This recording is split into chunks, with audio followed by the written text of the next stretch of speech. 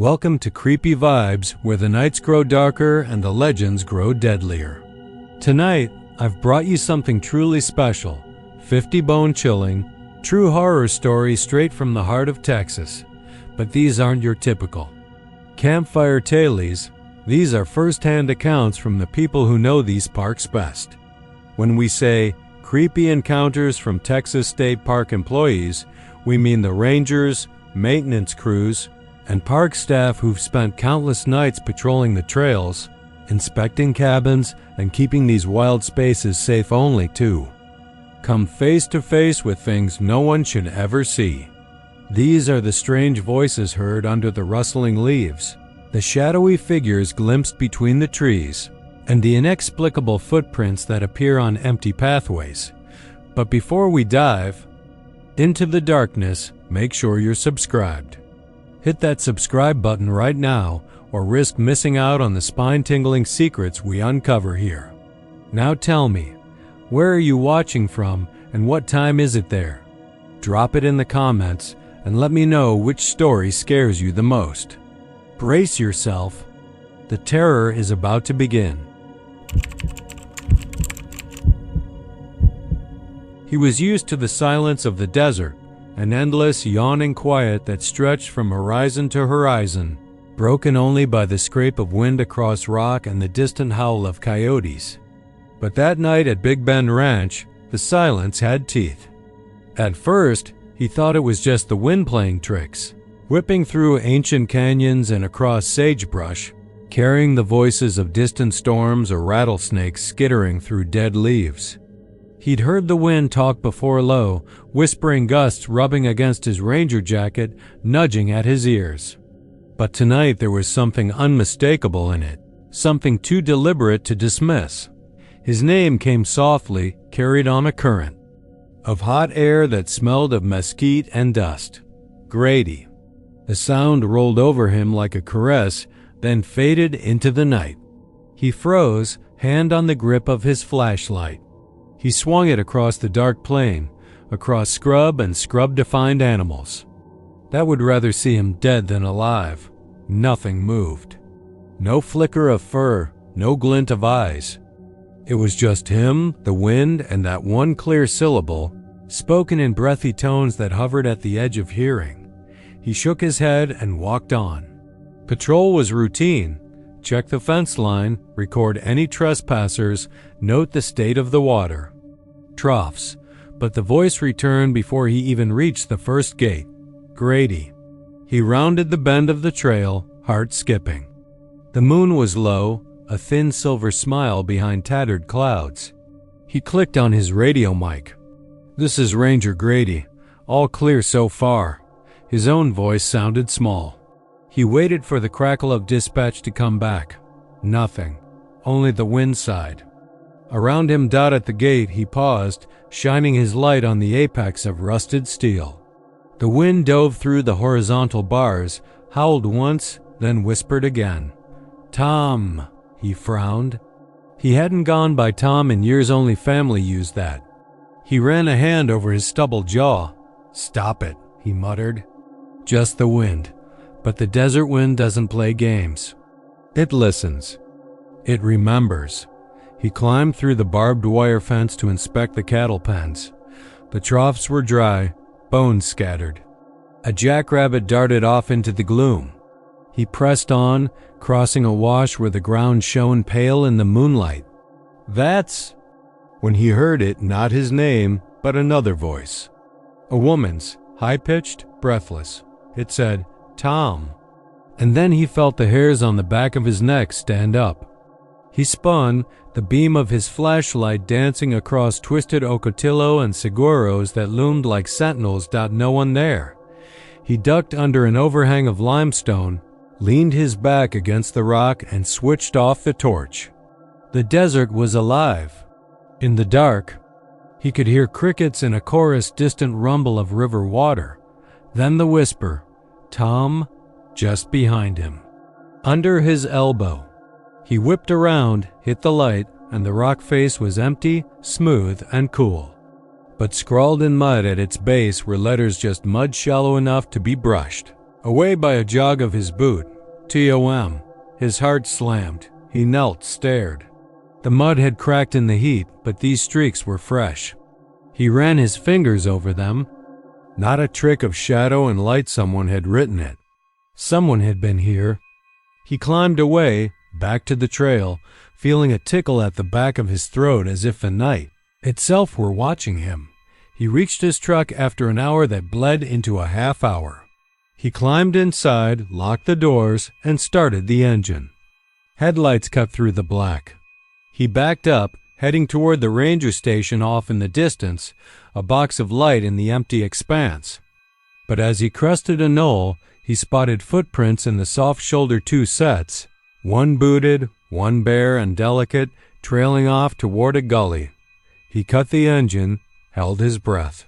The footprints, knocked from the quicksand clay, ended at the lip of a drop-off. Beneath lay a narrow wash, water flowing farther down. He grabbed his flashlight and climbed out, lantern swinging in one hand, gun in the other.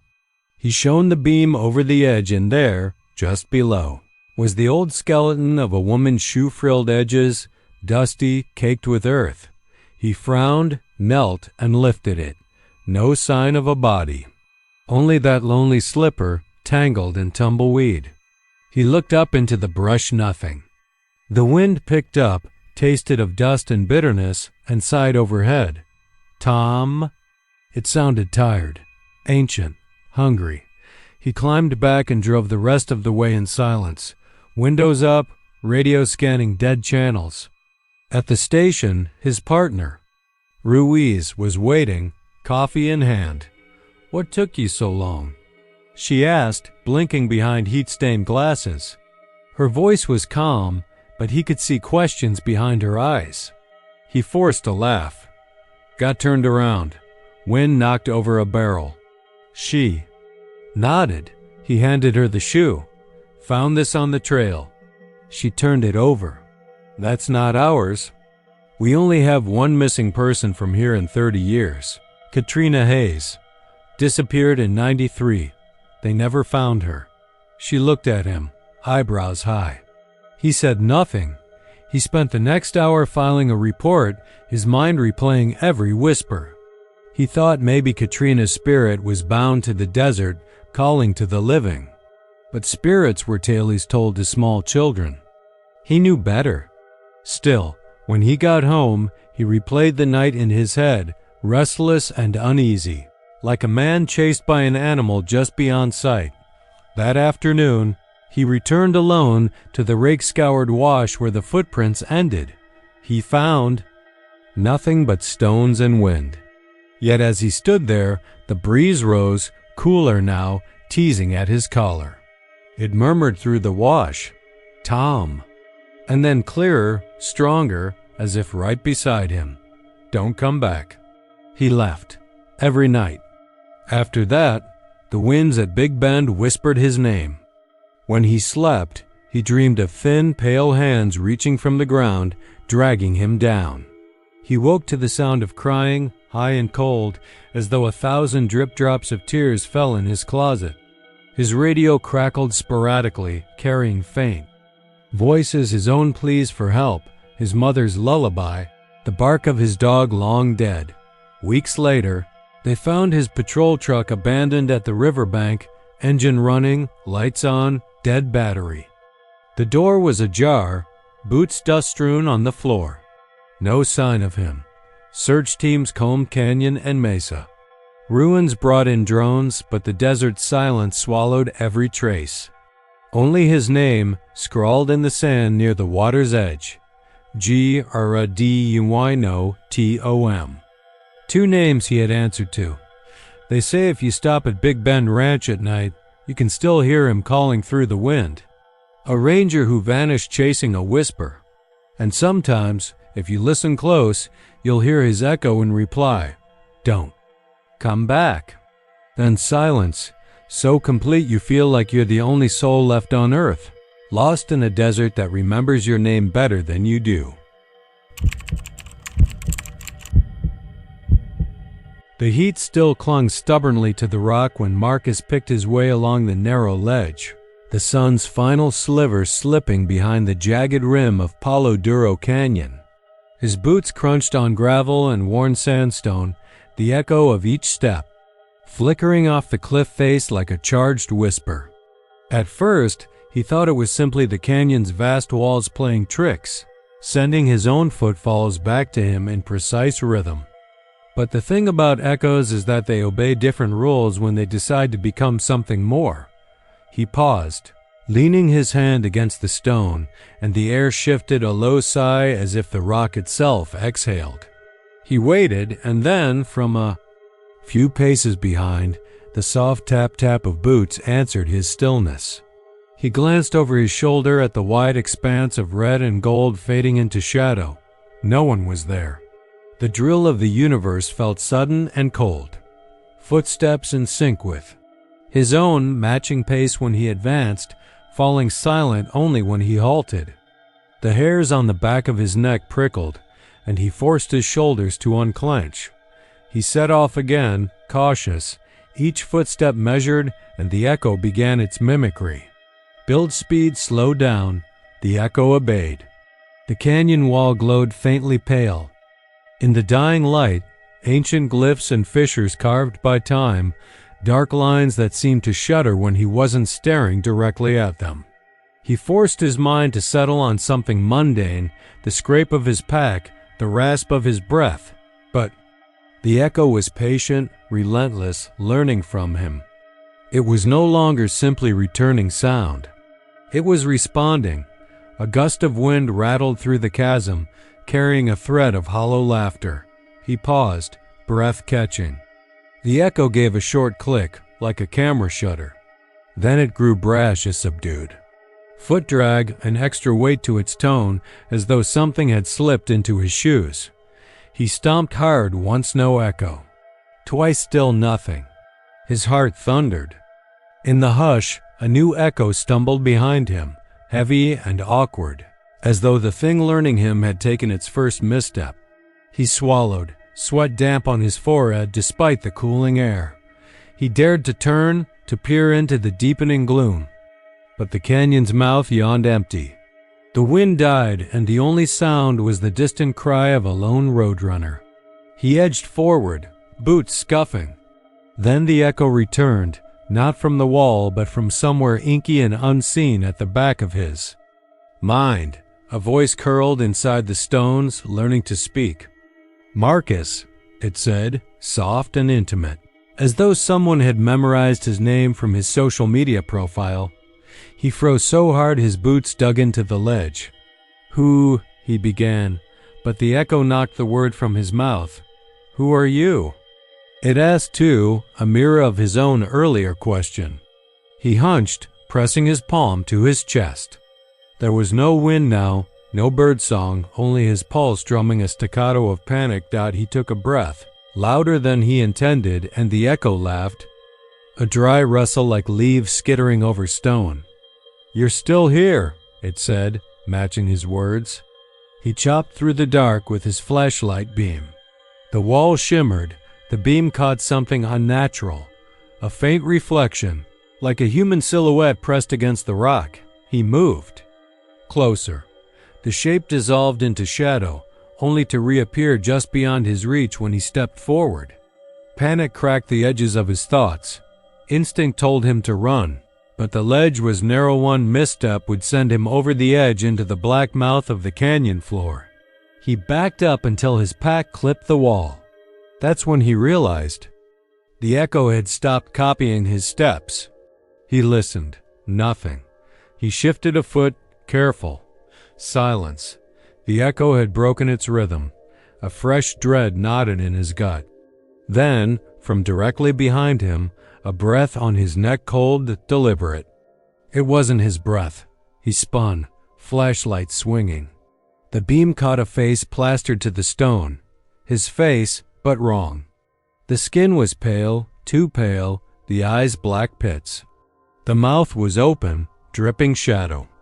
The head was flattened, emerging from the rock like a grotesque mural.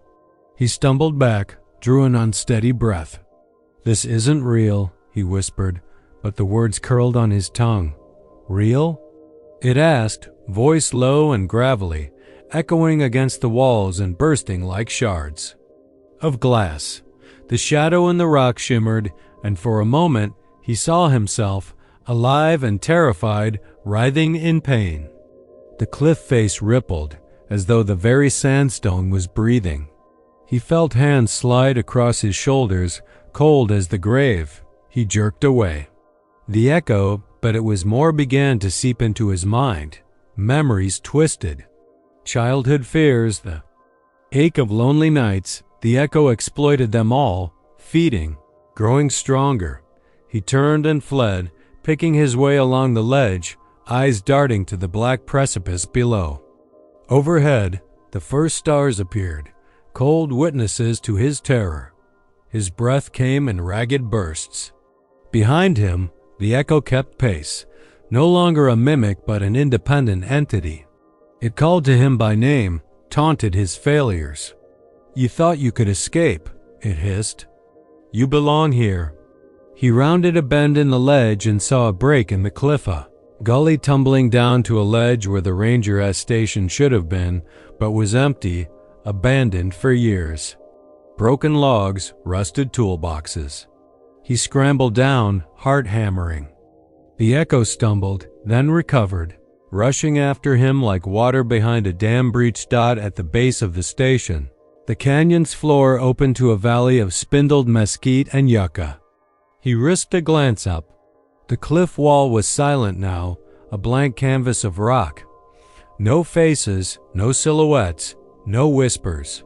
He exhaled, pain and relief washing through him. In the quiet, he thought he'd broken it, but then he heard it from above, low and clear, his own voice calling, "Marcus." Marcus. The sound slid down like smoke.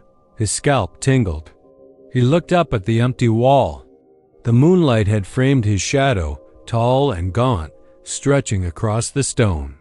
He watched as the shadow leaned away from him, folded its arms, and smiled. He took one step forward and the shadow took two.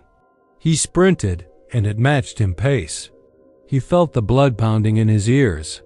He reached the edge of the open valley and burst onto the sandy wash, plunging into the shrubs.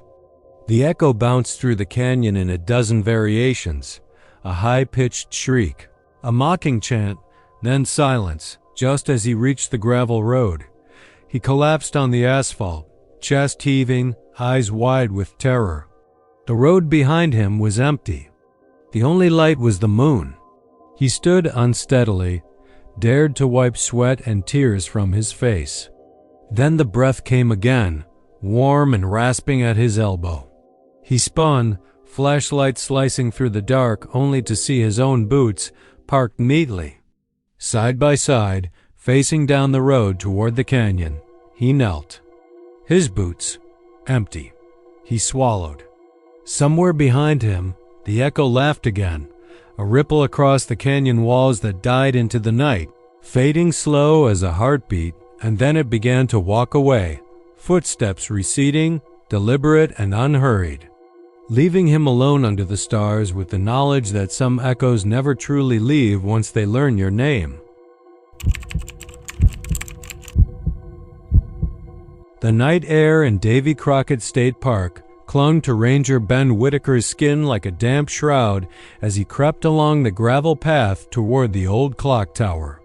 Pine needles carpeted the ground, and somewhere ahead an oak limb scraped against the copper roof with a sound like fingernails on bone. He'd come to inspect the tower after reports of midnight tolls, 13 lonesome strikes echoing down the hollow valley even though no one had wound the mechanism in decades. The park was empty save for crickets, but that chorus fell silent. As Ben approached the rusted wrought iron gate, he taped the beam of his flashlight over the lock. It snapped back into place without a key. The mechanism was spring-driven, legend said, but after years without maintenance the gears should have seized. Still, at the stroke of midnight tonight he'd heard them toll 13 times deep, deliberate, almost hungry. Tonight he would. Find out why. He pressed the gate open and stepped onto a circular platform of cracked stone tiles, each one etched with initials and dates from the park's founding. The clock tower loomed above him, its gray stone slick with moss. Ivy curled. Around the base, and what looked like a faint sheen of frost traced the pattern of carved Davy Crockett rifles on the masonry. At midnight, the face should have been dark, the hands long since crumbled away, but moonlight glinted off two slender steel rods that pointed to 13. A numeral burned into the clock's rim in scorched iron. Ben swallowed hard, checked. His watch, 11:59. A thin wind sighed through the pines, and beyond the tower's archway shadows seemed to shift and gather. He stepped inside. The interior smelled of damp stone and something sweeter, almost like rotting flowers. His flashlight revealed a narrow spiral staircase hugging the wall, wrought iron railings curling overhead. Each tread was chipped and uneven. He climbed, heart pounding, counting clicks until the floor beneath him trembled with an unseen footfall. He reached the landing just as the minute hand crept into place with a deep mechanical groan. 12 tolls followed in slow succession, the sound rolling through the empty hall like iron fists striking bronze bells. On the 13th, the air went still. No echo, no aftershock, only a distant crackle like an old phonograph skipping. Then the temperature plunged. Frost bloomed on the walls. His own breath came out in jagged white clouds. Abruptly, the candlemaker's lantern he carried flared and died. Darkness pinched at him. He fumbled for the radio on his belt, but it emitted only static. His flashlight flickered, and in that fractured beam he saw them, faint shapes pressed. Against the glass of the clock face, pale hands sliding along the Roman numerals from dusk until now. Their eyes were hollow, their mouths half open in silent screams. He stumbled backward, nearly tumbling down the stairs, and when the light steadied, they were gone. He should have run, but something held him, something like fascination mixed with dread, so he climbed the final few steps to the belfry. There, suspended above a tangle of gears and sprockets, hung a single bell the size of a hog's head, tongue frozen in mid-strike. The gears below it turned gently, as though tended by invisible hands, and each coil of metal wire looked new, untouched by rust, feeding down into a cavity in the stone floor as if drawn from an eternal spring. He leaned in, pressing his ear to the rim, and heard whispers, voices from another time. A woman's laughter, high and brittle. A child's voice begging, "Let me go." A man's low curse, followed by the sound of leather boots on wet stone. He staggered back and his lantern hit the floor, spilling yellow light that danced over the smooth inner walls. Names were carved here. E. Harper, 1937. J. Morales, 1952, and dozens more, each date marking a disappearance. He traced. The newest carving, B. Whitaker, 2025, freshly gouged, edges still raw. His blood froze.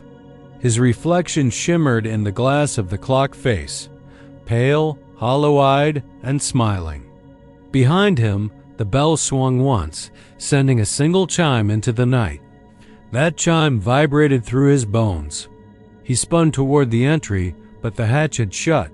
The view through the glass was no longer woods and pines, but the inside of the tower. Narrow corridors lined with shadows that slithered like living things. Somewhere above him, the mechanism engaged again. 13 chimes rushed yet out in rapid succession, each one closer, louder, until the belfry shook with the tolling of 100 unseen bells. Time itself seemed to warp. His watch hand spun. Backward. His radio crackled, his own voice screaming for help from a deep well of static. He ran down the stairs, arms flailing, but the steps stretched on forever, as though the spiral had no end.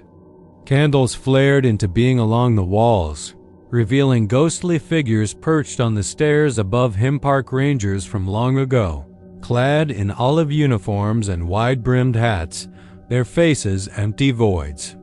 They raised arms in salute and pointed toward the landing.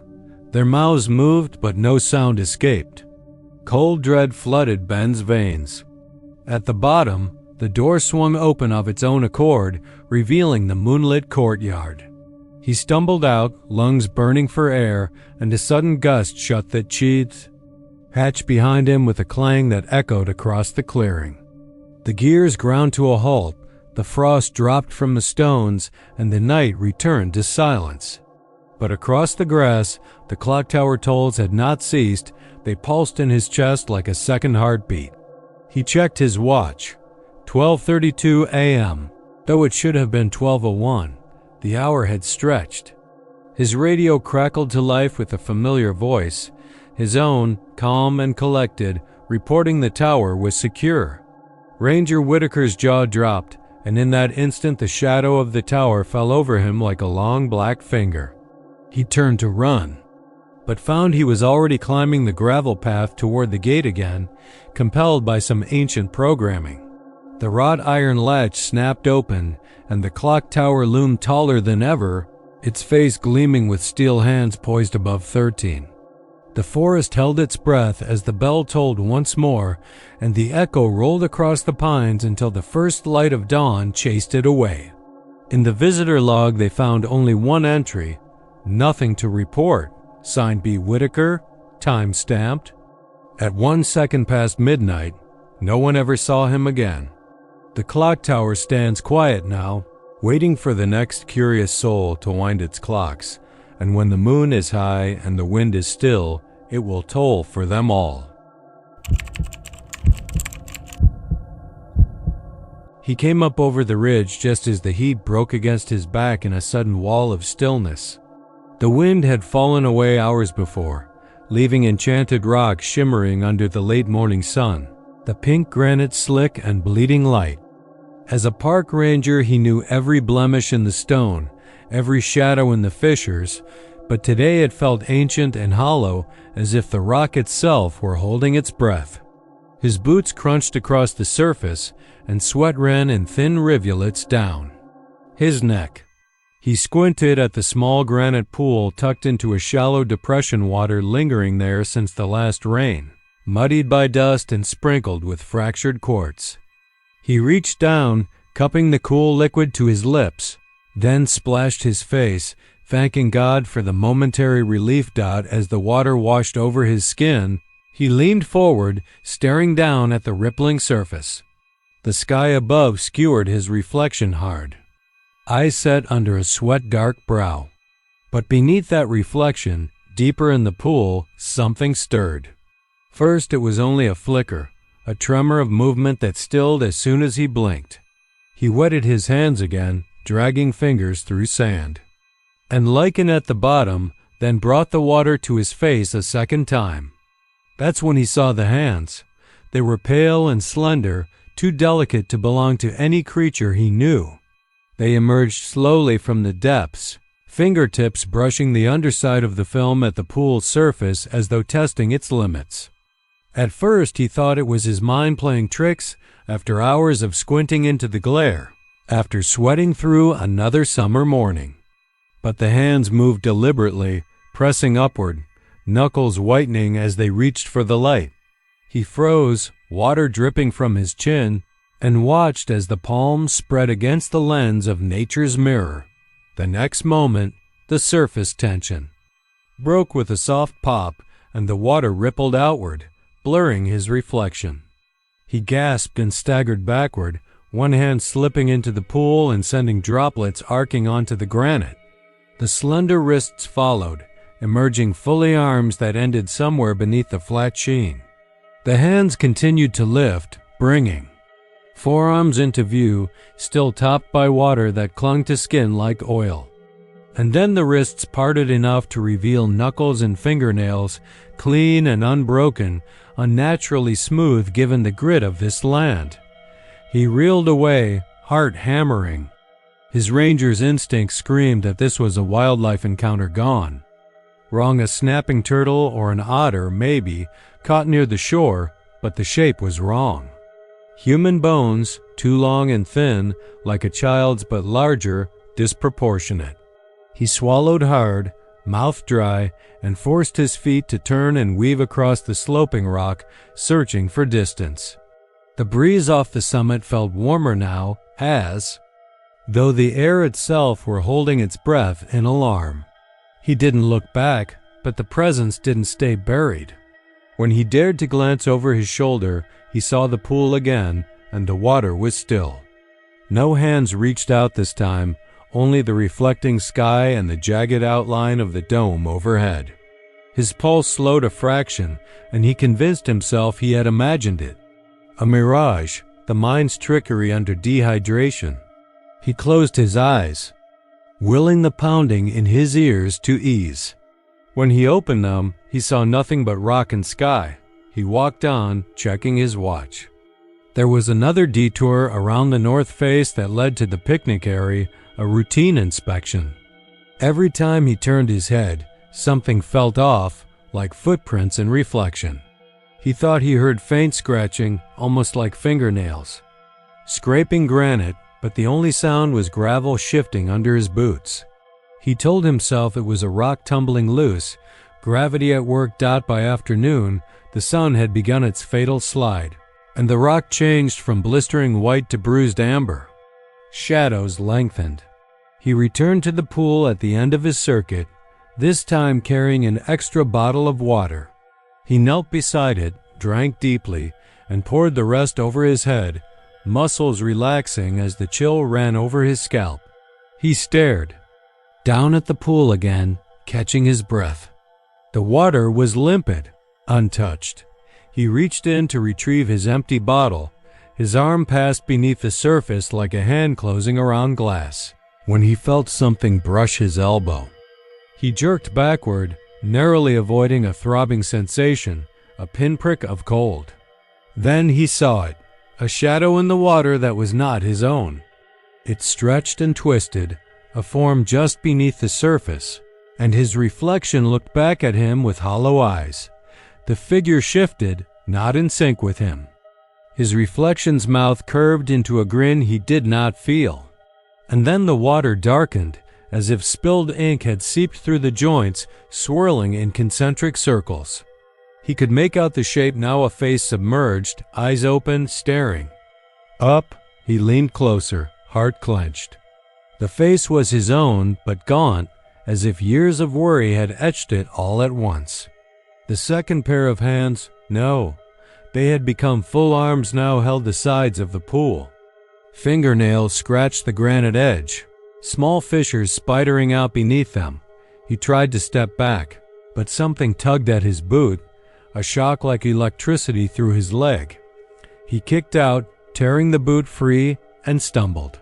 His knee struck the rock, pain flaring, but he scrambled up, turning to run, leaving one arm behind in the pool's reflection. He looked down and saw it, his left sleeve trailing into the water, a hand clutched inside, pale fingers curling around the fabric. He wrenched free, shrugging off the shirt entirely, tossing it aside as though that would break the spell. He panted, body slick with perspiration and dust. The forested base of the rock called to him, promise of cover. He took one step and the world shifted. Gravel slid underfoot, but not by gravity, by intention. He pitched forward, arms flailing, and when his fingers scraped the pool's rim, cold exploded through him, a shock that roared louder than his scream. He slammed face first into the granite, head throbbing, and rolled sideways.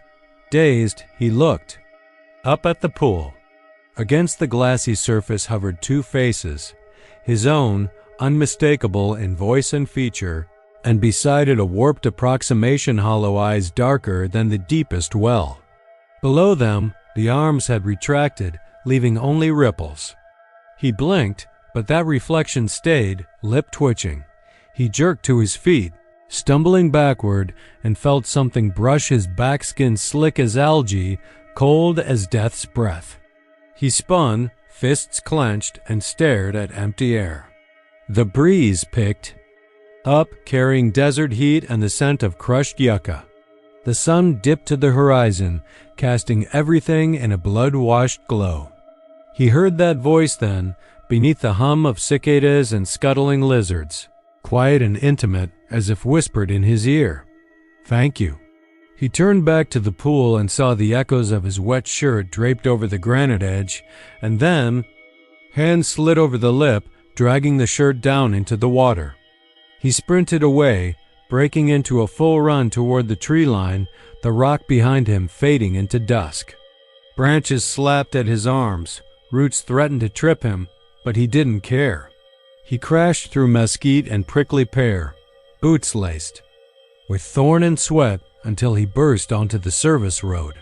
His truck sat where he'd parked, headlights off, engine silent. He threw himself behind the wheel, locking the doors, breathing like a wounded animal. When he dared to look back at the dome, darkness had swallowed the pool and every crevice. He started the engine, lights cutting a path through the gathering. Black, and drove off before the first star could appear. Later, after he filed his report calling it a hallucination, dehydration, heat stroke, he stayed in the cabin, lights on all night, staring at his reflection in the window. The moon shone silver on enchanted rock behind him, and for a moment he thought he saw another skeer of light moving across the dome. Then it vanished. In the morning, park staff found his ranger truck empty at the summit parking lot. His gear lay scattered around the granite pool, his shirt, water bottles, and a set of muddy footprints leading away. The pool itself was still and clear, as if nothing had disturbed it in decades. But if you knelt down and stared into the water at just the right angle, you could see two pairs of hands pressed against the bottom, reaching upward, waiting. The dawn air on the Pedernales was brittle with cold, the limestone rim slick with dew that glinted like shards of glass under the weak rose-tinted light. Ranger Simone Holt crouched low, squinting at the mud of the service road where it gave way to crushed stone, then to the ragged edge of the cliff. She could hardly believe her eyes. A perfect line of boot prints, the deep tread of heavy-soled work boots, pressed into the soft earth and moss, leading straight up to the brink and stopping suspended in mid-air. Her flashlight trembled in her hand as she poked at the final print. Water seeped from the rock beneath, pooling in the cavity where a heel had sunk, and the edges held the impression with impossible clarity, as though whoever had stood there yesterday or last night or just minutes ago had vanished, leaving no slip or drag or smear. Behind her, Patrolman Jacobs cleared his throat, voice half shamed and half awestruck. "What do you make of it, Simone?" She swallowed, letting the mist gather in her lungs before she spoke. "Someone walked off the cliff and into the void," he blinked. "You think they're dead?" She shook her head even as Gooseflesh crawled up her arms. "No, I think they're not anywhere below. No body on the rocks, no sign in the pool." She lifted her light to scan the churning falls. The river roared, frothing white where it tossed itself over each limestone ledge. And at that hour the water was a roar and a heartbeat. Beneath that roar there was another sound, strange and low, like distant sobbing carried back on the wind. They followed the trail of prints back down the gully, counting each 152 and all each identical, each spaced with the calm cadence of someone who meant to go somewhere, but stopped at the end of the world and stepped into nothing. At the ranger station, the breakfast shift lay stunned over mugs of bitter coffee. Simone barked orders. Notify dispatch, send a K9 unit, check the river downstream, notify park management. And Jacobs, get the crew down here with shovels. She turned from the stunned faces of her colleagues, felt cold fear coil in her gut. I want this area closed until we figure out what happened. By midday, the sun had climbed high enough to burn off the mist, but the cliff edge remained damp and treacherous. The K9 team circled, the dogs sniffing and whining, drawn to the vanishing point of the prints, but barking only at the wind for ghosts. Under the cliff's lip, they found nothing but bare rock and scattered leaves. Divers plunged into the churning pool below, vanishing into the whirlpool for minutes at a time before emerging with empty arms and faces drained of color. The search grid stretched downstream for miles, but yielded no body, no scrap of fabric, no shoelace or buckle. It was as if the person had never existed, as though the prints were a deliberate tease, a tease of death itself. Simone returned to the edge that afternoon, boots clicking on stone, heart drumming in her ears. She knelt and ran her gloved finger along the last print's rim, felt the cold seep through. And then she saw it, a second half-imprinted boot beside the first, angled slightly outward, as though whoever had been there had turned just before vanishing. She closed her eyes against the bright sun and listened, straining for that low sobbing she'd heard at dawn. The wind sighed through the cedars behind her, whispering her name just a breath, a rasp of consonants that might have been the word. Simone, Simone. It said again, clearer now, like a child learning to speak. Her blood curdled as she whirled to face the cliff. The path of prints was empty. No figure stood there, no silhouette against the sky. Just the world, a world that seemed both too vast and too small, too alive and too empty. She covered her mouth with a trembling hand and leaned away from the edge. Behind her, Jacobs called. "Simone, you okay?" She forced a nod without looking back, voice tight. "I'm fine. Let's get out of here." They retreated to the station, but Simone's sleep that night was shredded by nightmares of falling. Endless falling through darkness lit only by boot prints that passed beneath her feet as she plummeted, one after another, stepping into oblivion. She woke at 3:13 with her sheets plastered to sweat and the far-off sobbing echoing in her ears. The next morning, she returned with her notebook and measured each print obsessively 11 inches from heel to toe, 2 inches apart, the angle of pivot on the final prints identical.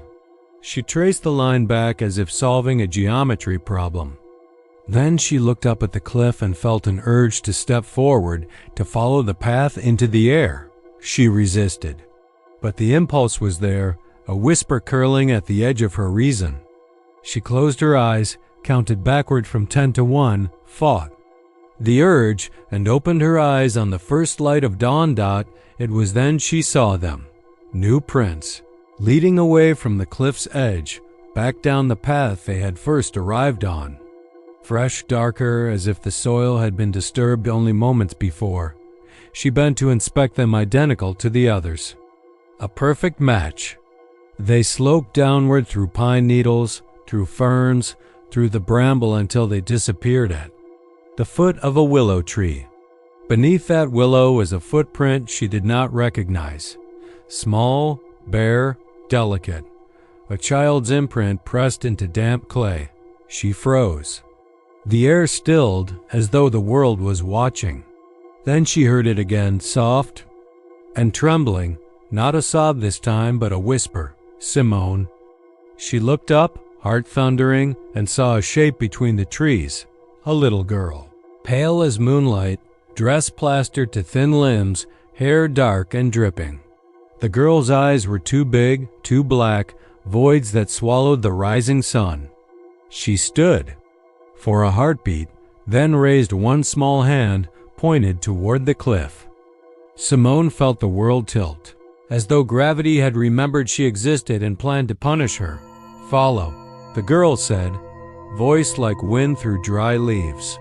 Simone swallowed fear that felt like broken glass. A whistle of wind rustled at the muzzled the pines. Jacobs's voice drifted from the service road behind her.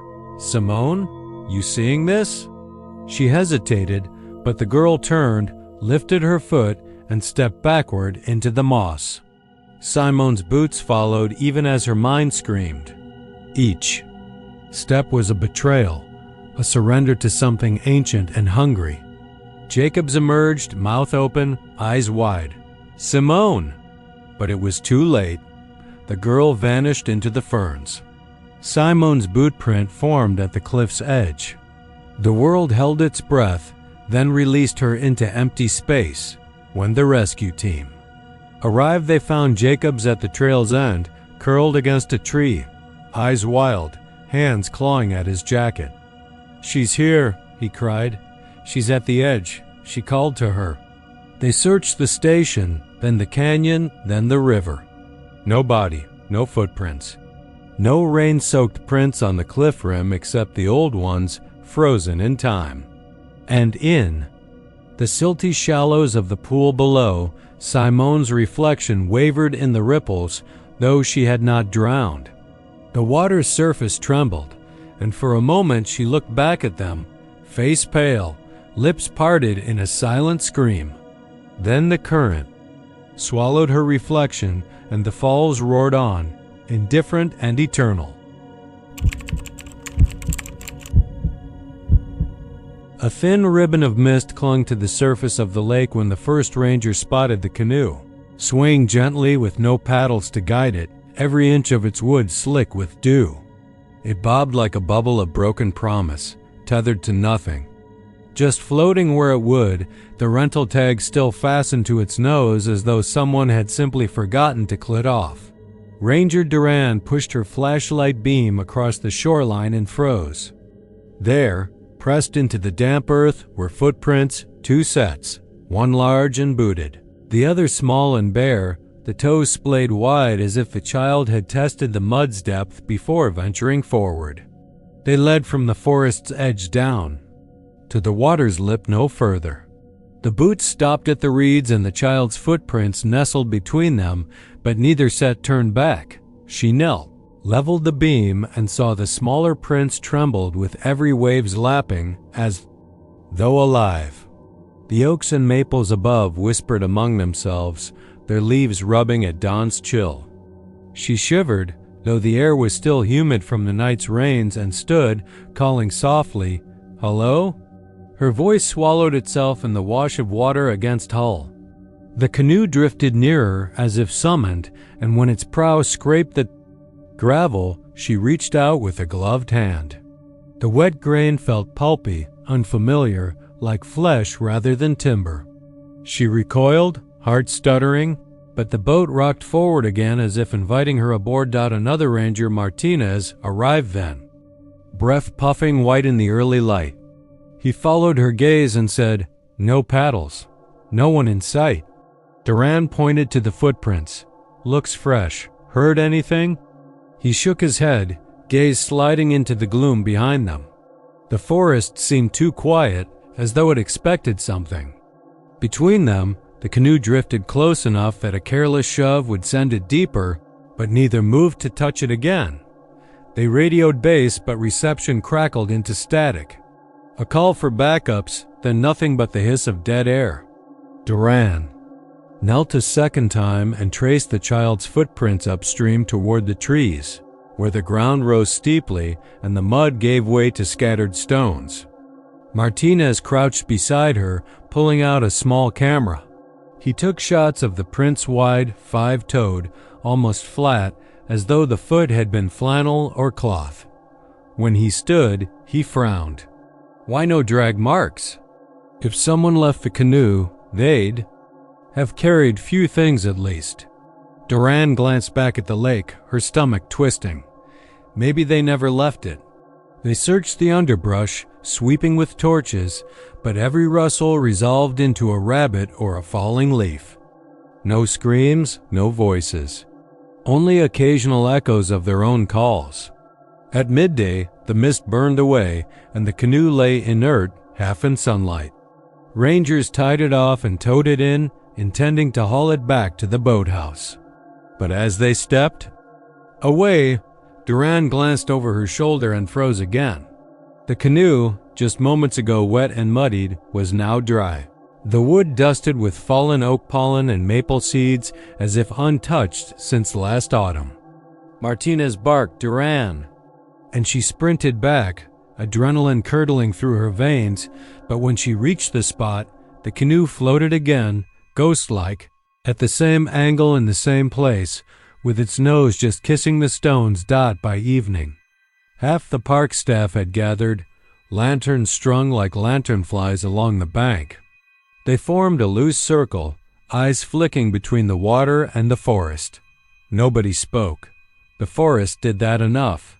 Ranger Klein, older than both Duran and Martinez, whispered an old tale about someone who drowned here years ago, a mother, who lost her child in the rapids and wandered these woods until she vanished herself. Duran felt the weight of that story settle like mortar in her chest. She looked at the canoe, now glistening under the arc lights, and thought she saw a handprint. On its side, small fingers splayed, etched in the dew. When she pointed it out, the others saw it too, and for the first time, one of them stepped forward. A third set of footprints appeared, small and toe-printed. Leading directly into the boat dot, they watched in dumb horror as a shape rose into view, a child silhouette, blurred and transparent, rocking the canoe as though trying to wake its paddles into being. Duran's breath hitched. She wanted to turn away but couldn't. The ghost child looked at her, hollow eyes reflecting torchlight like distant stars. The canoe drifted closer to the tangled roots at the water's edge, and the apparition beckoned with a nod of its head. The wind rustled the canopy, carrying a single soft sob. Martinez backed away, dropping his camera, but Duran stepped forward. Compelled minutes or hours later time had abandoned them. The canoe was empty, sliding back into open water. The footprints were still there, fresh in the mud, but only. The booted ones led away, heading uphill toward the road and vanishing at the tarmac's edge. The small prints stopped at the lake, pulsing faintly with moisture. The sobbing ceased. Park management closed the lake at dawn the next day, fences erected, caution signs warning of dangerous conditions. They called it an equipment malfunction, blamed a stray canoe, the missing paddles sold last season. But Duran knew what she'd seen. At the edge of the boathouse dock, she found a single child's sandal, mud-caked and bobbing in a barrel of cleaning water as though someone placed it there for her to find. When she reached in to lift it out, she felt soft resistance, then nothing, just water dripping from the leather straps. She shivered and dropped it back, watching bubbles rise to the surface, carrying the scent of wet earth and something older. Something that belonged neither to this world nor the next. That night, when she lay in her cabin under the pines, she drifted to sleep to the sound of a paddle scraping wood, rhythmic and deliberate, coming closer, closer, until it paused at the shoreline, and a child's whisper called her name. And she swore she felt little toes touch her windowsill before the whisper melted away into the dark. The first time Lamar Hughes heard the story, it was over the radio as he drove the dusty service road into Brazos Bend State Park. The late afternoon sun slanting through Spanish moss and setting the cypress knees aflame with gold. A fellow officer had taken a call from a terrified camper who swore she'd seen a bear charging on two legs. Like a man in a fur coat, she'd yelled before the line went dead. Lamar eased the cruiser to a halt, the engine's hum fading into the chorus of tree frogs and the distant slap of an alligator's tail against the bank. He stepped out, boots sinking slightly in the damp clay, and smelled the damp tang of swamp, water and decaying leaves. Every sense prickled, too quiet, too watching. He checked his rifle, thumb grazing the safety, and moved deeper into the woods. At first, it seemed like any other drunken sighting campfire shadows magnifying raccoons into hulking shapes. But as Lamar followed the broken trail of crushed ferns and upturned stones, he felt the weight of those branches snapping under something heavy. He paused, breath hollow in his chest, and thought he saw movement through the understory. A dark shape, tall and broad-shouldered. He raised his flashlight and swept the beam. For an instant, he glimpsed matted fur catching the light and two pinpricks of reflection that glowed like embers in the gloom. Then it vanished. He called out, voice steady despite the tremor in his gut. "Brazos Bend Wildlife, come in." The speaker crackled. No answer. He moved forward, stepping over a fallen log when he heard it, the low rumble of a growl that felt too deep, as if it echoed from some cavern beneath the earth. His hand flew to his holster. The air shivered with sound, and something crashed through the brush ahead. Lamar fired a shot past the trees, a warning, and the forest fell silent again, except for the hum of insects that he kept moving. Then, where the bayou bent sharply, he came upon footprints pressed into the muddied earth. 2 enormous paw prints, and between them, 2 smaller prints that looked suspiciously like human toes. His pulse thundered. He knelt and traced a gloved finger along the edge. The claws were too long, too curved, and at the heel lay a smear of dark hair, coarse as wire brush. He stood and turned a slow circle until something large loomed behind him. He spun with his light. There it stood, hulking and impossibly tall, its limbs too long for any bear he'd ever known. It was hunched, like a man stooping under a heavy coat, and it watched him with eyes that reflected the flashlight's glare. The beam fell across its muzzle, elongated, more human than ursine, the fur receding at the whisker line. Lamar tried to speak, but the words tangled in his throat. The thing shifted, rising on hind legs with a crack of joints that sounded like old bone shifting under weight. It stood nearly 8 feet tall, shoulders hunched but spine straightening to tower. Over him, its arms swung free of its sides, knuckles dragging through the mud. Lamar felt his mind flicker. This couldn't be a bear. Bears didn't stand upright like men, didn't cock their heads with curiosity, didn't tilt their faces to catch the scent of fear. Yet this thing did. Lamar swallowed.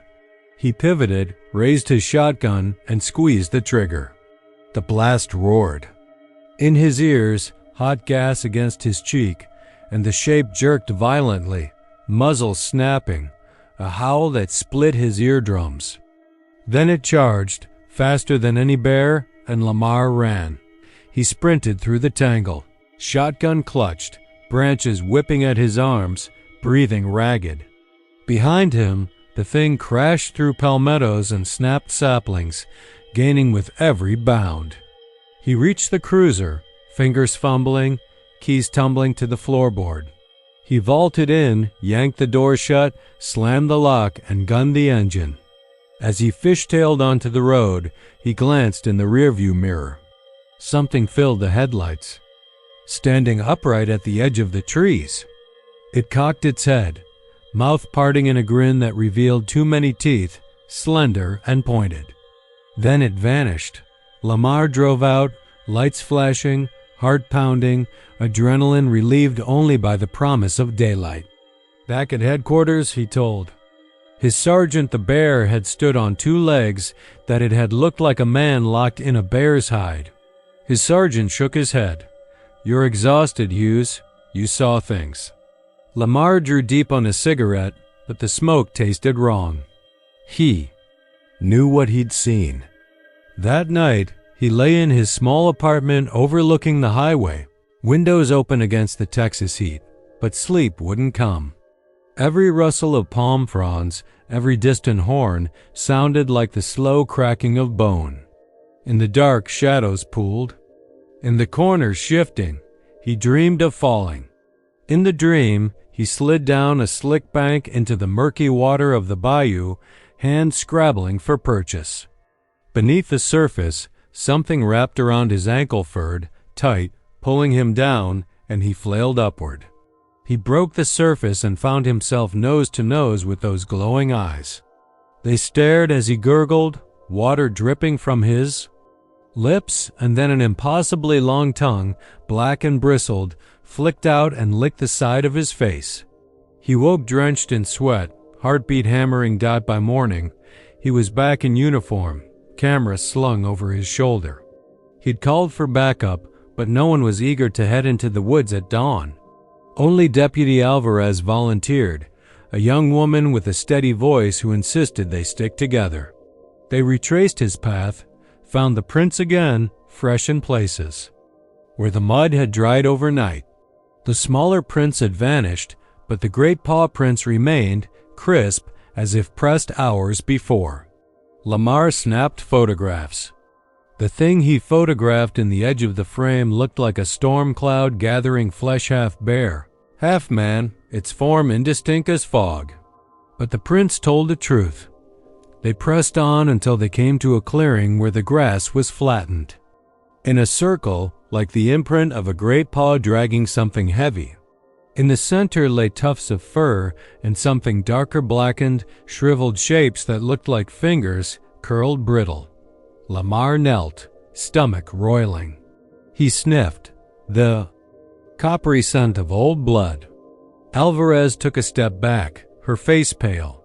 They collected samples and left. As they climbed into the truck, Lamar glanced back, certain he saw movement at the far edge where the trees stood like spectators. A tall shape, hunched, turning slowly, watching them. Then it vanished. That night, Lamar set up trail cameras around the perimeter and went home. He hung his badge by the door and stared at himself in the mirror, bloodshot eyes behind the glass. He told himself it was real, that he'd seen it, but every time he shut his eyes, he saw that grin, saw those claws rip flesh from bone. He wondered how something could don the hide of a bear, could use the woods as theater to terrorize with prehistoric strength and human cunning. The following week, the corpse of a missing hiker was found tangled in vines near Elm Lake, her face frozen in silent scream, limbs bent at odd angles. No tracks led away, no animal prints but the same giant paw circles. The coroner whispered that the wounds were wrung too neat, as if made by hands. Lamar visited the scene at dusk alone this time, flashlight in hand. He knelt by the body, heart hammering, and heard a low rustling behind him. He turned. There, beyond the ring of flash, a shape emerged, tall, ungainly, its back humped, its head low, fur bristling like the spines of a porcupine. It stepped forward, pelvis shifting, as if adjusting to upright posture. In its half-light, Lamar saw. It lacked the heavy jowls of a bear. Instead, it had the keen lines of a predator who studied prey, a mind behind the eyes. Lamar stood, breathing through his mouth. The thing paused a dozen yards away, then straightened fully, standing on two legs. The beam of his light fell on a face that flickered between animal and human, as if two souls shared that skull. One eye was amber, the other a milky white. It raised an arm, long fingers curled. Lamar lowered the gun. He felt compassion for the creature for a heartbeat. How alone it must be, a phantom trapped between worlds. And then it tilted its head and smiled, the smile too wide, too cruel. It exhaled a breath that smelled of rot and pine. Lamar heard voice in that breath, soft as a lullaby. Stay with me. He fired once. The blast echoed against the pines. The thing recoiled, howled, and dropped to all fours, a heavy body rolling in underbrush. Lamar froze. There was no rustling, no pursuit. Just the dying echo of its howl and the faint drip of blood onto the leaves. He crossed the clearing, knees shaking, and found paw prints leading into the darkness. One front print beside a human. Footprint, the blood was fresh, dark as oil. He sank to his knees, pressed his palm to the earth, and waited for dawn. When the sun rose, there was no body. Only the prints fading in the morning light and the echo of a voice promising it would find him again. I never meant to go back to Caddo Lake, not after what happened last summer, but here I was again, the old wooden dock creaking under my weight as the moon slipped behind a bank of clouds. The air hung thick and sweet, like rotten fruit mixed with honeysuckle, and every breath felt heavy with secrets.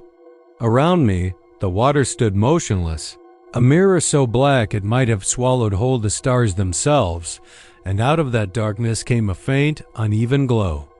I rubbed my eyes, certain my lantern was casting reflections back off the boards, but no.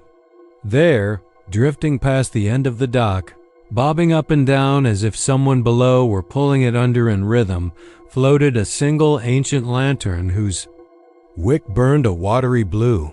I froze, heart drumming in my chest as the lantern paused and swayed. The stories my grandfather used to tell me about the drowned girl in yellow robes, her eyes full of sorrow, flashed through my mind. Folks whispered that every midnight she returned, her lantern guiding her searching soul along the shoreline. But I had laughed at those tales. I was a ranger now, tasked with monitoring the park's boundaries, not chasing ghost stories. Still, there it drifted, its weak flame trembling as though fighting the damp for breath. I got down on my knees and reached out a tentative hand, the wood cold beneath my fingers, my breath puffing out in ghostly clouds despite the summer heat. The lantern bobbed away, floating silently across the black water toward the east shore, where moss-draped cypress trees stood like cathedral columns. It passed through the wisps of fog that crawled across the lake, each time snuffing our world into deeper shadow before flickering back to life.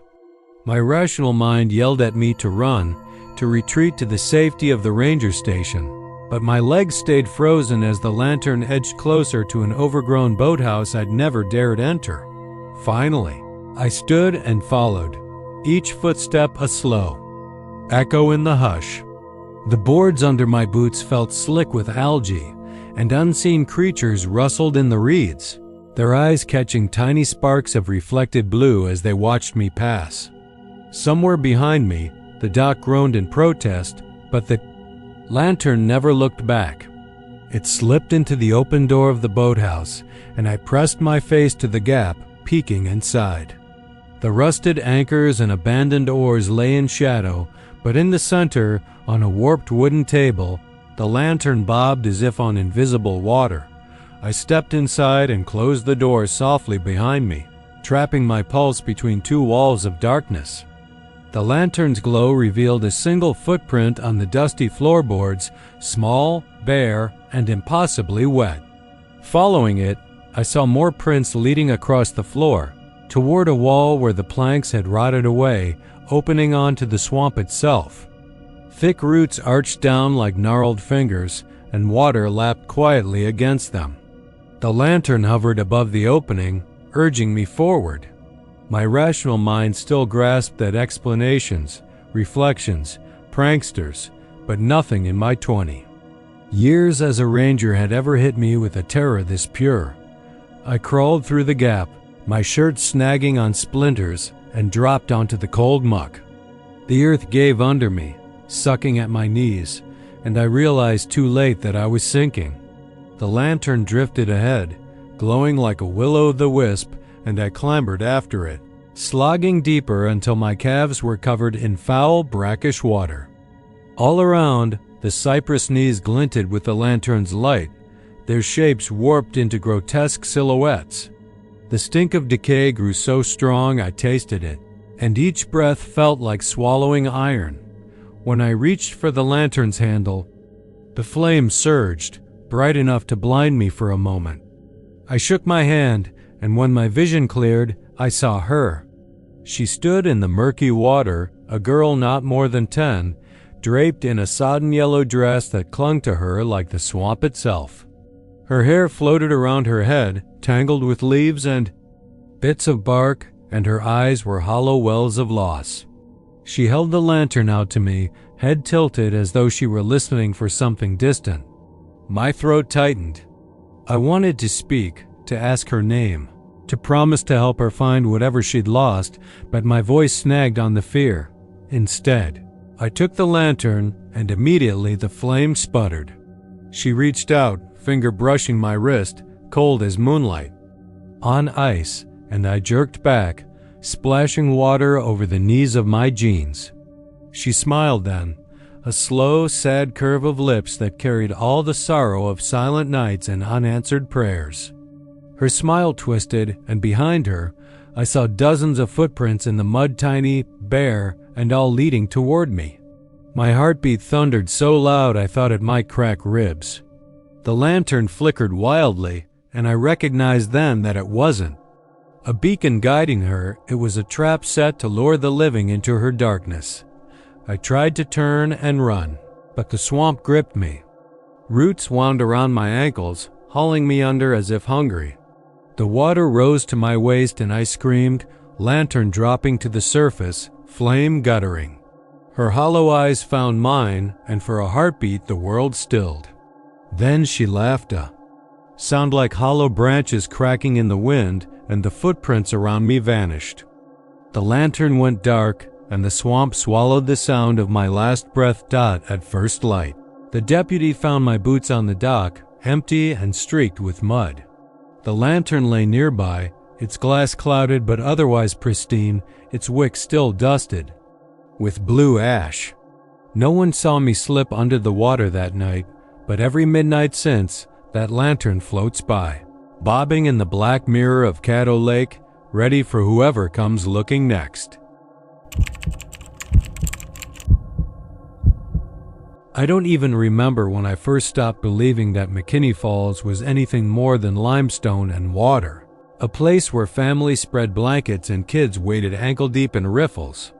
That night, though, every step I took along the slick trail felt like betrayal, like I'd broken an unspoken promise that nothing out there could reach me once the last flashlight flickered out. I'd finished my shift at 10, but the park's rules demanded I circle the lower falls before locking gates at midnight. The moon was fat and low, slung behind pines, so I saw almost nothing but the hush of rushing water and the way my boots scuffed against damp ground. I just rounded the bend past the old oak when I heard it, a soft, deliberate call, more like a sigh carried upstream than someone shouting for help. Instinct told me it was probably some college kid daring his friends, but when I broke through the last cluster of bushes, I saw her before I heard her, a pale slip of a thing standing at the lip of the pool, so unnaturally white she looked carved. From moonlight itself, her gown hung limp and dripping, trailing faint ripples where it touched the water's edge, and her hair poured over one shoulder like ink. She was barefoot, toes curled into the moss-slick rock, body turned away from me so I caught only the curve of her neck as she lifted a single arm. I came to a stop 10 feet back. My radio slipped in my hand, its red glow blinked a warning eye. Ignored. You shouldn't be here, I called out, voice tight. The woman in white turned then, slow, as if the motion cost her something regret, maybe, or sorrow so vast it anchored her to the spot. No eyes met mine. Just an empty well, of hollowness where a face should have been. And still she beckoned. Her fingers curled in the gesture ordinary people use to pull friends close, but something ancient and hungry pulsed in the air between us. I drew a breath and raised my flashlight, a beam cutting a swath of golden haze through midnight mist. But the figure shifted back into darkness. My pulse hammered as I stepped forward. She stood on the very brink where the water's depth plummeted into blue-black shadows that swallowed light. This pool... People drown here, I murmured, more to myself than to her. A ripple broke the glassy surface, and for a moment I thought I saw a hand break free from beneath the waterlogged fingers brushing upward, reaching. I shuddered, and when I looked back at her, her gown was still, but the air around her hummed like static before a storm.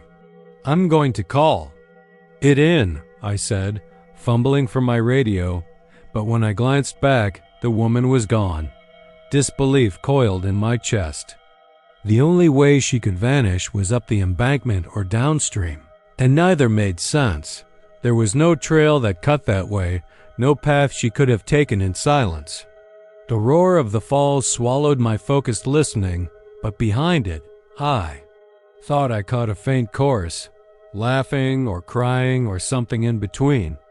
I pressed forward, following the creek's edge, heart clanging with each step, until I came around the second bend and the ground tumbled into a churning swirl of white water and foam. I should have turned back, should have left the ghost to whatever realm she belonged in, but I kept going, drawn by a force I could neither name nor resist.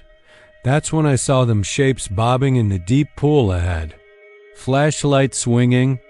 I counted 3 figures, half submerged, faces tilted toward the dark, eyes bright with reflected moonlight. Their arms were raised, reaching toward the bank. I lunged forward, adrenaline scorching my veins. "Hey!" I shouted. "Get out of the water!" But as my voice cut through the murmur of the falls, the swimmers turned as one. Their skin was so pale it hurt to look at, their mouths hanging open as if they'd been breathing underwater all night. Then their heads lolled back, hair fanning like seaweed, and they sank beneath the surface with barely a ripple. I dropped to my knees, scrambling for the edge, hand finding the slick stone and sliding into the cold. I should have grabbed someone, dragged them out, called for backup, but at that instant I heard her voice behind me, low and hollow, soft as falling leaves. I twisted, heart thundering, and there she was again, half emerged from the pool, gown billowing around her like a shroud. Her hair clung to her face, and when she lifted her head, her eyes, if those dark pits could be called eyes, locked on mine. In the pool behind her, the drowned figures rose slowly, surfacing one by one so they drifted toward us, drawn into her orbit. I scrambled back as the temperature dropped sharp as glass. My breath came out in frosty clouds, though the air was warm. I tried to backpedal, tried to wrench my flashlight skyward, but the path behind me had dissolved into wet shadow and I slipped, crashing into the bank. The ranger drills had taught me never to turn my back on water, never to trust it at night. But I couldn't tear my gaze from her. She lifted a hand, beckoning me closer, and something older than fear pinched my gut. I found I wanted to step forward, step into the pool, to follow her where no ranger had gone before. Then I heard my own voice, tinny and far away, broadcasting a plea for help that crackled into silence. A weight pulled at me from the water, and I felt cold fingers coil around my ankle, dragging me toward that bottomless blue. Panic flipped. Something inside, and I kicked out, splashing into the shallow edge where stones bit at my skin. The drowned shapes retreated with soft sighs, disappearing beneath the froth, but she stayed, knee-deep, watching. I scrambled upright, wet and bleeding, and ran without thinking, crashing through brush until I burst onto the road near the ranger station. I remember pounding on the locked door, shouting to whoever would answer, but when they finally threw it open, I was a ragged thing, soaked to the bone, eyes wild. I sat on the concrete steps and stared at the dark trail behind me, where the falls lay hidden. They tried to calm me, handed me towels, tried to coax the story from my lips, but every time I opened my mouth, all I heard was the distant echo of her beckon, calling me back. The next morning, I went back with the team. Park police and state troopers swept the water, dragged nets through the pool, called in divers at dawnlight. They found nothing, no bodies, no fingerprints on moss-slick rock, no traces of that moonlit figure. The only thing they brought up was an old denim cap, soaked through, its bill frayed, lying on the limestone shelf where I'd first seen her. The cap was mine. I knew it by the faint monogram stitched inside. I hadn't worn it in weeks, and I wasn't wearing it that night. They dusted it for prints. Nothing. And when I told them how it got there, they exchanged uneasy glances, but let it lie on evidence tags. I walked away with the cap in a sealed bag and wondered what parts of this world still belong to me. Now, every full moon, you'll find me huddled in the station, peering out where the road vanishes into trees, waiting for the call. I haven't slept right since. Sometimes in the quiet hours, I swear I feel her behind me, in the corner of my eye, shimmering like a memory I can't quite place. And sometimes, late at night, when I'm sure I'm alone, I feel a hand on my shoulder cold, insistent as if the woman in white at McKinney Falls wants me to return, wants me to follow into her deepest pool once more. First light had just begun to bleed through the pines when I unhitched my pickup at the ranger station, the humid air already heavy with the scent of dew and pine sap. The park hosts, Marta, Pete, and me, arrived together, coffee and styrofoam cups, laughing about last night's crawfish boil, until Marta pointed down the lane and we all stopped, silence falling over us like a guillotine. Every tent in campsite Loop D was zipped shut, every one, and each one had been moved 10 feet closer to the woods, deeper beneath the looming pines that crawled up the hillside like grasping fingers. We stared at the neat rows of canvas and nylon, stakes still hammered into the earth, guy lines taut as if someone had done it with mechanical precision in the dark. Pete's grip tightened on his coffee cup until the styrofoam crumpled. Who the hell would do this? He muttered. Voice hushed. The campground sat just above the Frio River, sunlight glinting off its emerald current, and usually the first campers drifted in by 7, pillows askew and children blearily tottering from tents. But this morning, no voices, no laughter, no clink of camp stoves. Only the wind whispering through needles and the faint tick of metal clip against pole. I climbed the small ridge to get a better view. Nothing but the forest's edge, shadow darker than the trees around it, as though some living thing crouched in the dark. The tents formed a collective heartbeat. 10, 20, 30 sleeping shapes moved as one, breathing in the same uneasy rhythm. We spread out. Marta and Pete approached the western cluster, their steps cautious. I went east, passing brand new footprints in the wet grass sneakers, size 12, heading from the woods toward the tents, then turning back into the trees. No others followed. It was a solitary set. The prints ended abruptly at the tree line, as if whoever made them had sprouted wings or simply dissolved into the oak leaves. I snapped photos, my fingers trembling. When I looked up, Marta was staring. At a lone tent, its zipper half open, the flap swinging lazily on a single tooth. Pete hovered behind her, flashlight beam playing on the lip of a red sleeping bag, rumpled.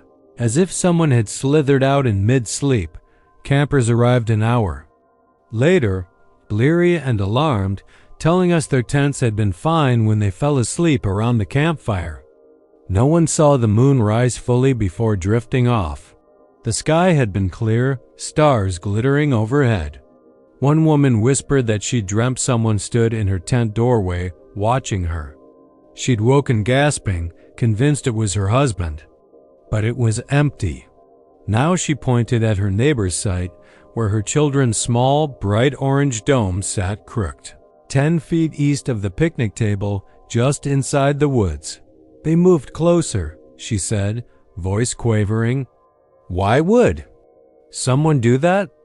We promised to find out, to reset the tents, but the campers insisted on packing up, their eyes too wide, their hands trembling as they folded canvas and stuffed air mattresses into bags.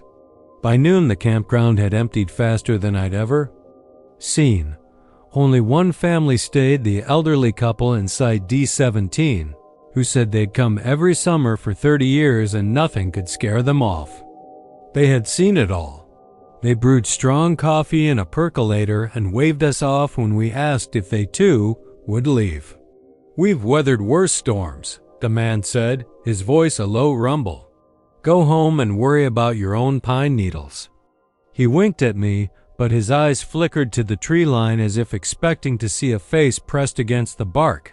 That night, I accepted the old couple's offer of coffee and sat at their fire pit, legs over the stone circle, smoke rising in silvery tongues. The woods around us whispered with the wind, but something else had joined the murmur, a faint scraping, like canvas dragged across ground. Coming from campsite D19, I stood, hard drumming, and the old woman's hand clamped on my wrist. "Vale, move again," she said softly, voice like dry leaves. "I've seen it 3 times now."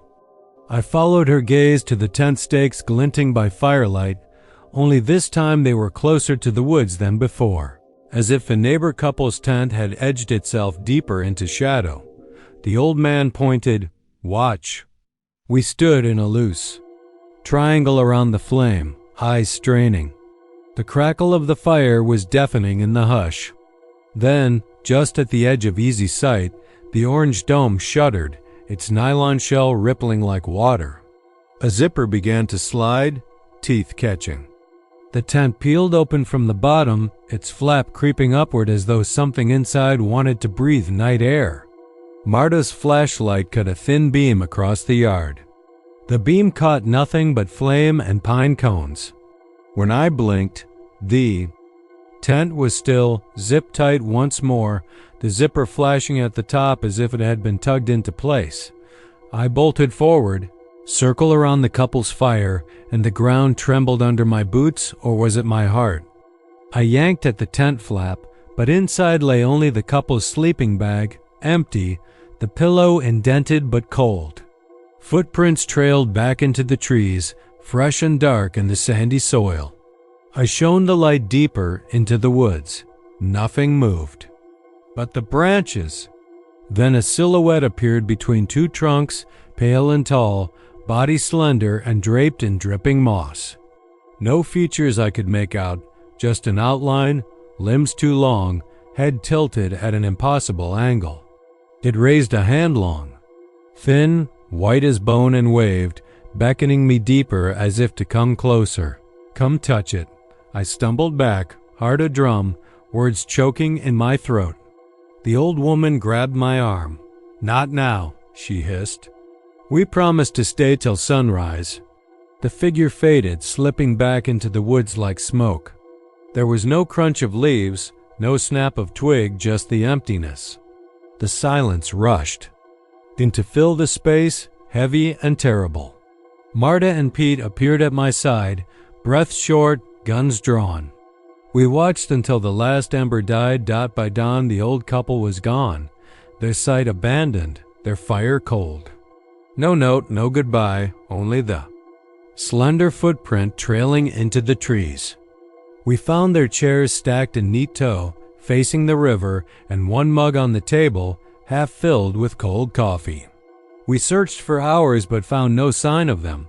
No bodies, no gear, only footprints circling the fire pit before vanishing. Under pine needles. The campers we evacuated refused to return. They whispered of curses, of the restless dead, of kin to the spirit of old Cato who lured campers into the swamp. We reset the tents again, miles of white canvas glowing in the morning light, but by midday we found them shifted once more, moved closer to the silent stand of cypress at the forest edge. The park superintendent shut Loop D indefinitely, but word spread fast, and the park emptied for the season. I thought I would sleep in my own bed, but each night I dream of that pale silhouette, swaying under the pines, whispering my name on the wind. And sometimes when the moon is bright over the Frio, I swear I see my own tent at the edge of darkness, zipper undone, just a crack, waiting for me to step inside. The night shift at Davis Mountain State Park begins quietly, with the road light over the maintenance shed humming as Dwayne flicks it on and off to check the bulb. He's been here 3 summers running, used to the scrubby wind that rattles. The junipers, the pale wash of Milky Way overhead, the coyotes yipping beyond the ridge. It's 2 o'clock and change. The hush of high desert blankets everything. The other rangers are settled in the bunkhouse, breathing softly against the hum of the swamp cooler. Dwayne's hands are greasy from sealing a leaky valve when the radio crackles. "Hey Dwayne, you up?" It's Kira, the volunteer ranger doing rounds of the cabins. She sounds curious. "You ever see that peak glow?" she asks. "No," he says, wiping his hands. "What peak?" "You know which." she replies, her voice dipping into that playful, nervous edge. That one beyond the water tank. Summit. At 2:13, he glances at his watch. 2:11 a.m. What are you talking about? Dwayne asks, and she tells him she saw it last night, a ring of pale light sliding around the ridge like a hula hoop in the sky. She swore it stopped at a single point, hovered for a heartbeat, then vanished. He's about to dismiss it as camera trickery until the park's lev feed monitor, mounted near the office door, flickers to life. On the grainy infrared feed, a smooth, circular glow loops the summit at exactly 2:13. There's no access road, no trail reaches that height. Only rocks and vertical shale. Dwayne frowns. The monitor's timestamp blinks 2 hours, 13 minutes, and 2 seconds. He feels the hairs on his neck stand up. Across the feed, the light drifts slow, methodical, painting the rocky crown in a spectral wash. It pulses with a cold intensity, like watching a fever dream crawl across granite. Even through infrared, it looks wrong. Edges too clean, motion too deliberate. A mechanical scout drone might render a moving light but would stutter or whir. This is silk smooth. Impossibly silent. Get your flashlight, he tells Kira over the radio. Meet me at the shed. He slings on his jacket and locks the office behind him. The air is crisp, scented with creosote and juniper. Kira arrives panting, flashlight bobbing in her hand. Her auburn ponytail catches in the headlamp beam. We're not going up there, she says. There's no trail. He points toward the summit, where the glow has faded into the star-scattered black. Let's go anyway. They pile into the old Ford F-150, tires crunching on the gravel, and aim up a rough service road that peters out before the final ridge. Dwayne kills the engine, and they hoof it over slick shale, picking their way between prickly pear and granite boulders. The wind picks up, whispering through the rocks like 1,000 voices. It's 2:12 now. The world seems to hold its breath. At 2 hours, 13 minutes, and 4 seconds exactly, the glow returns. It's brighter now, an orb of bluish-white light tracing the summit's lip. Dwayne and Kira freeze, flashlights dropped. The glow splits into 2 rings, concentric, spinning in opposite directions, intersecting at impossible angles. A humming vibrates through the solace of their boots. The air shivers, charged with something older than electricity. He looks at Kira and sees her lips moving. She's mouthing a prayer. Without warning, the world shifts. The light condenses, pulling inward like a collapsing star, then bursts outward in a wave of blinding luminescence. Everything goes white. Dwayne's ears pop, and the roar of wind dies. When his vision clears, Kira is gone. Only his flashlight lies at his feet, beam flickering across her dropped radio. The summit stands empty, its rock face unmarked by footprints. No sign she ever existed. Panic claws at his chest. He calls her name, voice trembling through the stillness. No answer. He scrambles up toward where the glow circled, though he knows there's no path, no way up that steep face.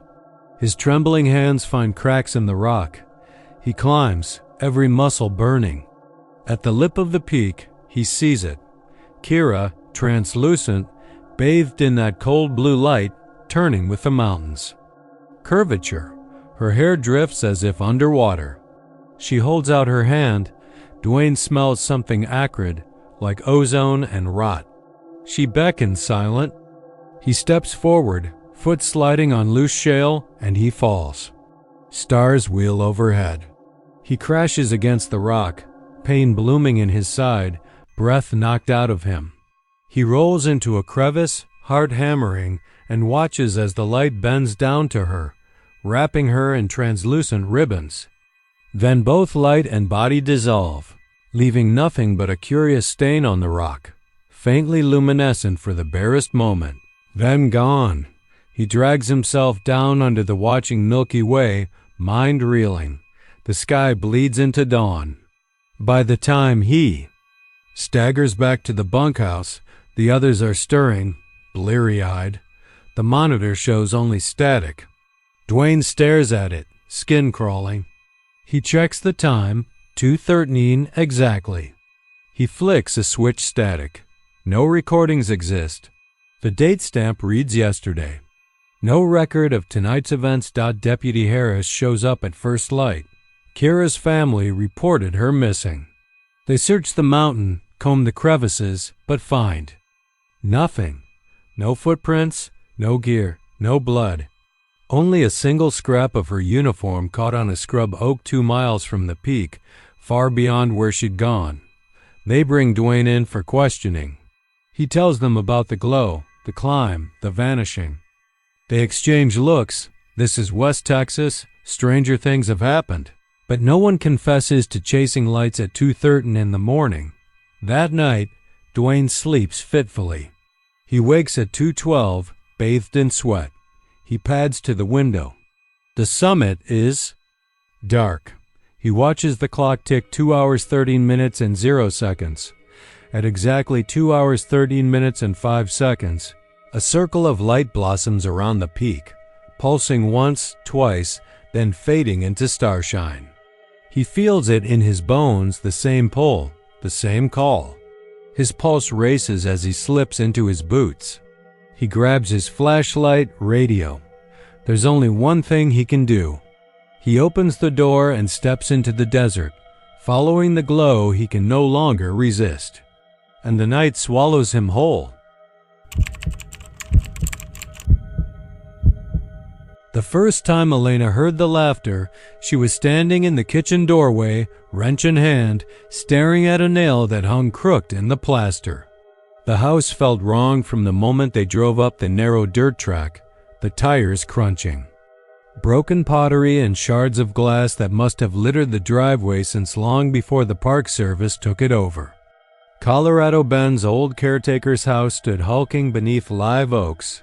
Its gray clapboards warped by years of sun and rain, the windows shuttered tight against intruders and wildlife alike. The air smelled of damp earth and rotting wood. A musty perfume that pressed against her lungs and made her eyes water. She switched off her headlamp, listening. Crickets chirped somewhere beyond the walls. A breeze rattled a loose shutter on the far side of the house. Nothing else. David hoisted himself through a broken window in the living room, landing with a gasp of effort.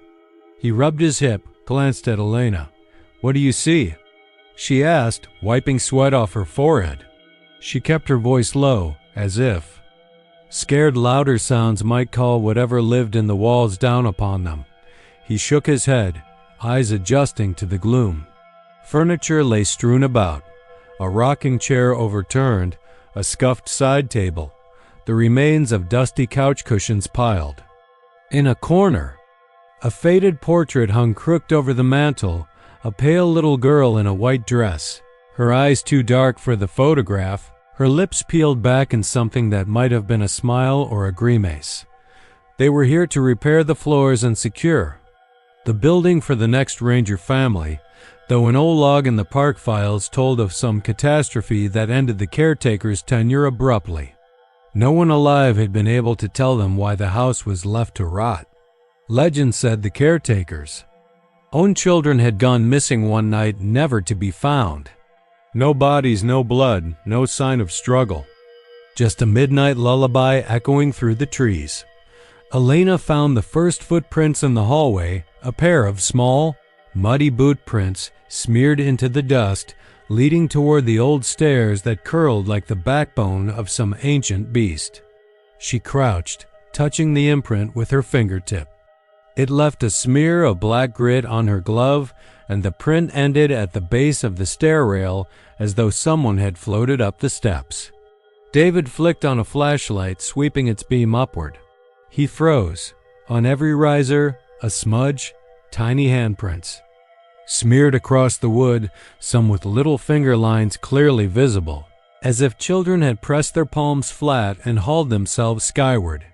Kids must have broken in, David said, though his voice trembled. sneaked through a window. Elena looked at the sealed shutters. Every window had been locked from the inside. The door they entered through had been padlocked shut on the outside, rusted but intact. "I don't think so," she whispered. She felt the air grow heavier, as though the house itself was breathing. The quiet giggling came again, drifting down from somewhere above them. It was light, childlike, the kind of giggle that starts with curiosity and ends in glee. They climbed the steps, breath caught in their throats. At the top, the hallway stretched out, doors on either side sealed with nails and clamps. The floorboards groaned under their boots. The laughter slowed, becoming measured, deliberate, like a child playing a game of hide-and-seek. Elena swallowed. She could taste bile in her mouth. Her flashlight beam passed over carved initials in the banister CH, reading like a fa. Mother's last frantic carvings. The dates twisted and dated back nearly a century. They pushed open the first door on the right. Inside was the nursery, crumbling floral wallpaper, a single iron crib sitting in the center of the room, its mattress. Torn to ribbons. Scattered on the floor were antique toys, a wooden horse with one wheel missing, a rag doll whose face had been torn away, strips of cloth dog-eared and stained. Elena saw a child's shoe, leather cracked, half buried in dust. She reached down, heart hammering, and picked it up. It was still warm. She jerked back, dropping the shoe. David grabbed her arm. Behind her, the door slammed shut, rattling the walls. The laughter echoed inside the room now, at first faint, then louder, closer, filling every corner. It sounded as if a group of children were having the time of their lives, chasing each other in the dark. Elena's headlamp flickered, casting, her shadow long and ragged against the wallpaper. "David, get this door open," she hissed. He rattled the knob. It wouldn't budge. The hinges groaned. The laughter stuttered, then stopped. Silence slammed in after it, so thick they could hear their own hearts. Elena pressed her ear against the wood, and then she heard it, a soft, wet-sounding footstep right behind her. She swung around. Nothing. Just the empty crib, the forlorn toys. But on the far wall, the wallpaper was bubbling, peeling at the seams, as though something pressed from behind it. David saw it too. They moved together toward the wall. Elena gripped the crowbar she carried and pried a strip of wallpaper away. Beneath, the wood was carved with dozens of names, children's names, little letters scratched deep enough to draw dirt from the grooves. Mary, Josie, Thomas, Lucy. Some had tiny hearts next to them. The final name, carved largest and deepest, was Amelia. The laughter picked up again, only now it wasn't upstairs. It was all around them, hollow but real. A chorus of tiny voices punctuated by an occasional ringing giggle that sounded too sharp, too eager. They backed away, but the room seemed to stretch, the shadows lengthening until the crib was like a sentinel watching them. David found the window latches. They were welded shut. He took out his crowbar, pried at the frame. With each tug, the laughter grew louder, more urgent, like children excited to see a visitor. The floor beneath them trembled. Elena looked down and saw tiny footprints appearing in the dust, as though someone had taken small steps in the last heartbeat. They led straight for her. She leapt backward, slamming into the crib. The rocking chair outside the nursery door began to rock on its own. The walls thumped, and Elena could have sworn she saw the outlines of tiny hands waving at her from behind the wallpaper tiers. She screamed. The door flew open, and they bolted down the hallway, the thundering giggles chasing them. At the end of the hall was the attic hatch. It sagged, nearly off its hinges. A ladder lay beneath it, rungs dark with age. David found it and dragged it into position. Elena threw one look behind. In the hallway, in each doorway, shadowy shapes flickered as if dozens of children were crowding each room, waiting, each face pale and grinning. They climbed through the hatch just as the giggling crescendoed into a shriek of pure joy. In the attic, the air was stifling.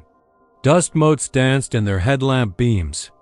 The attic was barren except for a single rocking horse at the far end, its wooden mane chipped and dull. It was moving with slow regularity, creaking as it went back and forth, back and forth. Elena glanced at David. His face was ashen. He swallowed. "What do we do?"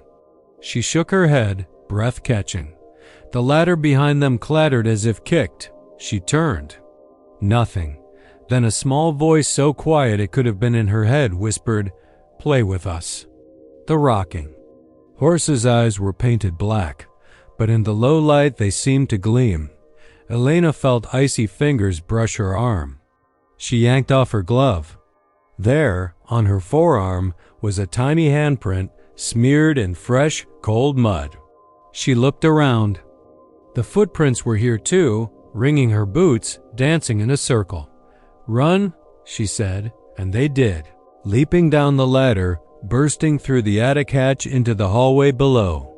The house buckled around them, wood splintered. The laughter turned frantic, pleading, insistent. They sprinted for the front door, hearing footsteps racing overhead.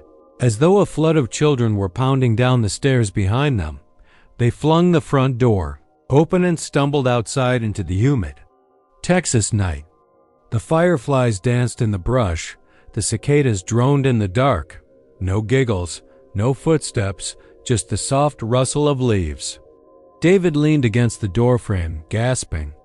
Elena looked back at the house. In the upstairs window, a pair of dark circles stared down at them, two eyes wide and bright.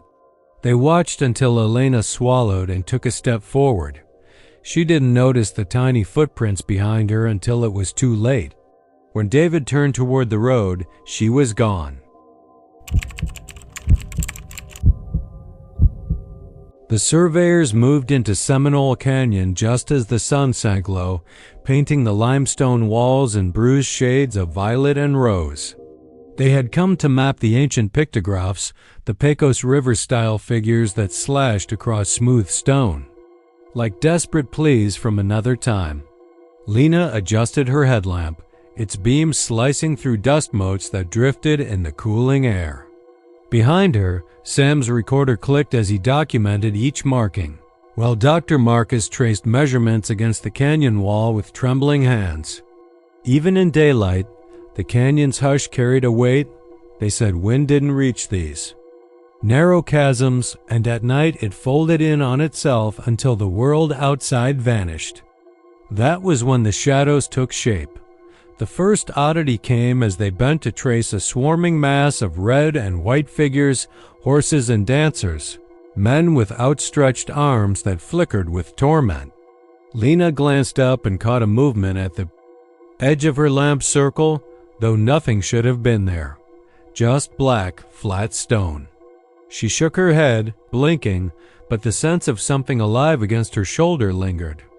Sam laughed low, but it sounded hollow. "Heat playing tricks," he said, though his voice echoed back unnaturally from the canyon walls. Then, as twilight deepened, their torches cast new angles.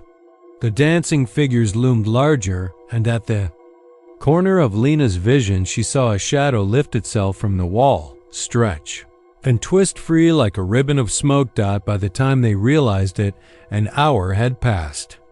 They'd set up near a deep alcove where the paint ran into shadow, and Dr. Marcus insisted on taking photos.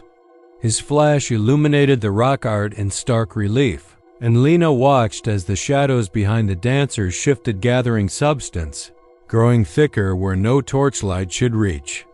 Marcus yelped when his viewfinder went blank, and Sam raised his beam again just in time to see the dark shapes drift toward them, slow and quivering. "That's impossible," Lena whispered, voice brittle, but each of them felt the same chill. as though the canyon had inhaled and held its breath. They tried to pack up, but the walls seemed to have contracted, hemming them in. Paths they had walked 15 minutes before led only to sheer rock or to new passages that hadn't existed. Sam's compass spun uselessly.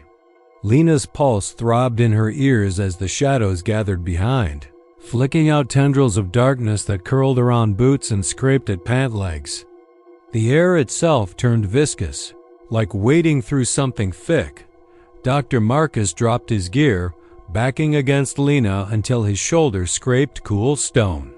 "We should have left before nightfall," he hissed, but no one moved. Even the wind refused to answer their pleas. One by one, the torches sputtered. Lena kicked the last log guard aside, fighting the blackness until her headlamp flickered back to life. What she saw froze her blood. Sam, inches away, pale and transfixed. His own shadow crawling up the wall behind him, only it didn't match his posture. It lurched and arched like a hyena's back. "Sam," she called, voice tight, but he didn't turn. She reached out, yanked at his sleeve, and his head lolled back in a sudden, terrible acknowledgement. His eyes gleamed like blown glass. "They're watching us," he muttered, and the dark twin behind him stretched a long, sinewy finger toward her throat. Lena ran. She crashed through narrow passageways, hands scraping raw cliffs, lungs burning, guided only by the faint glow of her lamp. Behind her, Sam's voice fractured into distant laughter that scraped along the rock. She screamed for Dr. Marcus, but only her echo answered. Fear unspooled in her gut, cold and relentless. Somewhere deeper in the canyon, something thrummed. Against the earth, ancient and hungry. She stumbled into a side crevice too narrow to turn around, slid through on her stomach, limbs slick with dust and sweat. The laughter chased her, warping around the stone ceiling until it felt like the walls themselves were mocking her terror. When she pressed forward, the canyon opened into a hidden chamber, its floor littered with broken shards of flint and the bleached bones of creatures no longer remembered. The pictographs here were fresh, carved in grim detail, figures outstretched in supplication, shadows portrayed as living entities with gaping mouths. Lena forced herself to look, and her blood turned to ice. In one corner, the shadows were painted thick, almost three-dimensional, like someone had traced a living thing and then trapped it in pigment. Her headlamp bobbed, and for a heartbeat she thought she saw those painted shapes shudder, lean forward. Her chest jolted with breath so sharp it hurt. Then the chamber went black. Not a failure of light, but an active swallowing of it. Lena felt the world vanish, and she cried out into the void. She sensed something solid press against her back, something that did not breathe.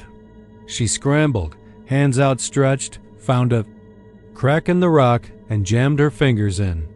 She pulled, tearing at the earth as if it were a living throat, and felt her lamp fall. In that instant, there was only the final rasp of her own heartbeat and the soft, wet sound of shadows detaching from every surface, gathering around her like a gathering storm. Morning came without mercy. Rangers found Lena's headlamp broken, its hot spot fading across the rough floor of the hidden chamber. There was no sign of Sam or Dr. Marcus, no maps or tapping of measuring rods, only the survey equipment, strewn as though discarded in panic. On the canyon wall above, faint new pictographs glistened in the dawn light, their pigment still wet. A lone figure pressed against a craggy crease, arms out to the sides as if holding back something beyond the stone. Beside it, an enormous shadow stretched toward the canyon floor, every edge fractal and alive. The rangers stared in disbelief, hearts hammering. They called for backup, but none dared enter. Back at headquarters, Lena's name was scrawled at the top of missing charts, and beneath it, only one word in her careful script: watch. On the rock art logs, an entry in someone else's hand read, "Shadows no longer obey the walls." The canyon held its secrets close, but in the pale morning sun, the darkness on the wall pulsed once, as if to say, "We remember you now," and then it waited. I started my shift just after midnight, the moon a sickle of bone in the sky, pale as the lights on the chain-link fence that ringed the old Goliad State Preservation Facility. It was one of those nights where the air hangs heavy, the kind that presses against your lungs and tastes of dust and rust. I'd been walking the perimeter for years now enough to know every squeak of the barbed wire, every scuff of wind-blown gravel, but that night felt different, like the darkness had weight. The radio on my belt squawked once, then settled into silence as though even the voices inside the prison wanted to listen. I checked my watch. 12:03 a.m. The tape on the gate control was frayed. I'd taped it up myself last week. As I passed, under the floodlight, I saw a figure standing against the shadowed wall of the guardhouse, his hands stuffed into the pockets of a long coat I'd never seen before. He looked like he belonged to another century tall, gaunt, and wearing what might have been a bowler hat in another life. I called out, "Evening, friend, what brings you here at this hour?" He tipped his head, the brim of his hat casting, his face into darkness, but I could feel his eyes, sharp as tacks, studying me. His voice was soft, deliberate, but it cracked like old timber. "I'm here to see the men who watch the walls." That made me chuckle. I was used to drunks or delivery guys lost on the county roads. "Not much for visitors," I said. "Especially at night," he shrugged. "I know your names." I stopped cold. "Yeah?" He nodded, and without another word he began reciting Lieutenant Marcus Herrera, Sergeant Diane LeBlanc, Corporal Aaron Sims, Rookie Ethan Baxter. He paused, waited for my reaction, then continued, Nurse Rebecca Holt, Maintenance Gaffer Alan Pierce, Records Clerk Maria Delgado. I felt my pulse clicking louder against my ribs. How did he know? Those names were only on a roster I kept, locked in my desk under 2 layers of encryption and a steel clasp.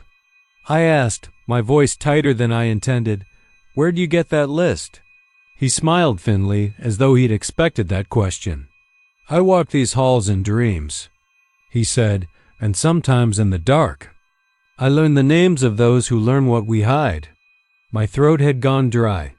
Behind me, the prison lights buzzed like trapped flies.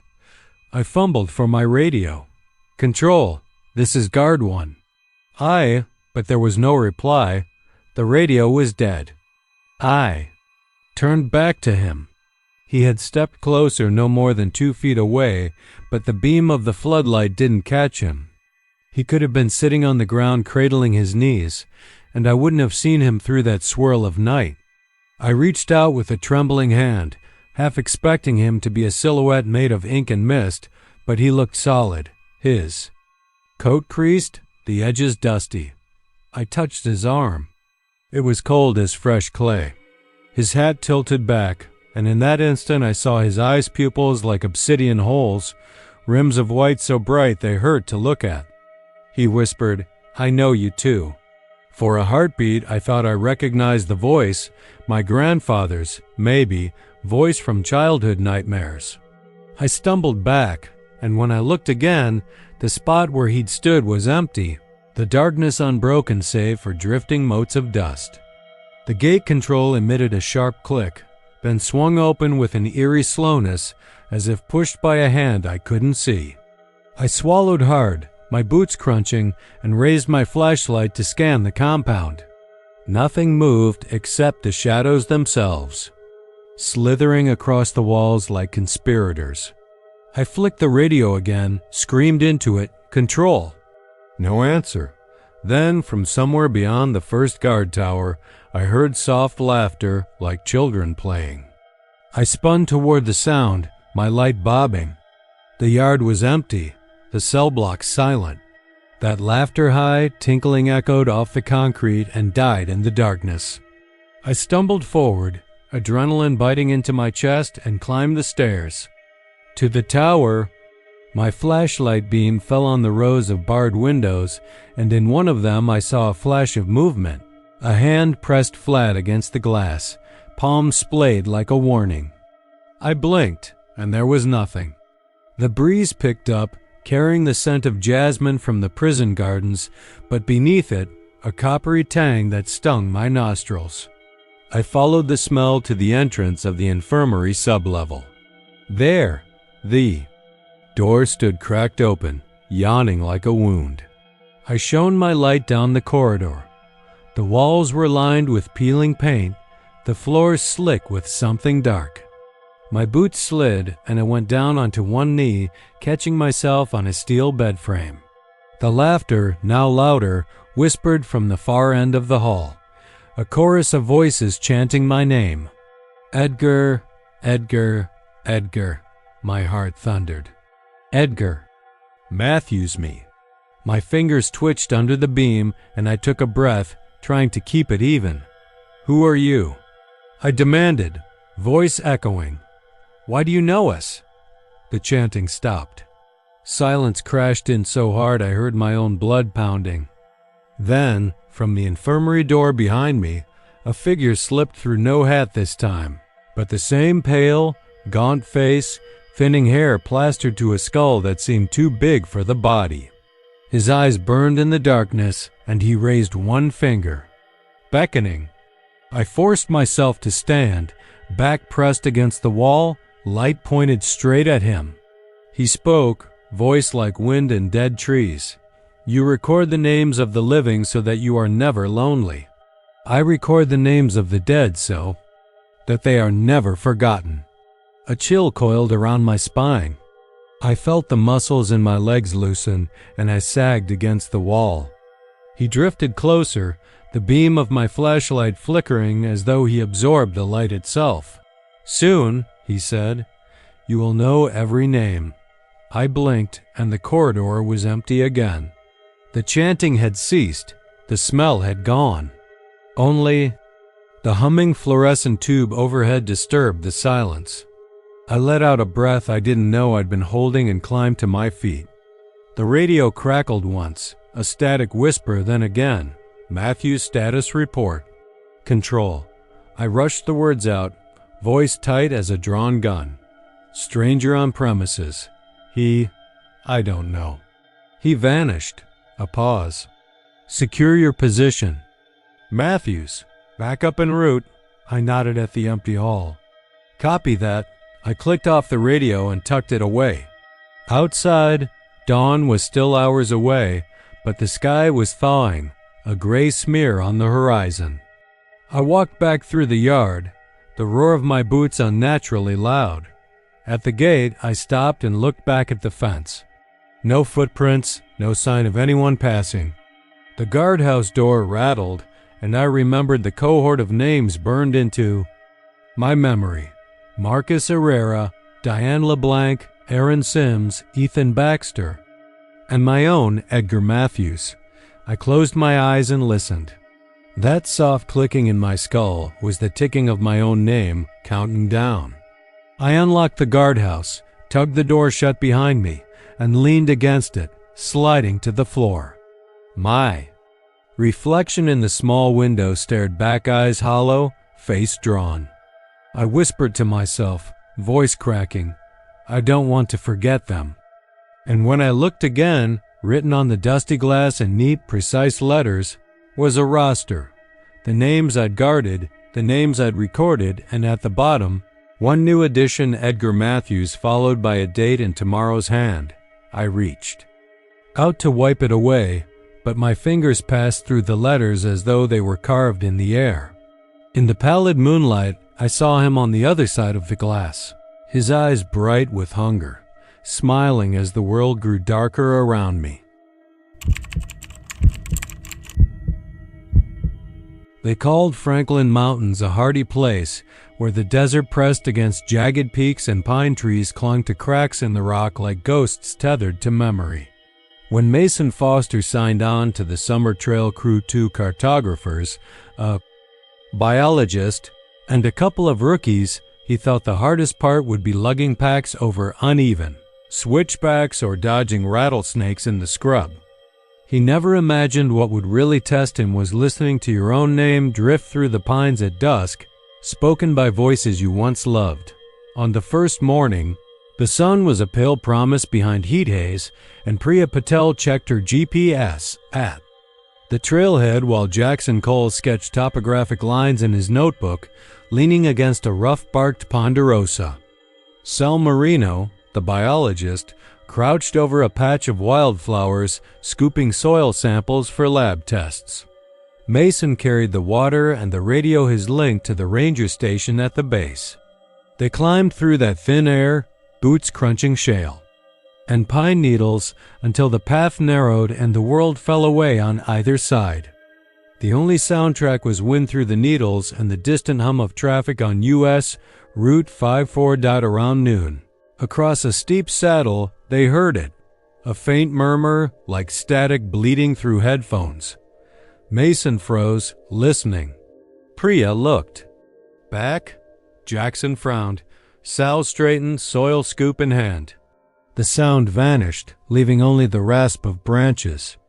Just the wind, Sal said.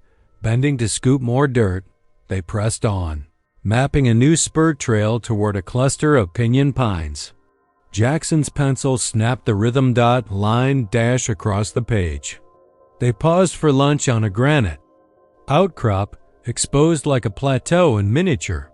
Mason unwrapped his sandwich and tuned the radio to the ranger channel. Static crackled. No voices. Then Priya laughed, pointing into the grove. She mimed speaking into a camera. You hear that? It's like someone talking. The murmur drifted again, faint but urgent, weaving between trunks. Mason swiveled, chest tightening. Jackson tapped the radio mic. Testing. Can anyone? His words snagged as he cocked his head. The murmuring had stopped. They traded uneasy glances and agreed on a tighter formation. Sal picked a sprig of pine needles and rubbed them between her fingers, sniffing. Fresh cut, she said. They must have done some thinning up here. Mason wanted to believe her, but his gut churned. They wound west, following contour lines until the forest closed around them. Shadows pooled under the trees, branches arching overhead like cathedral ribs. The murmuring rose again, closer now, a susurration that folded into itself. Voices you recognized. Jackson paled, as though the wind had whispered his childhood friend's nickname. Priya's lips moved soundlessly, repeating a name borrowed from her brother's voice. Sal pressed a hand to her ear, mouth tightening. Mason's blood ran cold when he thought he heard his own mother urging him. Turn back, Mason. He jerked toward the source, a gnarled trunk that looked no different from its neighbor. The voice softened, coaxing. Go home. The syllables drifted like leaves on breeze. He blinked, shook his head. It's being filtered through the pines, he muttered, trying to stay reasonable. But Jackson's eyes were wide, glistening. Do you hear Grandma Rosa? Sal whispered, voice trembling. My grandmother's voice. She's been dead 10 years. They backed away, hearts hammering. Priya tightened her pack straps. Jackson broke into a jog, heading for a clearing. Sal followed. Mason hesitated only a heartbeat before running after them. The wind roared with their footfalls, but the voices kept pace, weaving through the trunks, piling one over the other until the forest floor throbbed with sound. Don't go, they pleaded. They're waiting. They burst into an open glade where the pines thinned, revealing the fractured slope of Comanche Peak. Mason reached for the radio, but his fingers brushed only cold steel. There was no radio. His pack lay split open, water bottles rolled empty at his feet, straps shredded. Priya's pack was the same. Sal's scooped soil lay spilled in a neat circle. Jackson was on his knees, hands over his ears, rocking. This place, Sal gasped, eyes wild. It's feeding on us. She scrambled to her feet, eyes flicking. To the distant canyons. We have to leave now. They aimed north, where the map showed an old service road. But as they walked, the trees seemed to shift, closing behind them, rerouting them in circles. Their compass spun wildly. Priya checked. Her GPS numbers flickered, then vanished.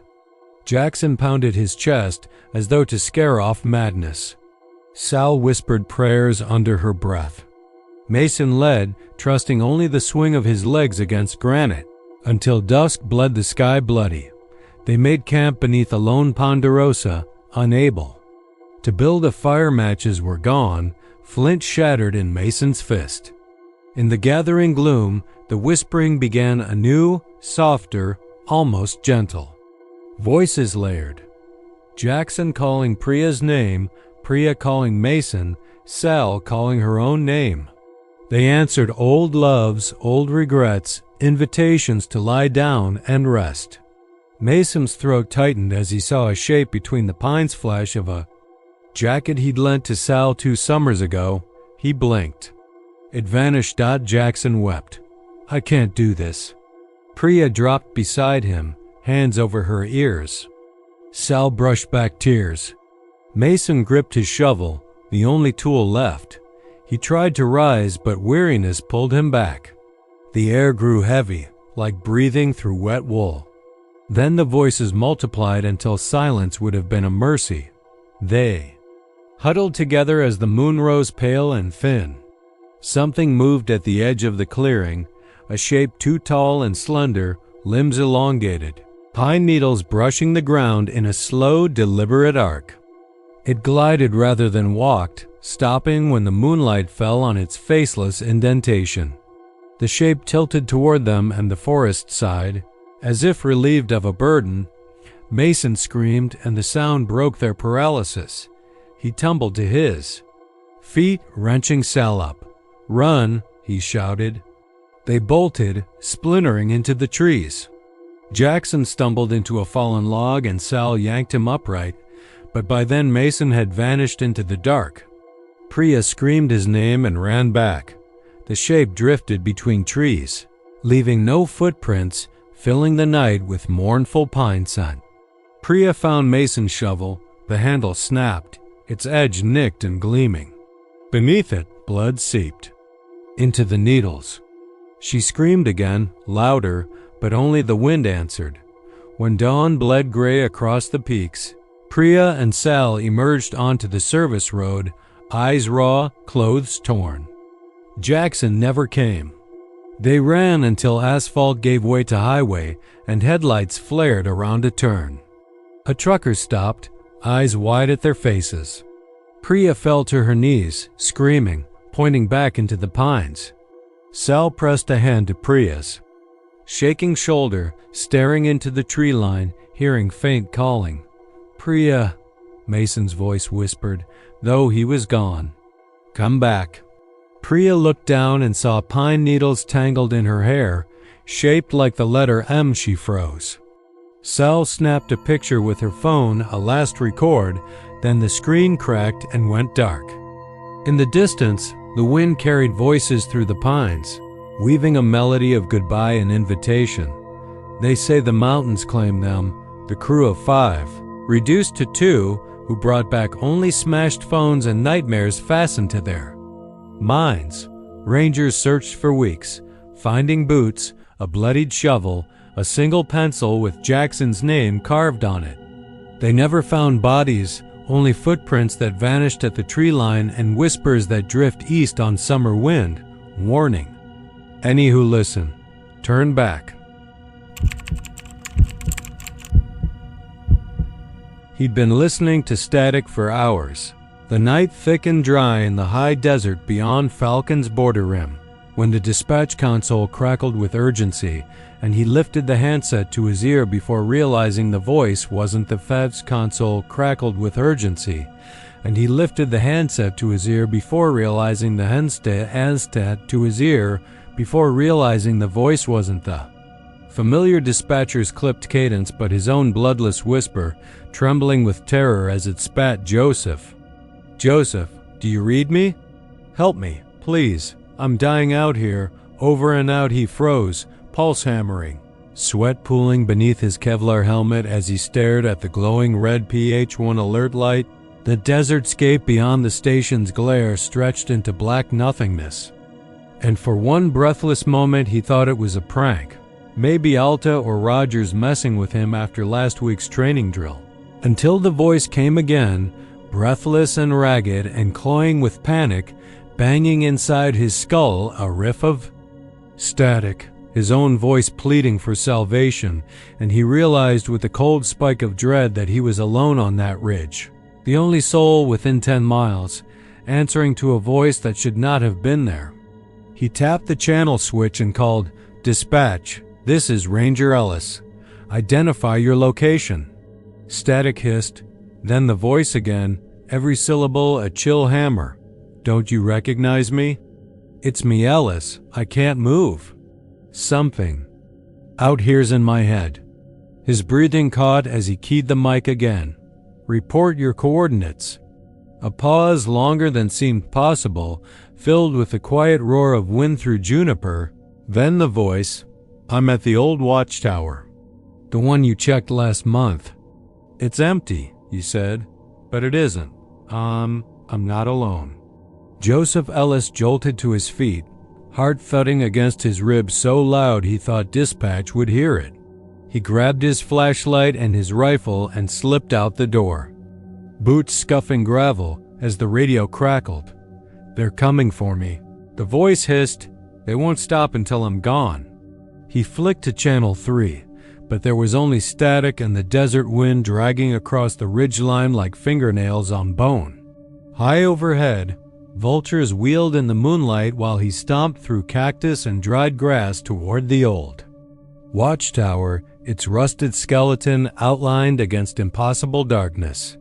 Every step, every breath felt measured, as if the desert itself was holding on, listening. The farther he went, the heavier the silence weighed until he reached the tower, its ladder rattling in the breeze. He called out, "Ellis, this is Ellis. Where are you?" And the radio spat back static, only for his voice to slice through it, jagged and desperate. "Up here," and then the scuff of something moving. He raised his torch, its beam dancing across metal girders twisted with rust. Above him, the platform looked deserted, but the voice crackled insistently, "I'm here. I'm on the landing. Hurry." He climbed, each rung echoing like a gunshot, until he reached the top and the wind tore his breath from him. He swept the light across the landing empty and wondered if he was hearing things until the radio exploded, his own voice screaming, "They're behind you." He spun, rifle raised, and trained the beam on the black horizon, but there was nothing but night and the distant glimmer of the station lights. Then a whisper behind his ear, so close the breath felt hot against his neck. "Ellis." He whirled, torch wavering, but still saw nothing.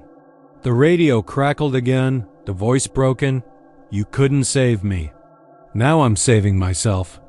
Lightning flashed on the horizon, no storm, only a flicker of unnatural light, and when his eyes refocused, a shadow peeled away from the tower's rail, sliding toward him with impossible grace. He fired once, the rifle report booming across the desert, and the shadow shuddered, then collapsed into silence, leaving only a tangle of skeletal shapes on the planks. His heart pounded so hard he thought he'd collapse, and he nearly dropped the mic as he called out, "Dispatch, I need immediate evac."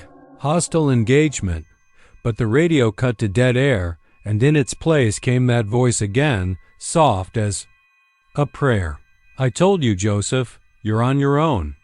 The wind died, the tower creaked, and he realized with dawning horror that the radio had been his lifeline, the only proof that someone out there still spoke to him, but now it had gone. Silent, and he was trapped, alone with the darkness that carried his own voice, begging him to run toward its trap. He stumbled down the ladder, every rusted rung promising to break beneath his weight, and hit the ground running, heart locked in a frenzy, back to the station lights like a moth fleeing flame. Behind him, laughter low and mirthless rolled. Across the plateau, punctuated by the scratch of heavy footsteps in the gravel, sounding too many to count, he skidded to a halt at the station door, flung it open, and slammed inside, breathing so hard his chest burned, tossing his torch aside.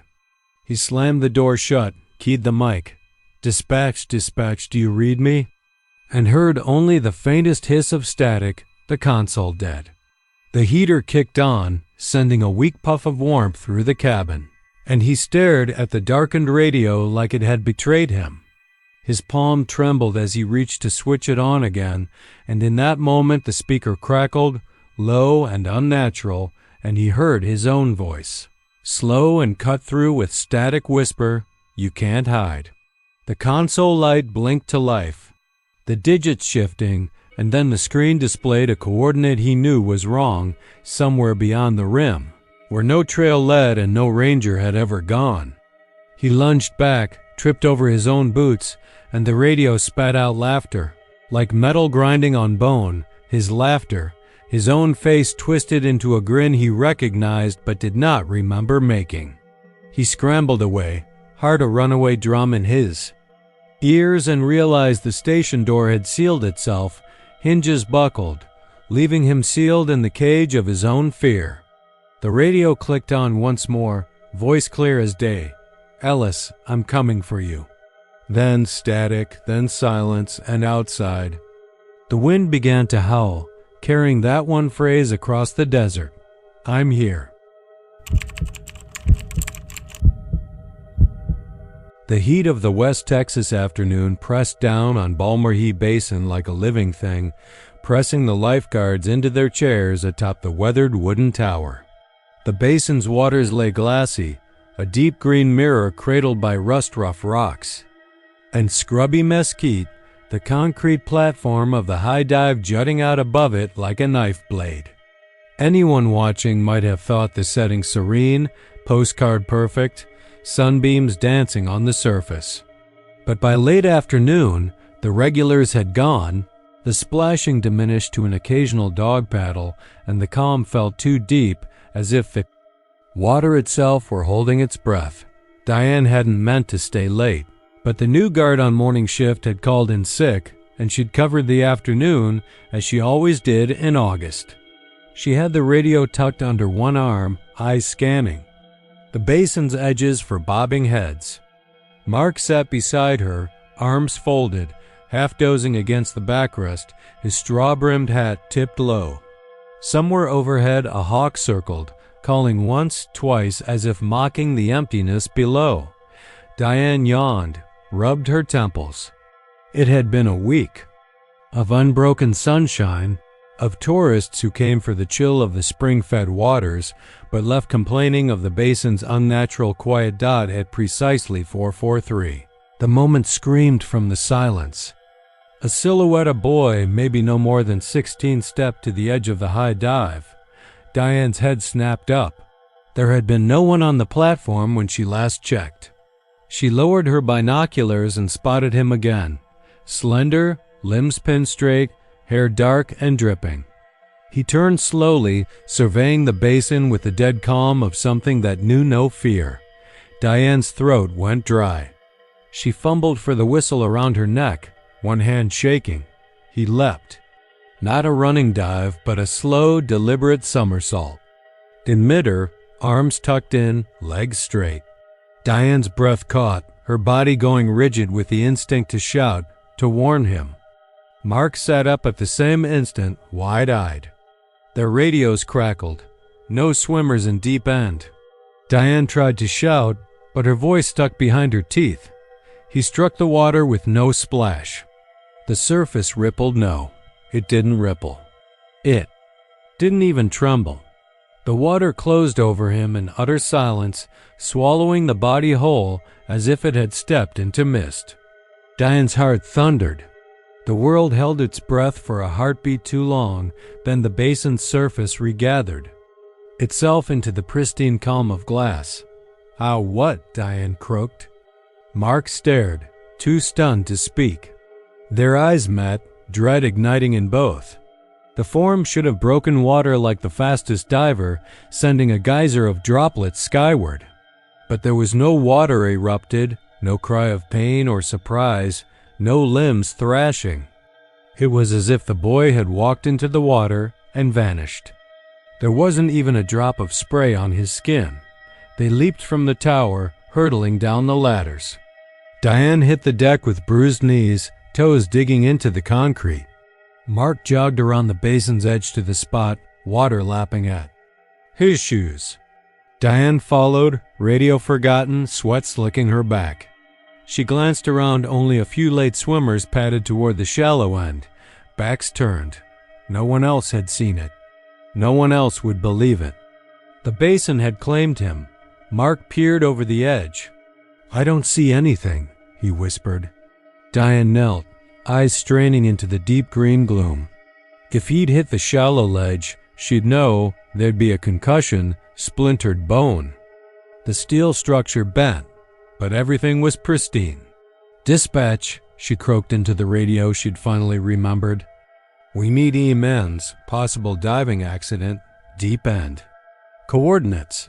But her voice trembled too much to continue. The radio squawked an echo before going silent. No one answered. It was as if the world had paused along with that impossible dive. The other lifeguard, Teresa, grabbed her elbow. "What's wrong?" she asked, her voice brittle. Diane closed her eyes, willed her heart to slow. "Just someone jumped. I need a boat, a flashlight, anything," she gasped. Teresa turned toward the equipment shed, feet crunching on gravel. Diane crouched and swept the water with her gaze, trying to see through the shimmering layers.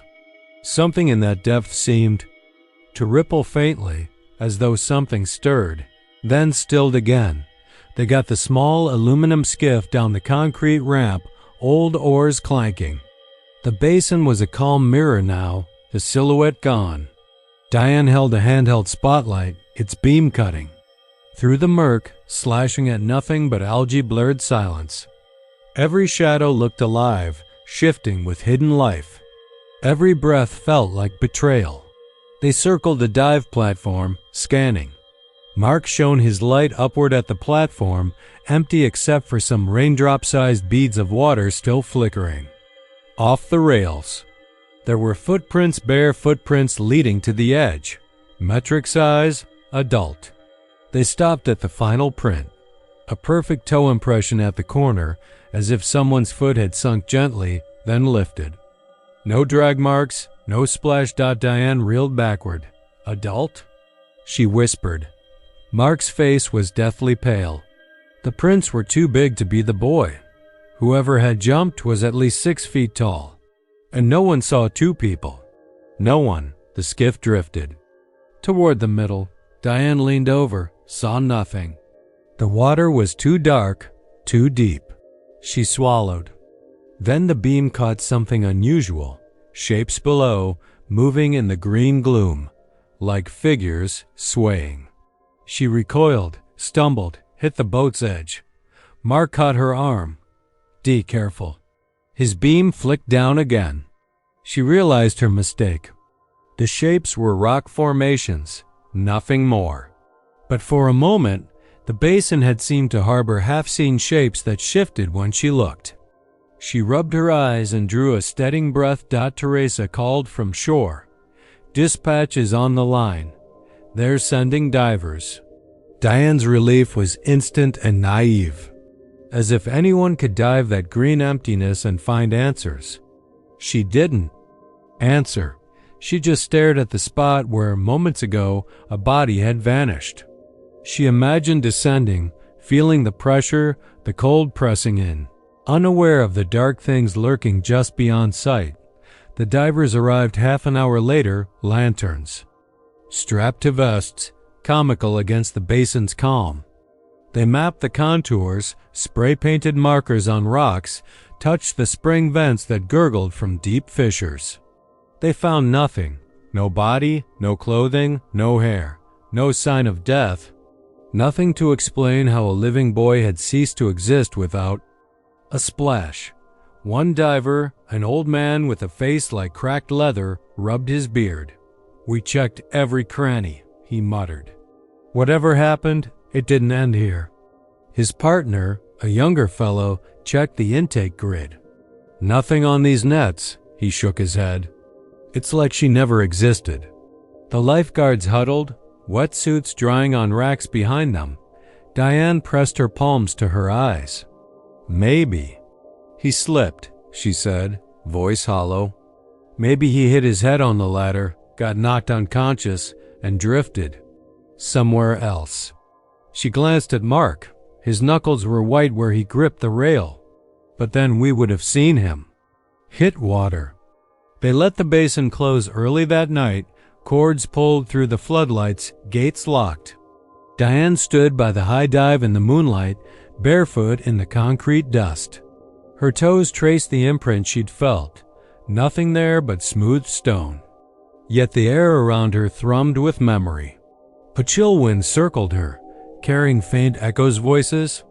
Laughter? That tickled her ear.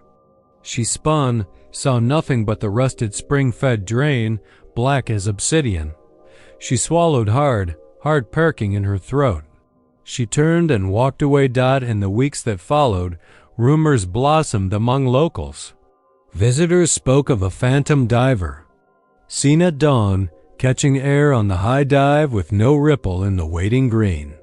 Some claimed to hear laughter echoing across the basin after sundown.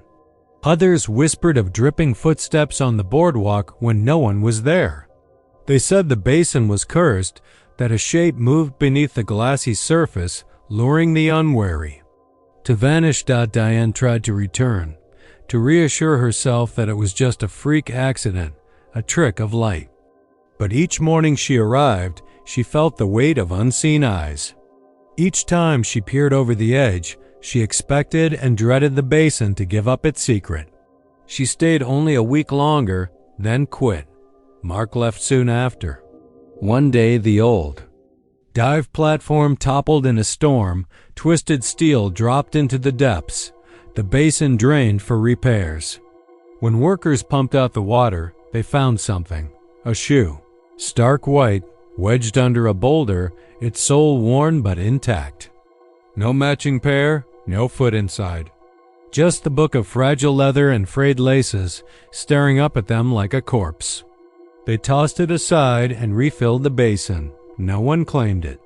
No one asked questions. Now, years later, Balmore Basin is still there, an emerald pool in the desert sun, offering welcome respite to wanderers. But lifeguards speak in hushed tones of the dive that never rippled, the silhouette that still roams the deck at twilight, and the shoe that waits just below the surface, ready for the next dive. And some nights, when the wind is right, you can hear a faint splashless echo across the basin and a voice soft and urgent whisper, "Come back." The air was thick enough to taste as Mason rounded the bend in the overgrown trail, his boots sinking into the damp earth, the jungle alive with the low hum of cicadas and the restless scurry of unseen creatures. The thick canopy overhead blotted out every trace of moonlight, leaving only the green-gold glow of his flashlight to carve a narrow path through the tangle of vines and palmettos. He'd been the night watch for Benson's jungle refuge for nearly 3 months, and never before had he heard anything but the steady chorus of wildlife, a rough song of crickets, frogs, and distant owls. But now there was something else, delicate and unmistakable, drifting down the path ahead of him. A child's lullaby, sung softly, with a gentle wavering that tugged at some buried memory of his own son's bedtime songs. It was impossible. Of course, the nearest cabin was almost a mile away, and that cabin was empty, abandoned in the wake of last season's flooding. But the lullaby came again, lilting and insistent, each note a promise that coaxed him deeper into the dark. He paused, flashlight beam catching the sheen of moisture on broad palm leaves, the hush settling like a weight around him. The lullaby wound through the trees, ethereal and sad, "Hush, little darling, don't you cry?" He swallowed, trying to steady his breath. The evening shift should have been over. Ranger Ortega was supposed to relieve him an hour ago. He checked his radio static. The batteries were fresh this afternoon. He keyed the mic. "Ortega, you copy?" Nothing but the crackle of interference. He pressed on, compelled by that haunted melody, each step making his boots squelch in the loose mud. A gecko skittered past, vanishing into the gloom. The lullaby was growing louder, yet still distant, as if weaving through the palms before slipping away again. He rounded another bend and his light flickered momentarily, unsettled by the thick vines overhead. Then, there just beyond a tangle of ferns, he saw footprints, small, barefoot, imprinting the soft earth, leading off the trail toward the darker undergrowth. He knelt, heart pulsing, traced a toe mark with a gloved finger. The ground was too soft, the prints too fresh. Whoever or whatever had walked here had passed moments ago. His skin prickled. The lullaby rose once more, carried on a breeze that didn't stir a leaf. He rose, following the prints into a patch of skullcap lila, and the world seemed to narrow to the single thread of that song. "Mama's gonna sing you a lullaby tonight." He followed them deeper until the trail vanished entirely, swallowed by choking vines and stubby trunks. Here, the jungle was ancient, primordial. The air tasted of fermenting fruit and decay, heavy and clinging. The lullaby drifted from all directions now, echoing off unseen hollows without break or pause, as though the jungle itself was singing. Mason's chest tightened. He rifled his belt, but the stun baton and radio were useless here, so he drew a simple hunting knife, its blade catching the dim beam. Sweat beaded on his forehead despite the humid night. Something moved in the shadows, just beyond the light's reach. A flicker of white that could have been a sheet or a child's dress. He called out, voice rough. "Hello? Who's there?" The lullaby slowed, stuttered, and abruptly stopped. Silence crashed around him, so absolute that his own heartbeat thundered in his ears. Then a high, keening wail. A child's cry twisting into something anguished, desperate. Mason's legs burned as he stumbled backward, tripping over a root, dropping his flashlight. It skittered across the ground, beam dancing crazily across tree trunks as he scrambled to snatch it. When he regained his feet, the lullaby began again, but this time it was urgent, fractured. Hush, hush, hush. And then laughter, delicate and chilling, like wind chimes ringing in a storm. He chased the sound. Horrors blooming behind his eyes, images of children lost, bodies found in the muck under cypress knees. But he pushed them aside. This was his territory. He knew these woods. Yet every instinct screamed to turn back, to run. The path twisted in endless loops, each bend revealing more of the same. Footprints that vanished into thick brush, that lullaby echoing from nowhere. He realized he could no longer tell if he was moving forward or deeper into the same clearing. The jungle had become a labyrinth, breathing ragged. He paused beneath a great ceiba tree, its buttressed roots gnarled like claws. The lullaby whispered through its branches. Mason raised his radio again, voice hoarse. "Dispatch, this is Mason. I'm..." The word caught in his throat as the music swelled, louder than before, filling the hollow under the tree. And then he saw her. A little girl, no more than 5 or 6, standing in a patch of moonlight that had somehow pierced the leafy ceiling. Her hair was long and dark, clinging to her cheeks, and her dress was damp, plastered to her frame. She stared at him with eyes too old, too knowing, and in her hand she held a broken music box, its figurine missing. Mason stepped forward, calling her name, voice cracking. "Hey, sweetheart, are you okay?" She turned the box, and though he could see no mechanism, the lullaby streamed from it, seeping into his mind. She smiled, a smile that bent the moment from innocence into something monstrous. She opened the box further, and her mouth stretched into an unnatural grin, revealing too many teeth. Mason felt a coldness seep into his bones as the lullaby became a chant, words he could almost make out beneath the melody. "Come closer. Come closer." He shook his head, stumbling back, wrenching the replay button shut as though it were a trap. The music stopped, but the silence that followed was broken only by her soft footsteps. She drifted toward him, each step seeming to slow time, the air shimmering around her. Then, without warning, she was gone. Mason's blood ran cold. He spun in a circle, the flashlight illuminating only empty air and the oppressive tangle of leaves. The lullaby returned, glitching, disembodied, sliding through the trees.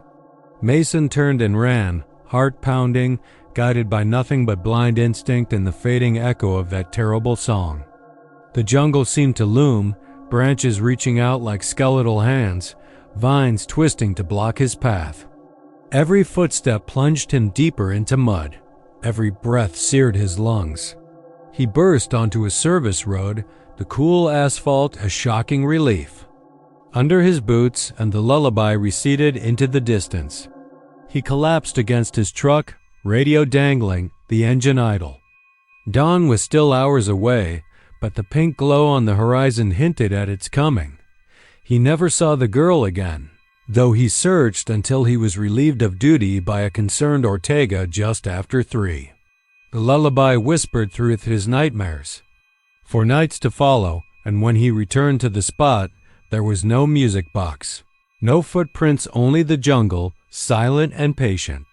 He left the refuge soon after, claiming exhaustion and a desire for a quieter post.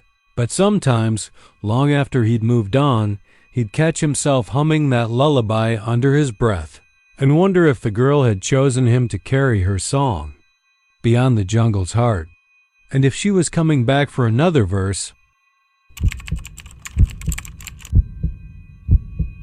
The air was already heavy with the scent of cedar and dry earth when Ana Lopez eased her truck to a stop at the edge of the service road. Dawn was only a pale suggestion on the horizon behind those limestone walls, and the narrow ribbon of asphalt rattled beneath her tires. She'd been making the rounds with Foreman Tom Green, checking barricades and fallen limbs after last night's storm, when Tom radioed that he'd spotted something down at Turnout 14. A work truck, engine running, lights glaring into the fay. Dark, but no one at the wheel. Now they rode side by side, breathing the same pulse of unease, each wondering which of them would speak first. They found it almost exactly as Tom described. A battered Ford F-250 sat idling in the curve where the road dipped toward the creek, its headlights carving twin tunnels of light into the gloom. The engine hummed in low gear, and a faint wisp of exhaust curled into the chill air. No footprints in the gravel led to or from the door. The road itself bore fresh tracks painted across its length, but as Anna knelt to study the ruts, she saw only one set of tire marks, those belonging to this truck. There was no sign of the driver's boots, no stray cap or half-smoked cigarette. The only thing that moved was the ribbon of smoke that folded into nothingness against those looming canyon walls. Anna stood and called out, her voice coarse in her own ears. "Hello? Hey, Tom?" The headlights swung, ever so slightly, like a sleepy animal rousing itself, but there was no response. Behind her, Tom craned his neck, scanning the shadowed bank of oaks and mesquites. "Must be a prank," he muttered, but his tone carried the same hollow ring of fear that settled in her chest. He reached for his flashlight and clicked it on, the beam slicing through the dark to the far side of the truck. In that moment, the rumble of the engine deepened as though someone had throttled the gas, and both of them jumped. Tom raised his hand to signal a retreat. "Let's back off and call dispatch," he said, voice low. Anna nodded, but stepped closer, compelled by a flicker of something primal. She crouched beside the passenger door, peering through the muddy window. Inside, the cab was empty, the seats still warm, the dash lights faintly glowing. Her breath clouded against the glass, and for a heartbeat, she thought she saw a silhouette in the rearview mirror, someone hunched. Chin turned toward her, but when she blinked, it was gone. "Tom," she whispered. He was already at the bed. Of the truck, tracing the outline of a tool chest that sat strapped down, paint blistered and rusty. His flashlight revealed a smear of fresh mud on the tailgate, as though someone had leaned against it only moments before. "You see that?" Anna asked. He nodded slowly, as if caught between the urge to grab her arm and the need to flee. She backed away, hand on her radio, but the crackle that usually followed a button press was conspicuously absent. The canyon swallowed every sound. Then the headlights switched. From static glare, they dimmed and shifted off the turn toward the bend where the pavement snaked upstream. Anna felt the hair on her arm stand straight. Tom's flashlight beam trembled in his grip. Together they watched as those bright eyes of light slid down the road, rounding the curve and entering the gullet of darkness beyond. The engine note followed, a slow roar that echoed against the cliff faces, then tapered into silence. A moment later, the night felt too still, like a held breath.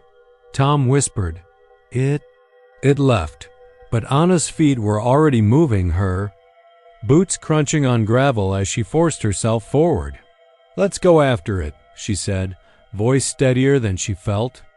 He tried to argue, but the distant glow was already a beacon, pulling them deeper into the canyon.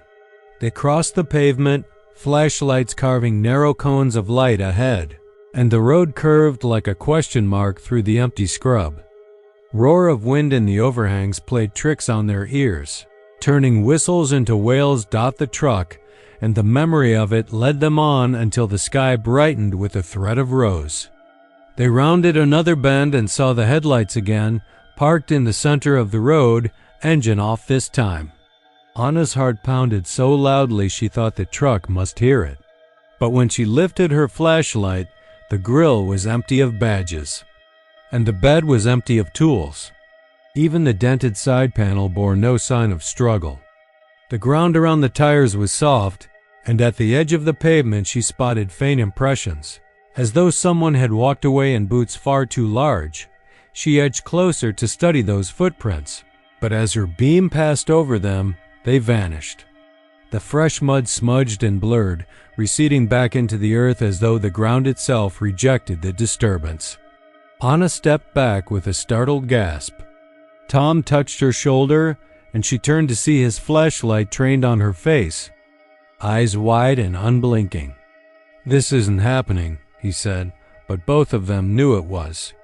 The canyon had swallowed the truck once. Now it was playing with them. Behind them, the roar of an engine cut through the dawn quiet. Anna jerked her head, and there it was, the F-250, roaring uphill toward them, but without headlights this time, like a black shape gliding along the asphalt.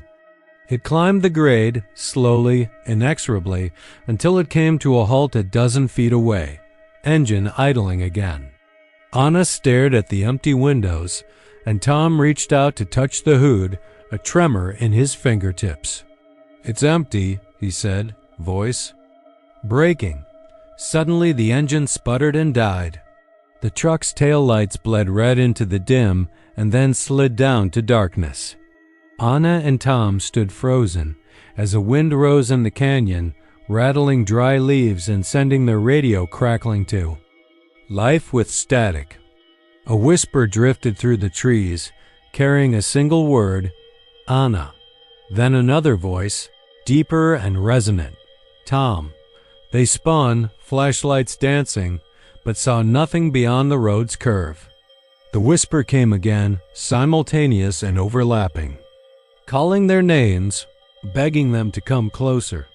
Something in that voice, old and hollow and impossibly intimate, drew them forward. Anna found herself walking toward the bend, each step feeling heavier than the last. Tom followed stiffly, as if bound by some unseen tether. The whisper rose into a chorus, voices warping and blending until it became a shriek that cracked the air and rattled their bones. They stumbled onto the bend and saw the road split around a boulder, beyond which the canyon fell away into a fissure. Bathed in pale morning light was the F-250 once more. Its door swung open, though there was no wind, and a shape hovered at the threshold, a man in tattered coveralls, face obscured by shadow. His arm lifted in a slow, deliberate wave. Anna's stomach nodded as recognition flickered. This was the silhouette she'd glimpsed in the mirror, the ghost of a maintenance worker who'd vanished here decades ago. Tom let out a strangled cry but could not move. The figure stepped from the cab onto the asphalt, boots leaving glowing footprints that smoldered briefly before fading. He advanced toward them, and she could hear the hollow echo of his footfalls like the scrape of metal on stone. The morning air grew cold, and Anna felt her scalp tighten as though the dead were brushing past. Then he spoke, voice raspy and distant. "Join me." Anna's breath caught in her throat. She tried to turn, to run, but found her feet planted in place. Tom's hand gripped her wrist, nails biting into skin. The figure lifted a hand toward her, and the canyon floor seemed to tilt, the sky flickered, and a low hum pulsed through her skull. She thought of the truck, its engine roaring, its lights flaring, and felt herself drawn toward it, toward that empty cab. In the seconds before her mind shattered, she heard Tom scream her name, loud and clear, echoing into the void. But the shape passed through her like a knife of ice, and everything went black. When the next crew arrived, the road was empty. The F-250 sat parked at Turnout 14, engine warm, headlights glowing in the midday sun. Anna's truck idled at its side, doors open, keys in the ignition. Tom's radio lay on the ground, twisted and silent. No one called dispatch. The canyon held its breath, and for a moment, the only sound was the whisper of wind through cedar, calling out two names that no one would answer. The sun had long since slipped behind the limestone bluffs when Maggie Holt crouched beside the shallow creek bed, her flashlight beam dancing over rippled sandstone. She'd volunteered for the first primitive site trial at Copper Breaks, a chance to see the park's newest campsites before the public. The air tasted of juniper and damp earth, and the sky above was a spilled picture of stars. Behind her, Cole Ramirez hammered in the last tent stake, whistling low to keep his nerves steady. Maggie bent close, pressing her palm to the ground, curious how cool and solid it felt. Without warning, a muffled thud rippled through her palm, rolling up her wrist like a tremor. She jerked back, heart pounding, and Cole froze mid-whistle. "Did you feel that?" she whispered. He shook his head, but as he rose, the earth groaned its own warning, 1, 2, 3 slow thuds that sounded like a heartbeat buried deep beneath stone. Maggie shivered, the hair on her arms tipping north, and the wind in the scrub oak seemed to hush, waiting. They chalked it up to distant thunder or errant cattle hooves pounding a hidden trail, but neither explanation fit. The seismic sensors Maggie installed next afternoon ticked innocuously, 0 activity. At night, the thuds returned, precise as a metronome. Maggie lay awake beneath thin nylon, listening to the pulse under her cot as if it were her own blood rushing through tired veins. Cole slept in uneasy spurts, mumbling about a great beast sleeping below the park, dreaming that it stirred. The wind carried ghosts of coyote yips, but the sound of that subterranean throb drowned them out, vibrating the gravel under their boots. On the third night, Maggie rose to check, crawled outside, and followed the sound to a stand of mesquite. The ground there pulsed visibly tiny waves racing outward like the first ring of a dropped pebble. She knelt, finger on damp soil, and felt the vibration arch through her bone. Below, where no dark cavern should exist, something beat by dawn. They'd recruited Nate Gilroy, an amateur geologist from nearby Vernon. He hauled a gnarled seismograph up the rocky slope, muttering about fault lines and earth tremors. They set the device in a shallow pit, cables splayed like veins across the rock. Maggie and Cole camped beside it, eyes flicking over readings that refused to account for those soft yet insistent thuds. At midnight, the seismograph jolted, a rising spike of energy, then an abrupt flatline. The instrument's needle arced wildly, scratching paper in frantic loops, until the pulse steadied into an unearthly rhythm. Maggie's breath caught. The heartbeat was swelling, vibrating through the tent floor, rattling their teeth. Nate cursed under his breath. "It's not seismic," he said. "It's alive." His words drifted away as the tent walls throbbed like drumheads. They dug at sunrise, turning over sandstone slabs and desert loam. Foot by foot, they tunneled until jagged stone cut their fingers. Beneath one slab, Cole found a carved depression smooth, as if polished by centuries of water. The earth seemed to lean inward, press upon them. They cleared grit and found crude pictographs, circles interlaced by lines, a rudimentary heart symbol carved by unknown hands. Maggie traced the weathered grooves, and the ground thud thud D beneath her fingertips. With each beat, her pulse sensed, then raced ahead in panic. "This isn't natural," she muttered. The pictographs hinted at someone or something honoring the earth's pulse, worshipping its slow song. That night, they camped on the exposed slab, no tent to muffle that relentless drumming. Maggie lay flat, ear to stone, feeling each shudder under her neck as if someone pounded a fist beneath the ground. Cole watched her, the campfire gilding his worried face. He whispered, "Are we disturbing it?" He didn't finish. The heartbeat changed then, jagged and insistent, a pulse gone arrhythmic. The stone beneath Maggie's head shivered violently, forcing her up gasping. The fire leapt, embers swirling as the tremor built into a roar. One moment, the world was rock and sand. The next, it pitched like a ship at sea, throwing them off balance. A deep groan rolled through the hollow beneath, shaking boulders loose on the cliff above.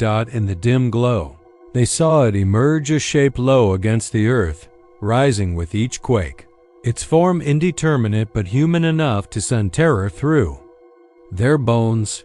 It crawled forward, its limbs rippling with granite-like skin, eyes glinting like obsidian shards. Its chest swelled in time with that monstrous heartbeat, sound amplified through the ground until it felt as if the earth itself thudded, yes, thudded against their ribs. Maggie scrambled backward, trying to scramble words. Cole screamed. Nate, rooted to the spot, managed only a choked whisper, "It's the pulse." Then the tremor stopped. The creature froze, mid-lunge, its silhouette swallowed by the night. The wind rose again, scattering sand in silver arcs. In the sudden hush, Maggie thought she heard her own heart slow to a crawl. The fire guttered. When the flame steadied, the creature was gone, vanished back into the rock like a shadow at dawn. They never found footprints or claw marks, only that carved slab and the pictographs, now half buried by collapsing earth. The seismograph lay shattered, wires snapped, screen blanked out by morning. The three were gone.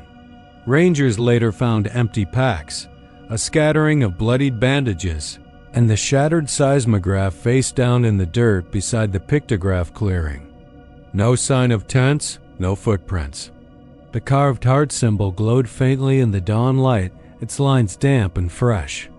And beneath it, if you pressed your ear to the ground, you'd feel the soft thump, thump, echoing through the soil, pulsing with patient promise, waiting for the next curious hand to trace those ancient carvings and awaken whatever slumbered beneath Copper Break's earth. I never believed in ghosts until that night at Dinosaur Valley. I'd been on the late shift for almost 2 years, walking the banks of the Paluxy River under a sky so full of stars it felt like someone had spilled diamonds, and the only sound was the crunch of my boots on gravel and the distant hoot of an owl. We had old legends about a railroad tunnel carved under the old stone bridge, but the Southern Pacific Line collapsed in '15 and the county sealed it, piling boulders and earth at the entrance so nobody could slip down there and never come back. They said the rock fall was 10 years old, safe and silent, just another relic of a world that kept moving on without us. But I was wrong. I was halfway across the bridge checking the iron railing for rust when I heard it, a squeak like wood on rock, faint but unmistakable, coming from under the arch. I froze, peering into the black maw of the sealed entrance. A cold breeze brushed my neck, carrying the faint tang of kerosene, and somewhere deep inside, a dull glow pulsed like a heartbeat. My radio sat silent on my belt, and though I clicked the call button, nothing came but static. I thought maybe a trapper or a caver had slipped in, ignoring the warnings. I dropped to my knees and ran a flashlight beam over the piled stones. All I saw at first were broken ties, splintered like old bones. Then the light caught something metallic, a tarnished lantern, its globe cracked, lying on a ledge of limestone. The wick was smoldering. I'd never seen anything breathe fire under that rubble dot. My pulse thudded in my ears as I pocketed the radio and climbed down to the entrance. The tunnel mouth yawned like a wounded animal, its jagged teeth of rock and rusted rail spikes. Every instinct told me to turn around, call for backup, drive out of there like the place was on fire. But curiosity wrapped me in ice. I pressed my back to the stone wall and peered inside. The lantern's glow bobbed against the far wall, disappearing. Behind a heap of rock, as if someone was stepping around the bend, its light tracing a thin path in the dust. And then I heard footsteps, slow, deliberate, echoing off the cavern walls. Each footfall was measured and firm, like a man who knew the tunnel better than I did. The echo carried my name in its cadence. Grady, Grady. My name whispered on the solace of those boots before the sound faded. I shut my eyes and counted to 10. When I opened them, the lantern was closer, its glow bright enough to cast dancing shadows on the ceiling. I took a step forward, and my boot clacked on a plank of wood that I swear hadn't been there before. The air inside tasted of damp earth and something sour old sweat, or maybe rot. A voice called from the darkness, low and thick, as if it was being spoken through a veil, "Get out." It wasn't a warning. It was a breath, a hiss that rattled through my chest. My breath caught, and I remembered the stories. The engineer, who'd gone mad after the collapse, screaming that the dead were clawing to be free.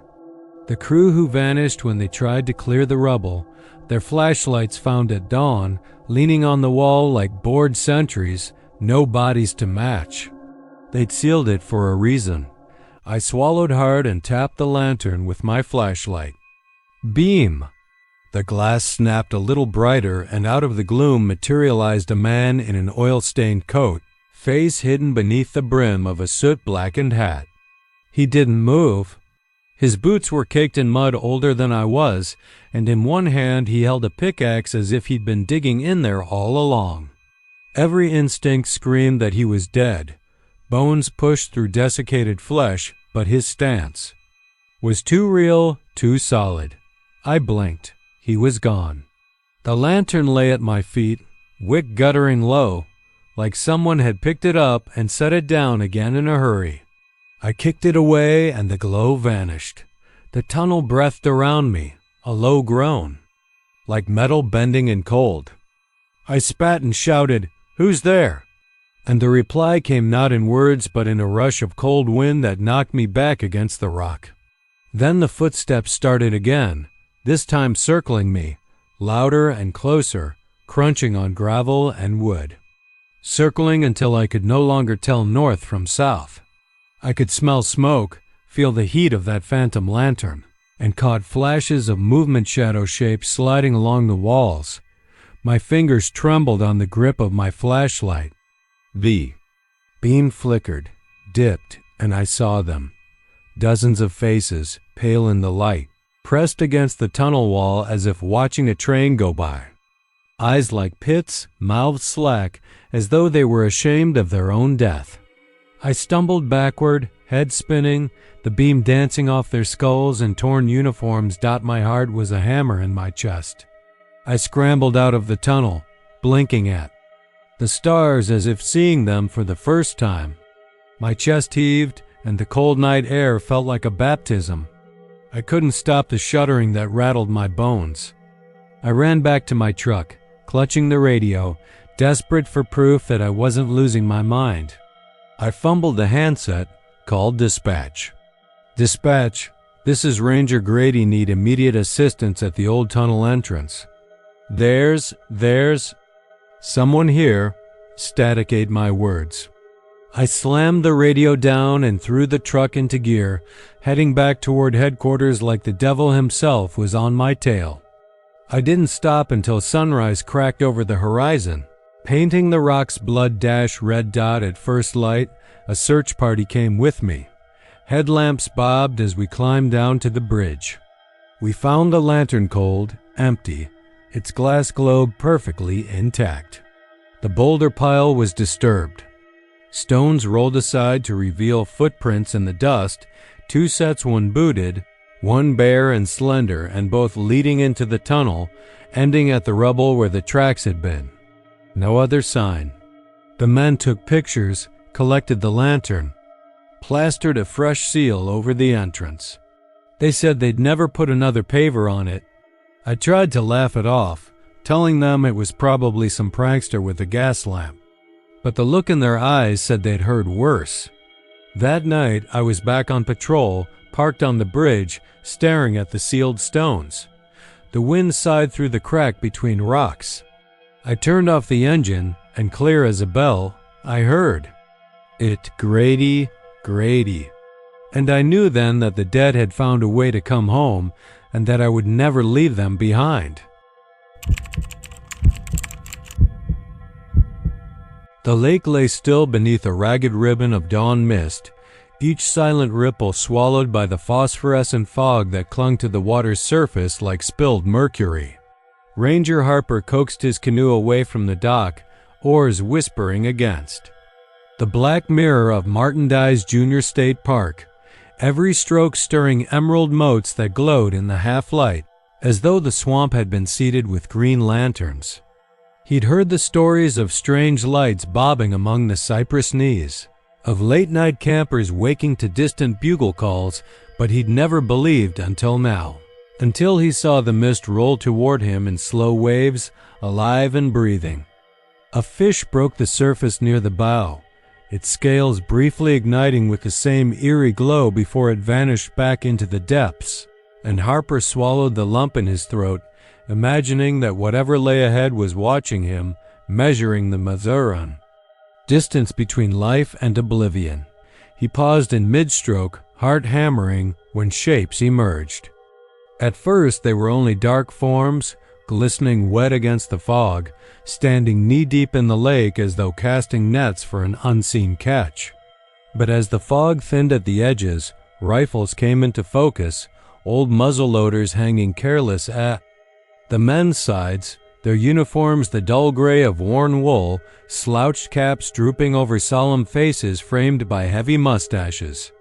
Even in that half-world light their eyes seemed alive, aglow with a faint phosphorescence that matched the mist itself.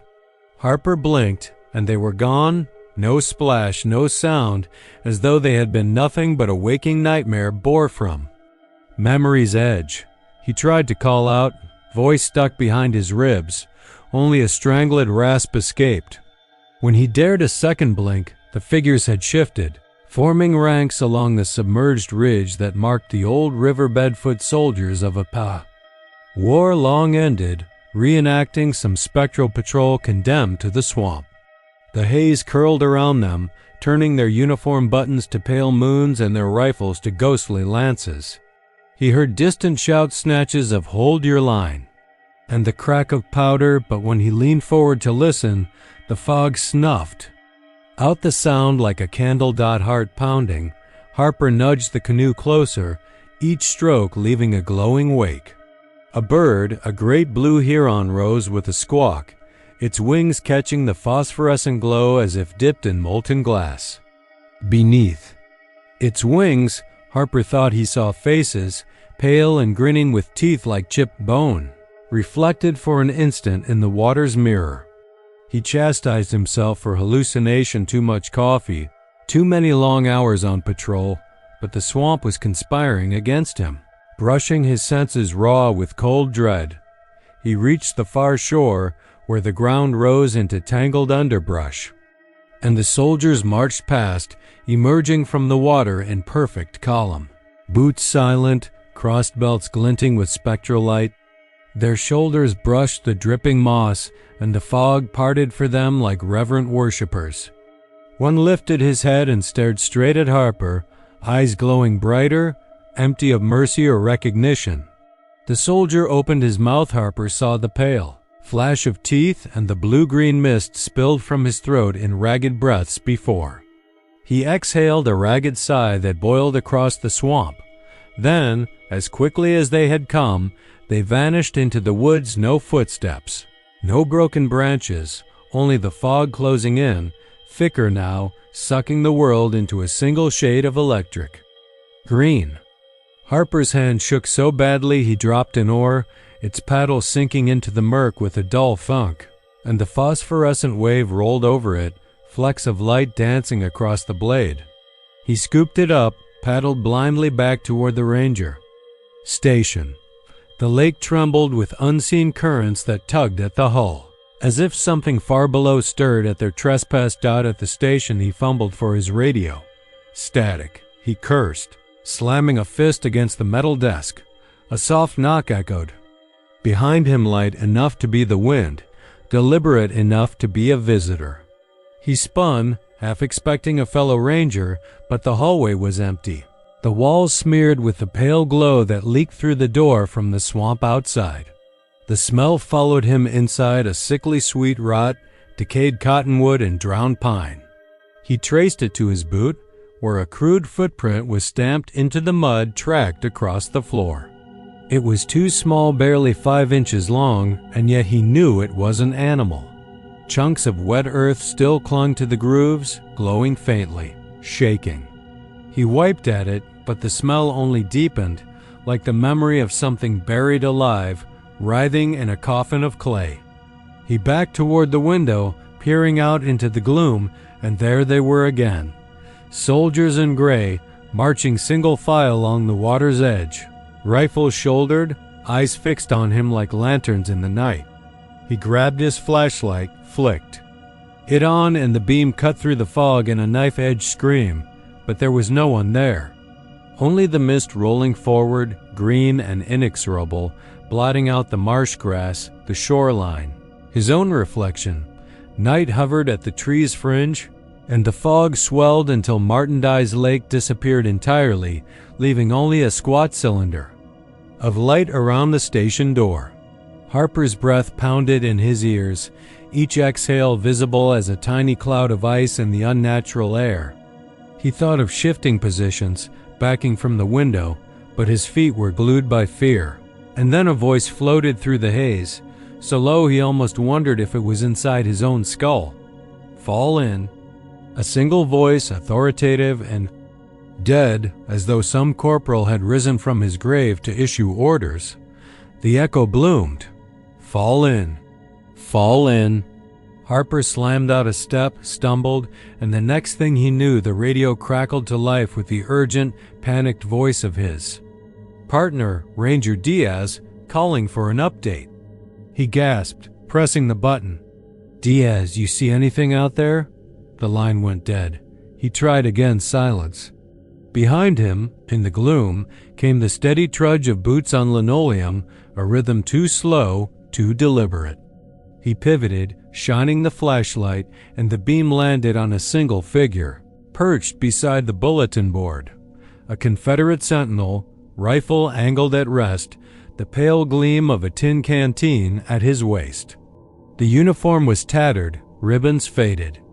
The soldier tilted his head as though considering Harper's fate before lifting a gaunted hand and pointing toward the door. Harper fell backward, dropping the flashlight. The canteen skittered toward his boot, spilling a puddle of inky water that glowed with the same sickly light. He scrambled to his feet, breathing hard, but when he struck the wall-mounted light switch, the bulbs flickered and went dead. He stood. In darkness for a heartbeat, only the glow of the spilled canteen lighting the room like a dying ember. Then heard the soldier's footsteps recede. Through the closed door, the fog pressed like a living thing, throbbing, hungry. The devils. Breath of ancient war spelled out in luminous mist. Join us. Ranger Harper forced himself forward, yanked open the door. The fog rolled in as though greeting an old friend, but beyond it, the world had shifted. The lake was gone. In its place lay churned earth and shattered rifles, boots half buried in mud that glowed with drowned soldiers' grief. Figures knelt. In rows, heads bowed, bayonets at rest. Their breath steamed in the cold air. Their necks snapped up as one, eyes blazing with mournful fire. Harper blinked, and when his eyes opened, the sun had broken through the trees, yawning across the sky in timid gold. The fog evaporated, and the phantom army dissolved into motes that drifted upward, vanishing like embers on a breeze. He stood alone on the muddy shore, heart thrumming, the morning air warm now, sweet with pine resin and promise. His flashlight lay at his feet, its beam dead, the spilled water dried into a ring of pale crystals. He swore he would leave this place, that no rational man would ever return. As he stepped back toward the station, he glanced over his shoulder. And there, at the water's edge, stood one ghostly soldier, hands clasped behind his back, cap in hand, tipping it in salute. His eyes burned like embers. Harper met that gaze, and the soldier's lips curled into a sad, knowing smile. Then vanished in the blink of an eye, leaving only the echo of a bugle call carried away on the wind. I first noticed the sign when I came on duty at dusk, its charred wood jutting crookedly from the loamy earth where the old trail marker once stood. It wore the scars of fire, blackened splinters flaking away in the grip of my gloved fingers. We'd lost track of how many times park staff had staked a fresh post in that spot, carved the directional arrow with careful hands, watched the sunset bleed across the Llano uplift, and by sunrise found it gone. When I reset it last night, I hammered and wedged that burned post until it groaned like an old man settling onto a porch swing. I painted the arrow bright white so nobody could miss it. I swept the ash from the base, lined the ground with stones to mark the spot. And then I went home, left the ranger station with the windows dark, the mist drifting in off the San Saba River like a ghost unwilling to vanish. At dawn I returned with coffee still warm in my thermos, and the marker had moved. I found it too. Miles down an unmarked game trail, its arrow pointing inexorably toward the riverbank where cattails swayed, but no path existed. My pulse rattled in my chest like loose change. Footprints in the soft soil led from my handiwork to the new site, but they trailed off before reaching the river's edge, as if the walker had vanished into thin air. I thought maybe a prank, until the footprints circled back and stamped a signpost clean on the opposite side, then disappeared into a thicket of mesquite. Yesterday afternoon the same thing happened again. By the third reset, the burn marks had blackened too deeply for new paint to stick, so we replaced the post entirely. A fresh slab of pine, blank and smooth. By morning, the wood was scorched. The arrow, pointing downstream, charred but resolute. The ground around it danced with footprints, 2 sets, sometimes 3 none, matching the boots of our crew. We found bits of curled bark scrawled with strange symbols, like letters half erased by smoke. Nobody liked working that stretch of trail anymore. Rangers whispered about curses, about old Comanche rituals, about something in the river that coveted direction and lured the curious to their deaths. They told stories of Lone Star devilfish that dragged waders under, of drowned fishermen whose faces appeared pressed against the murky glass of the water, mouths opening in silent screams. I laughed it off. I'm a scientist by training, a savant by training, lover of maps and satellite imagery. I put faith in tools, in compasses and GPS coordinates, not folklore. But the sign moved again at first light, and this time I decided I'd stay until the sun went down. I camped alone at the edge of the trial marker's birthplace, built a small fire in the pit, strapped a headlamp to my forehead, and settled. Into a folding chair with a thermos of coffee, a rifle for company, and my notebook for observations. The forest closed in around me, live oaks and juniper hunching over the trail like silent sentinels. Frogs chirped by the river, cicadas thumped in the canopy, and the wind whispered through the leaves with a curious intelligence, as if it carried voices in its breath. I watched the sign like a hawk, but hours slipped by without incident. At midnight I dozed, jolted awake by the snap of a twig. The fire had died to glowing coals. Moonlight filtered through the trees, casting ghostly patterns on the undergrowth. My headlamp lay dead in the dirt, batteries spent. I reached for it and realized with a lurch that the charred stump of the old marker lay at my feet, the new post nowhere in sight. Heart pounding, I stood up and followed a smudge of footprints that glimmered silver in the moon's glow. Tiny prints like a child's, except too long and narrow. They led away in a perfect line, straight toward the river. I grabbed my rifle and moved after them, boots whispering against fallen leaves, every hair on my neck prickling. I called out, "Hello?" But only the current answered, river water tumbling over stones like whispered laughter. The footprints ended where there was no ground, just the slick boulders of the riverbank.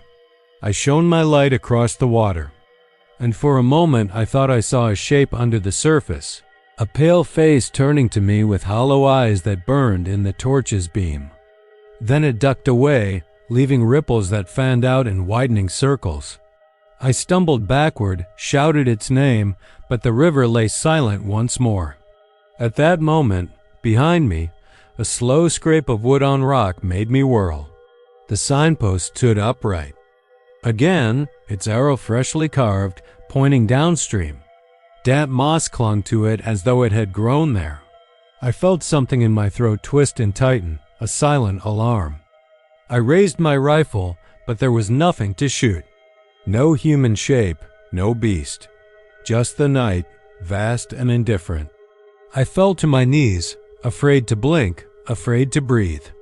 When dawn arrived, Riley from maintenance found me curled around that post, my hands pressed to the carved arrow, eyes wide and unseeing.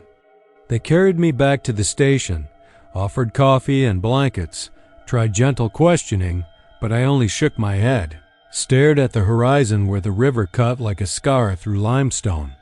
At noon, they sent another crew to reset the marker. By evening, they called me. "It's happened again," Riley said, voice tight. He sounded older. "It's back at the gate. Burned to a stump." I left the station without my keys, barefoot in socks, and ran to the entrance. The ranger gate stood open, signpost planted in the pavement, arrow pointing inward, as though demanding that staff anyone step across the threshold. The road beyond curled into the woods like a serpent. I pressed my palm to the arrow, felt its burn sear through my glove, and a whisper drifted in on the breeze. "Come find me." Then I smelled the river, wild and rich, calling like a promise. I stepped forward, and the world tilted. The pavement dropped away, Trees swarmed in around me, and I was falling through leaves, branches whipping my face. The signpost stood above me, impossibly tall now, its arrow piercing the sky, pointing down. I know I should be dead, that no one will find me, that this story will end with me lost in those hills, drawn ever onward by a burned sign that cannot be stopped. But if you ever come to Colorado Bend and see the marker ask you, no, it's not. Wind or vandals. It's watching, waiting to lead you where the river runs dark. And if you follow it, you will never come home. At midnight, the moon huddled low behind a ragged bank of clouds, casting the dry dam at Tyler State Park in a half-light that made every cracked expanse of earth look like the scabbard-over flank of some long-forgotten beast. The crew marries all. Lonnie and Troy had been working since dawn, hauling out rusted rebar and filling in deep gouges in the concrete spillway. The reservoir bed below them yawned empty and silent, bone dry for 40 years, its only inhabitants the occasional rattlesnake or scavenging vulture. They'd grown used to the eerie stillness, joked about it over coffee and dragging hoses, but none of them could have prepared for what came next. Marisol was first to hear it, a soft sucking sound as if water were being drawn up out of the dust by some vast, unseen vacuum. She paused, trowel halfway to the wheelbarrow, cocking her head. The thrum of the generator and the hiss of pneumatic drills faded into the background. Lonnie and Troy glanced at each other when she called out, voice low, "You hear that?" Marisol whispered, moving closer to the dam wall, knee bent on the cracked concrete. She pressed her palm against it. The surface felt inexplicably damp, though she knew it was bone dry. Lonnie walked over, his boots crunching on the shale, and knelt as well. He glanced at Troy, who was adjusting the beam of his flashlight, perked. Up by an instinct older than any of them. "That's impossible," Lonnie muttered, smoothing his hand over the concrete. "This whole thing's been dry since '85. A new sound rose behind them, a distant pulse of rhythm, like budding breath, followed by a hollow, echoing splash that reverberated off the embankments.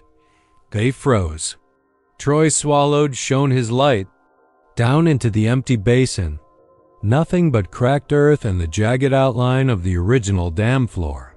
Then, just beyond the bank, a second splash, more insistent, closer, and faint a scream, so shrill and human that Lonnie stumbled back, knocking Marisol to the ground.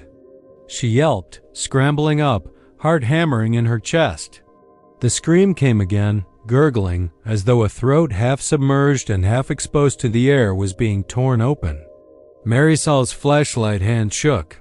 The ring of white beam trembled across the dry mud. "Let's get out of here," Troy said, voice thick. But before they could turn, the sound shifted above them, a wet, sliding hiss as if a body dragged itself along the top edge of the spillway. Something moved in the moonlight just a flicker, a silhouette perched where the dam met the sky. Lonnie pointed, voice cracking. "Up there," Marisol squinted. At first she thought it was a branch, but then it straightened. A figure, in the faded uniform of a park ranger, soaked to the waist in phantom water that clung around the waist like a halo of dripping mist. The uniform was old-fashioned tan shirt buttoned to the collar, green trousers that looked freshly pressed though. The entire park staff knew no one wore that style since the 70s. The figure lifted an arm and let it fall in a gesture that was almost polite, as though beckoning them to cross into the basin. Then its head turned. There was no face where its eyes and nose should be, only a formless void that pulsed with dark light. Its mouth parted in a silent scream, and a cold wind howled down across the dry dam, carrying the taste of rot, like water that has stagnated for a century. Marisol stumbled backwards. Her flashlight flicked and went out. In the sudden blackness, the sound of splashing multiplied, coming from every direction. It was as if the reservoir had filled in an instant, with voices shrieking under the surface. Lonnie fumbled for his own light. He flicked it on, then narrowed his eyes at the sight. The dry mud beneath their feet was rippling, as if stirred by something moving underneath. Dark rivulets of what looked like water slid through the soil, pooling at their boots, sucking at their ankles. "This isn't happening," he croaked, but even as he spoke, the mud around him seemed to throb, pulsing under invisible waves. Then, the figure spoke, its voice layered, a chorus of drowned men and women singing and screaming at once. "Repair me," it said, words like stones dropping in deep water. Marisol stumbled, tears streaming as she recognized the uniform. Ranger Elijah Jenkins, lost in a flash flood back in 1959. His body had never been found. They had searched the river for weeks and eventually declared him swept away, lost beneath the waters that once filled this basin. "Repair me," he said again, and the earth sighed, a long, mournful sound that vibrated through their bones. Troy dropped his light, rubbed his hands across his face. They said the dam was safe to fix. We're just patching cracks."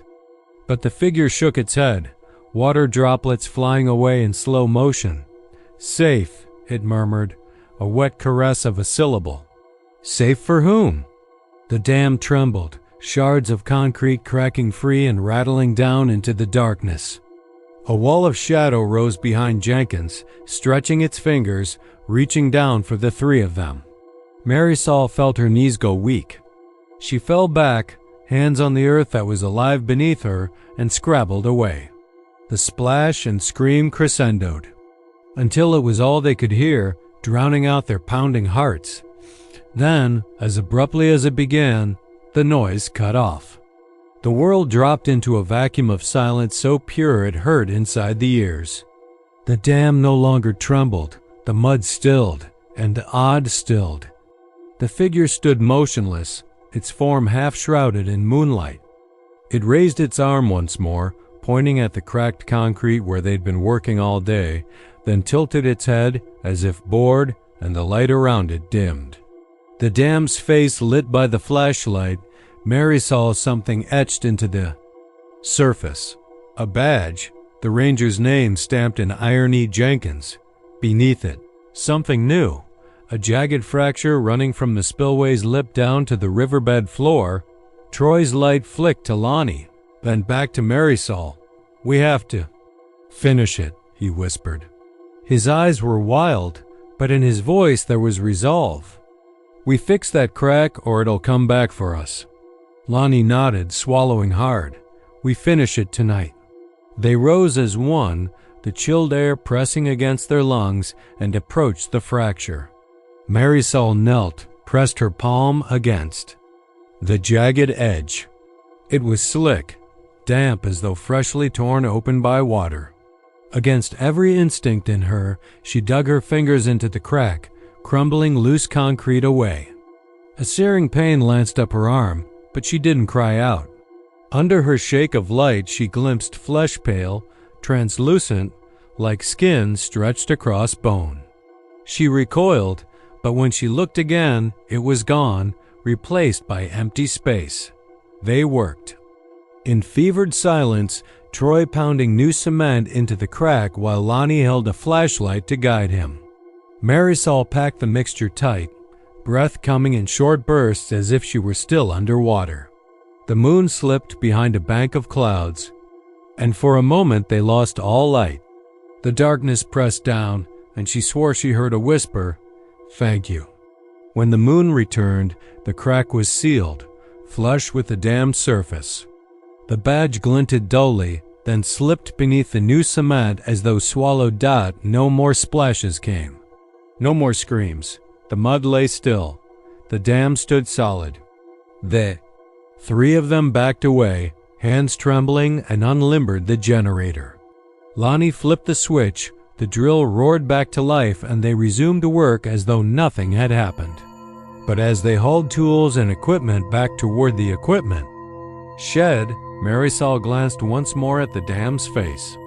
In the fresh concrete, Faint lines curved where Jenkins's badge had been, an impression that would fade with the wind and rain. She exhaled a breath she hadn't realized she'd been holding. She shook her head as though to clear it and kept walking. Behind her, the dam stood tall against the night sky, a silent sentinel guarding a secret older than any map or record. Somewhere deep under its surface, where the last vestiges of water had pooled and vanished, a lone figure drifted, waterlogged uniform clinging to ghostly flesh, watching the repairs. And one soft, distant whisper, like breath across a tombstone, set the leaves trembling in the pines. "I'll remember." The first time I heard about the phantom fire at Palmetto, it was a whisper in the dark. A ranger swapping stories by the lamplight of a battered Jeep, half convinced she'd lost her mind. She'd been doing a midnight check of the north boundary trail, humming to herself through the hush of ancient pines, when she saw it, an orange flicker that danced like a will-o'-the-wisp between the trunks, far enough off the beaten path that no campfire could reach it. Curious, she nudged her headlamp toward the glow and thought she smelled smoke, but when she drew close, the air was crisp and cold. No smoke curled through the pines, no heat radiated from the point of light, yet there, perched atop a fallen oak, molten tongues licked at the needles until they shone red and lifeless. She reached out to touch the charred wood. It was icy to the touch, and unbroken no ash fell between her fingers. No ember clung to her gloves. By the time she radioed it in, the fire had winked out as though it had never been. The postmaster. Assumed a prankster, another late-night thrill hunter blazing kindling and retreating before dawn.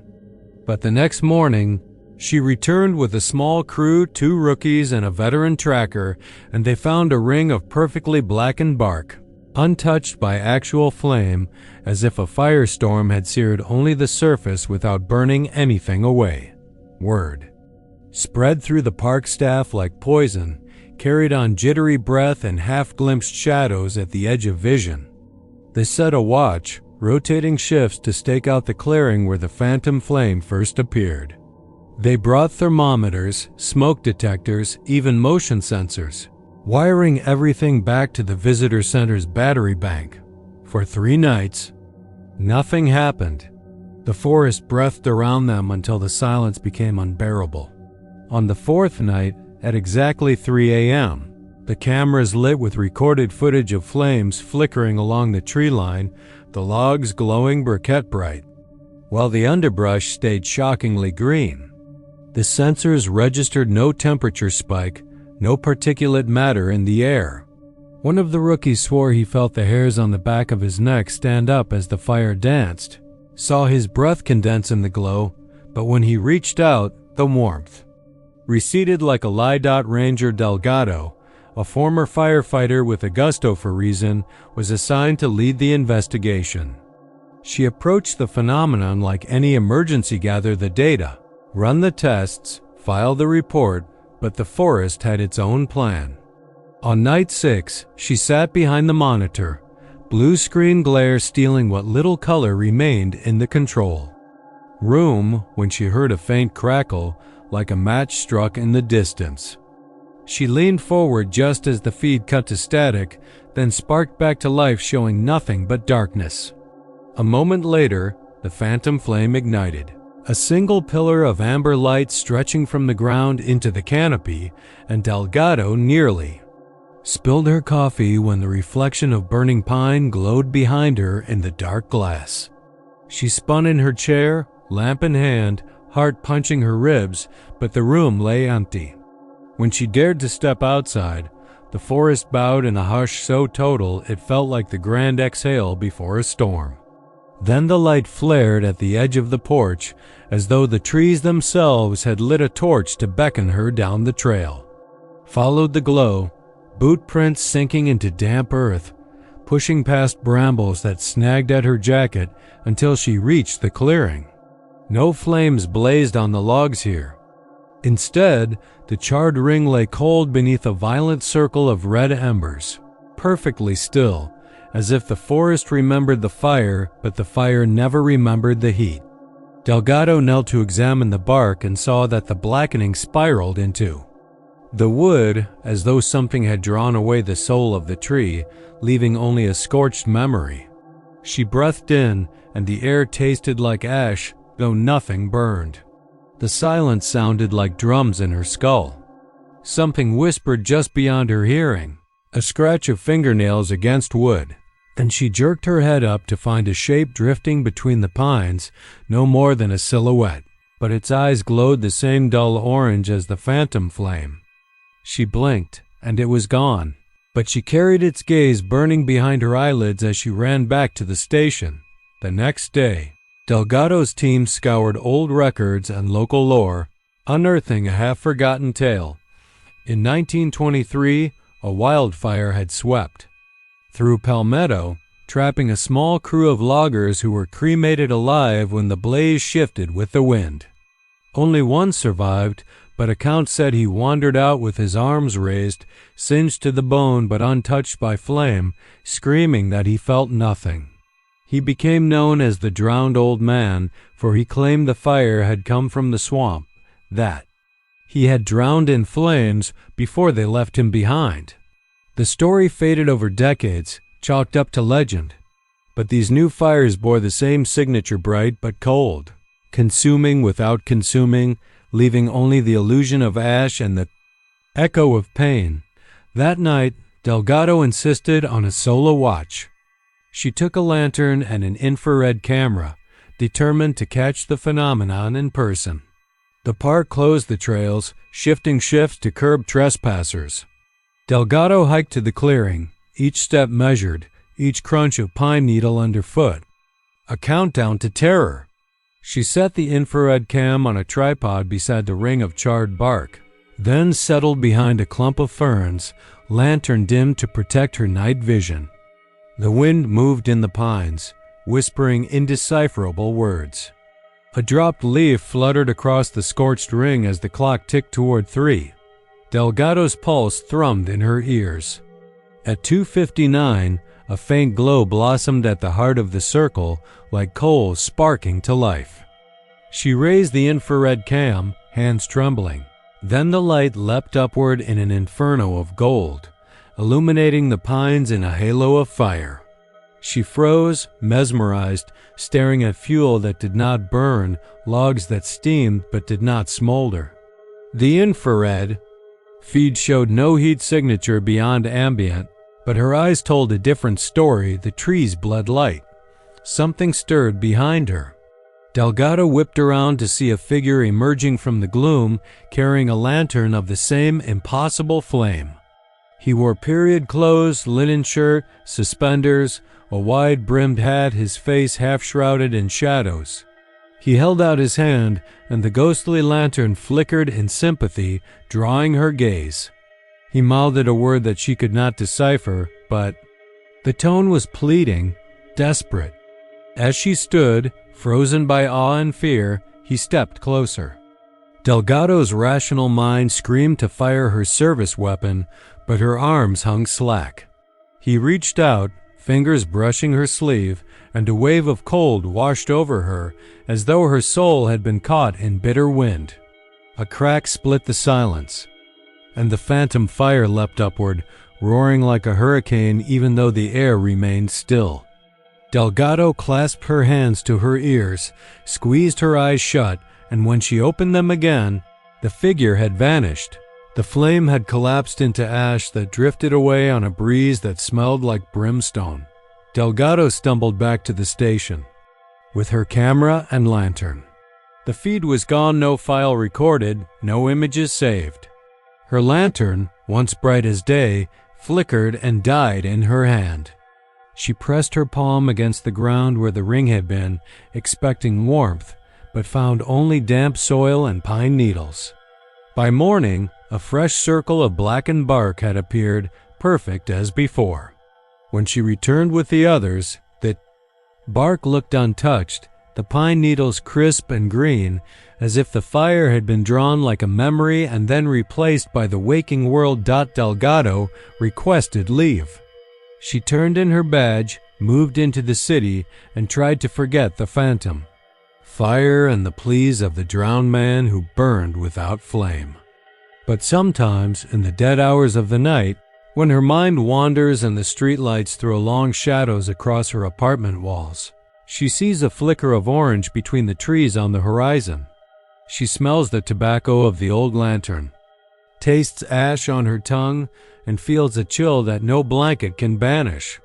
And she knows that the phantom fire still waits, burning bright beneath the pines of Palmetto, never consuming, never fading, feeding on something beyond fuel, beyond flesh, and one day it will burn again, calling to the living with the promise of warmth that brings only death. It was dusk when Jade Marino lifted the SD card from its plastic pouch and slipped it into the recorder, her flashlight winking across the muddy bank of Lake Casablanca. The humidity clung to her skin like a second prayer, and the thick scent of wet reeds rose from the water's edge. Behind her, the wildlife camera sat half buried in the clay, its eyepiece smeared with mosquitoes crushed in panic. She pressed play and held her breath, expecting only the chirp of crickets or the rustle of a raccoon paws grazing cattails. But what crackled through the little speaker was something else entirely. At first it was low, a distant keening that could have been the wind twisting through the trees. Then it grew more urgent, more human. The sound on the recorder was raw and brittle, like thin glass shattering. Out of nowhere came a woman's scream, sharp and ragged, a scream that should have been impossible. The microphone on that camera had been dead for months. Jade had triple-checked before mounting it last week. She stared at the timestamp, May 14, 1974. That was the night Evelyn Hart disappeared, the night no one ever found her body, the night when her shriek haunted every waking hour for weeks. And yet here it was, filtered through decades of silence, recorded by a lens that had no voice. Jade's pulse kicked into her throat and she fumbled back, dropping the recorder into the mud. Raindrops began to fall, fat and heavy, as if the sky itself wept in recognition. Her flashlight beam swung back to the camera, and she saw what she thought she'd imagined. The lens cap was off, though she was sure she'd fastened it tight. The batteries were freshly replaced, though she hadn't done it. She sank to her knees, the mud sucking at her boots, and keyed in the next SD card. This one came from the old boathouse camera, anchored on a half-submerged pole where the water lapped against rotting boards. She hit play again. At first, just water, the swell lapping in and out, a fisherman's silhouette drifting across the frame. Then, beneath that gentle pulse, came the howl-along keening wail that rose and fell like breathing. The fisherman spun, dropped his pole, and ran toward the shore as the howl tapered into silence. The timestamp read April 2nd, 2025. But the audio track wasn't touched. She'd turned the mic off days ago to save power. No explanation fit, except something old lurking in the reeds. Something hungry for that woman's final breath. Something that could twist time for a moment and leash past to present. Later, back at her trailer where the generator droned like a restless animal, Jade watched the footage again and again, mapping the intervals between howls and screams. She talked into her voice recorder as though speaking to someone, her exasperated partner, her long-dead mother, a future archive keeper who would scoff at her findings. The locals thought old Evelyn's scream was just another ghost story. They told her the lake was cursed, that county workers had found hollow shells of boats before dawn, twisted metal with no humans aboard. They said glassy-eyed children sometimes wandered out of the mesquite before sunrise, whispering Evelyn's name. But none of it had concrete proof, just legends told over beer and barbecue. Now Jade held something more tangible, proof that the past hadn't stayed buried, that the camera lens could not only see but listen across time.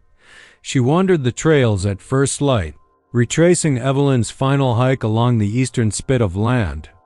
The path narrowed where the palmettos crowded close, forming a tunnel of serrated leaves. Jade's own voice came back to her recorder in a shiver. "If you're here, Evelyn, show me?" Nothing answered except the clap of her own boots on pine needles. Then, around the bend, a camera her own, pointed into the woods, snapped a single flash.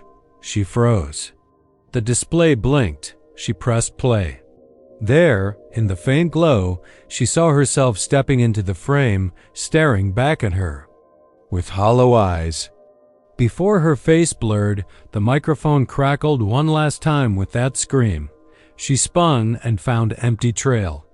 No sign of the camera's SD card, though the slot was open. Her breath came fast, and she felt impossibly small beneath the looming pines.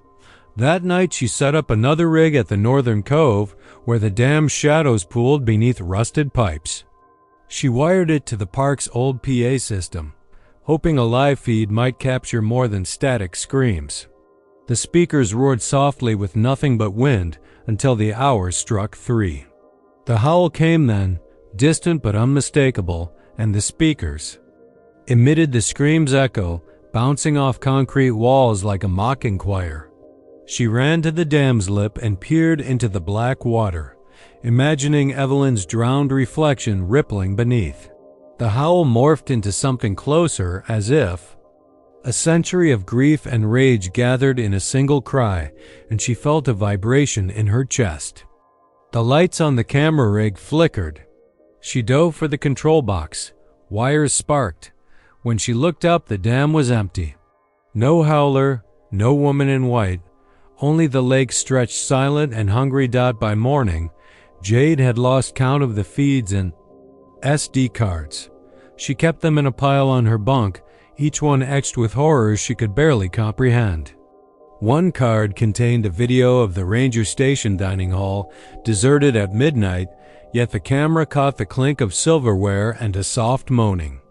Another showed a patrol boat drifting alone on glassy water, though no one had launched it in weeks. The hair on her arm stood at attention as she replayed each. She felt as if she were trapped in a spider's web, each strand woven from Evelyn's long-forgotten pain, tying her to a fate that would end in echoing screams. The final night, driven half-mad by static shrieks and unseen watchers, she packed her gear onto a canoe and slipped into the cove where Evelyn's scream had first been heard. The sky was moonless, and the lake was a void swallowing the stars. She paddled until the reeds fell silent, then set the camera on a rock jutting from the water like a sentinel.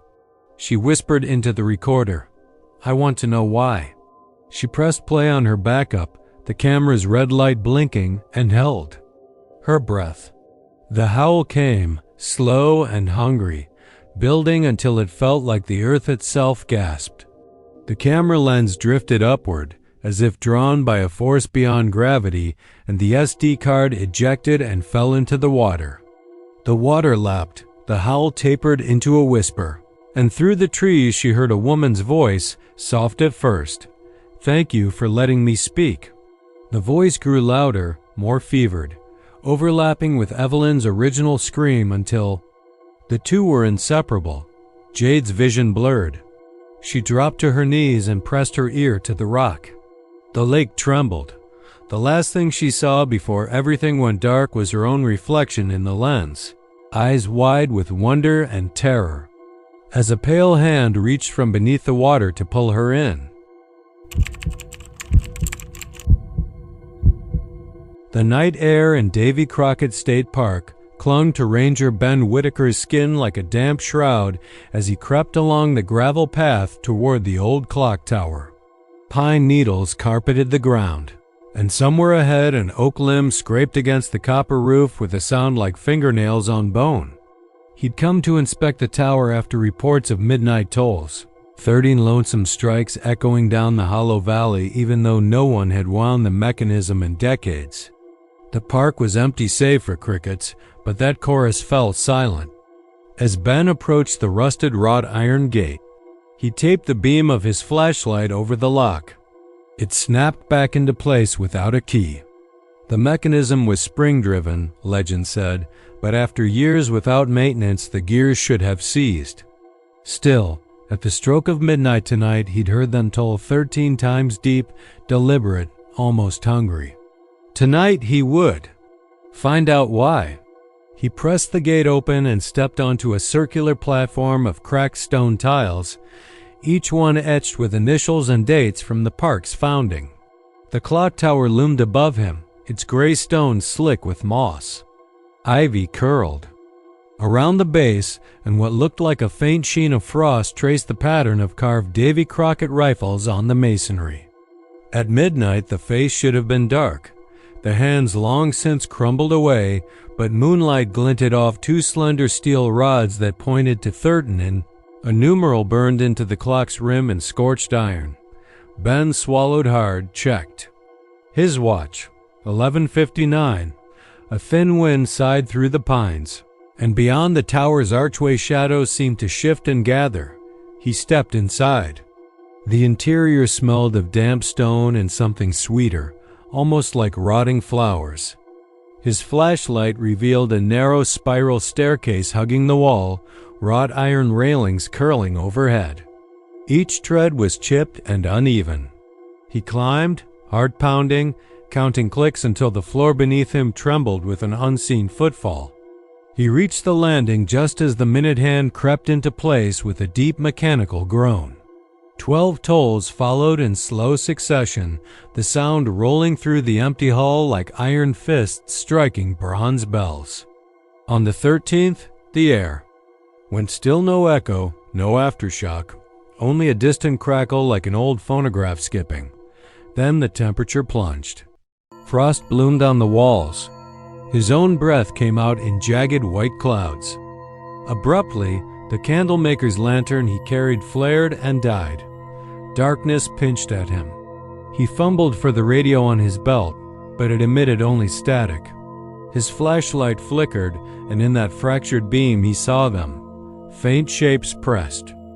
Against the glass of the clock face, pale hands sliding along the Roman numerals from dusk until now. Their eyes were hollow, their mouths half open in silent screams. He stumbled backward, nearly tumbling down the stairs, and when the light steadied, they were gone. He should have run, but something held him, something like fascination mixed with dread, so he climbed the final few steps to the belfry. There, suspended above a tangle of gears and sprockets, hung a single bell the size of a hog's head, tongue frozen in mid-strike. The gears below it turned gently, as though tended by invisible hands, and each coil of metal wire looked new, untouched by rust, feeding down into a cavity in the stone floor as if drawn from an eternal spring. He leaned in, pressing his ear to the rim, and heard whispers, voices from another time. A woman's laughter, high and brittle. A child's voice begging, "Let me go." A man's low curse, followed by the sound of leather boots on wet stone. He staggered back and his lantern hit the floor, spilling yellow light that danced over the smooth inner walls. Names were carved here. E. Harper, 1937. J. Morales, 1952, and dozens more, each date marking a disappearance. He traced. The newest carving, B. Whitaker, 2025, freshly gouged, edges still raw. His blood froze. His reflection shimmered in the glass of the clock face, pale, hollow-eyed, and smiling. Behind him, the bell swung once, sending a single chime into the night. That chime vibrated through his bones. He spun toward the entry, but the hatch had shut. The view through the glass was no longer woods and pines, but the inside of the tower. Narrow corridors lined with shadows that slithered like living things.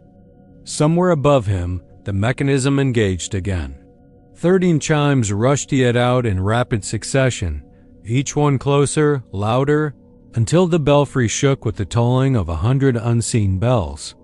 Time itself seemed to warp. His watch hand spun. Backward. His radio crackled, his own voice screaming for help from a deep well of static. He ran down the stairs, arms flailing, but the steps stretched on forever, as though the spiral had no end. Candles flared into being along the walls, revealing ghostly figures perched on the stairs above him, park rangers from long ago, clad in olive uniforms and wide-brimmed hats, their faces empty voids. They raised arms in salute and pointed toward the landing. Their mouths moved, but no sound escaped. Cold dread flooded Ben's veins. At the bottom, the door swung open of its own accord, revealing the moonlit courtyard. He stumbled out, lungs burning for air, and a sudden gust shut the sheaths hatch behind him with a clang that echoed across the clearing. The gears ground to a halt, the frost dropped from the stones, and the night returned to silence. But across the grass, the clock tower tolls had not ceased. They pulsed in his chest like a second heartbeat. He checked his watch. 12:32 a.m. Though it should have been 12:01, the hour had stretched. His radio crackled to life with a familiar voice, his own, calm and collected, reporting the tower was secure. Ranger Whitaker's jaw dropped, and in that instant the shadow of the tower fell over him like a long black finger. He turned to run, but found he was already climbing the gravel path toward the gate again, compelled by some ancient programming. The wrought iron latch snapped open, and the clock tower loomed taller than ever, its face gleaming with steel hands poised above 13. The forest held its breath as the bell tolled once more, and the echo rolled across the pines until the first light of dawn chased it away. In the visitor log they found only one entry, nothing to report, signed B. Whitaker, time stamped. At 1 second past midnight, no one ever saw him again. The clock tower stands quiet now, waiting for the next curious soul to wind its clocks, and when the moon is high and the wind is still, it will toll for them all. They set out before dawn, heavy boots crunching over frost-hardened leaves, the diesel engine of the flatbed idling low as the trailer's ramp clanged open. The trail crew from Waco had been contracted to clear deadfall along the eastern corridor. Of Mother Neff State Park and Roy Castillo, their foreman, figured it would be another routine week: chainsaws, axes, and hauling brush until the forest looked fresh. But as the sun bled pink through the loblolly pines, Sammy Holt spotted the first one, a half-buried antler, bleached bone against dark soil, tines curving like a skeletal hand. He knelt and pulled it free, dusting pine needles from its ridges. He frowned. There was something deliberate about its placement, almost like it had been set there. Still, deer left antlers all the time. It was just another oddity in the woods dot by the time they found the second. Roy had drawn a yellow caution flag around a fallen oak. Its stump was ringed with antler fragments, jagged bits of bone leaning inward, as if pointing at something in the center. The men exchanged uneasy glances. They'd cleared worse messes, old campsites, and the occasional poacher's trap, but this felt organized. As the day wore on, they uncovered more stumps, each one crowned with a perfect rack deer, skulls whittled clean, antlers cross-hatched onto the sprouts of new saplings to form crude, grinning faces. Eyes of antler loops stared down at them, mocking. Roy took pictures, blinking into the afternoon haze, trying to prove it was just somebody's sick art project. But when he reviewed the shots back at camp, he noticed something that made his skin crawl. Each face seemed to be turned just so, as though they were watching them work out at dusk. The crew gathered around a fire ring near the old ranger cabin, the trees black silhouettes against the last glow. They joked about ghosts and wendigos, casting uneasy laughs into the smoke. But when Marcus, the newest member, wandered off to piss behind the half-fallen sycamore, he returned pale, breathing hard. He claimed he'd seen something move something. Low to the ground, antlers brushing branches, slinking between the trees. He swore it watched him. Roy raked embers with a stick. "You're tired," he said. "We pack up early tomorrow and forget this." But Marcus kept blinking, staring into the fire as if it held an answer. Their rest was broken by scraping like claws dragging over bark at the edge of camp. Roy grabbed his flashlight and stepped out, the beam slicing through the darkness, to reveal a tall, gaunt silhouette standing beyond the tents. It raised its head, and for a fraction of a second, Roy saw it. A deer skull perched on shoulders roughly human, empty eye sockets leaking darkness. Then it vanished, swallowed by the pines. He slammed the door on his trailer and woke the others. In the huddle of fear, they agreed to quit. No bonus was worth this, and none of them fancied being antler food. They hit the road at first light, the back of the flatbed now empty of wood but full of tension. Roy glanced at the rearview mirror and froze. Stuck to the tailgate, interlocked. With the safety chain was a single antler-fresh bone, yellowed at the base and sharp at the tips. He slammed on the brakes. The guys piled out. Marcus knelt to pick it up, and as he did, the underbrush whispered as though 1,000 brittle branches sighed in unison. Marcus held the antler up and squinted. Roy felt a tremor in his chest. He recognized those ridges. It wasn't a deer's antler. It was too small, too symmetrical, too neatly carved. He edged closer. Where the antler's base joined to the skull, 3 tiny notches had been gouged like tally marks. And along one tine, a pattern of dots and shallow grooves formed the shape of a face eyes, a gaping mouth frozen in silent scream. The others crowded around. Pete, the mechanic, spat on the ground. "Someone's playing sick jokes on us," he muttered, but his voice shook. Roy fist-bumped the antler, turned it over. In his hand, he felt heat humming through the bone as if it had been in a fire. He dropped it, and it snapped, halfway through the shaft, the pieces falling apart like brittle chalk. They loaded the guys into the cab and tore off, leaving the antler fragments behind. Roy dared not look back, convinced he'd see a face or, worse, a shape perched on the empty stump where they'd left the pieces. They thought they were free, but Mother Neff had no intention of letting them go clean. At the highway's crest, they found the antlers again tied in a perfect wreath around the grill of the truck. Interlaced with strips of bark, the fragments assembled into a grin beneath the headlights. Roy jammed the truck into park. They ripped the wreath off, hands trembling, bits of bone skittering into the road. The engine stuttered and died. In the windshield's reflection, they saw them, stumps marching behind the rig, antler-faced and still, their empty eyes fixed. And beyond, something moved. The same gaunt figure from the night before, stepping into view with broken branches for arms. Antlers balanced crooked atop its skull. Roy started the engine and sped off, tires spinning gravel into dusk. Behind them, the faces multiplied on guardrails, on road signs, beneath underpasses, each one more detailed, more alive. They drove until the sky bled to black, then stopped at a highway diner for coffee, hoping lights and other people would break the spell. But when they went outside, the lone street lamp bore a crown of antlers, faces carved into every tine, wicked smiles framed by shadows. Patrons fled into the diner, slammed doors. Roy leaned into the window, eyes watering.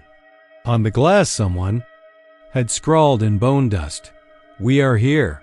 They never spoke of it after. The crew vanished from Waco's roster, their numbers dwindling as each felt compelled to disappear into the night to escape the whispers at the periphery of vision. One by one, they left their tools, their homes, boarding buses that carried them far from Texas. Roy boarded the last train to Austin, only to step off at a deserted siding outside town limits. He walked until the rails ended in rust and weeds, then turned to see what had followed. Nothing. Just the hush of grass and a single deer skull at his feet. antlers pointing upward like a twisted welcome. He kicked it aside and kept walking. Convinced that if he kept moving, the deer man would lose him. It was a false hope. That night, in a cheap motel off IH-35, Roy dreamed of Mother Neff, of deer faces leering through his window, of antlers carving the moonlight into patterns on his ceiling. He awoke to the sound of bones tapping against the glass. He sat up, heart pounding, and saw them. Dozens of antlers arranged on the lawn outside, faces turned inward, watching him. He scrambled for his phone to call 911, but the screen was dark. An antler wreath framed the shattered handset. The bone tines pressed into the wood of the knitstand. Roy didn't wait. He bolted into the hall, ran down carpeted floors to the lobby. The clerk gaped as he burst through sliding doors, panting. Outside, the parking lot was empty. His own car and 100 antler faces on the asphalt, each more grotesque than the last, their whispers rising in a wind that carried no air. He ran to his truck, fumbled the keys, and roared onto the highway. Behind him, the night seemed to waver, the heat mirage of headlights revealing the forms pacing the shoulder stumps. Leaning toward him, their grin faces carved from bone, antlers arching in salute, they followed all the way home. In Roy's dreams, they gather now in his yard, in clusters around the streetlights. In the trees lining his driveway, their faces turned always inward. He never ventures out after dark. When he closes his eyes, he hears the snapping of antler tips, the clatter of bone, and the slow, mocking ticking of tally marks scraped into the base of each rack. He has learned the hard truth. However far he runs, however fast he drives, the bone orchard grows behind him, always planting new faces on every stump, waiting for him to stop so it can finally claim its last piece. The heat hovered over the rocky trail like a living thing, waves of sun-baked air shimmering above the limestone outcrops that marked the western edge of Inks Lake State Park. I told myself the afternoon haze was just a trick of light, a desert glare bending the world into a wavering mirage, but when I reached the archway, I understood that nothing here was ordinary. A natural tunnel carved through ancient limestone rose before me, its curved ceiling tinted saffron by the sinking sun. Beneath its yawning mouth, the damp air smelled of moss and something older, something like the breath of pale bones left to bleach in the dark. I stepped forward, each footfall echoing on the stone floor, and that's when the first flakes drifted down. At first I thought they were bits of chalk or lichen, pale flecks loosened by wind or time, but their shape was wrong, too precise, too regular. Triangular kernels no larger than fingernails, but jagged like broken shards of ivory. I caught one on the back of my glove and held it to the light. It looked exactly like a human molar, enamel dulled to chalk, roots long since crumbled. My heart thudded as more rained down, a steady snowfall of fossilized teeth spitting at my head in slow motion. My skin prickled. I wanted to run, but some dark compulsion held me rooted in place. When I was a child, my grandmother used to scare me with stories of cave-dwelling ghouls in the hill country, said to gnaw the bones of trespassers and swallow their souls.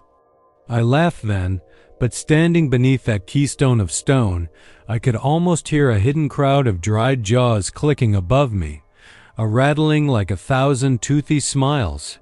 I shone my flashlight upward and the beam trembled across that arched ceiling, where teeth pooled in spoon-shaped hollows carved by millennia of dripping water and forgotten rituals. The walls were streaked with stripes of ochre and dark brown like veins in a living thing, and every so often a larger lump would shift and tumble out a canine or an incisor, its curve suggestive of a grin. My stomach twisted. I slammed the beam down, half hoping to banish the sight, half meeting its sick truth. A low rumble rolled through the tunnel. Not thunder, no storm had roared through central Texas in weeks, but some cavernous growl, as though the rock itself was awakening. The ground beneath my boots shivered, loose teeth skittering away into darkness. My rational mind screamed that it was an echo, a geological coincidence, and yet the sound carried a terrible intelligence. I swallowed, tasting grit and panic, and in that moment I realized I was not alone. A shape crouched beyond the flashlight's reach, hunched over the pile of teeth at my feet.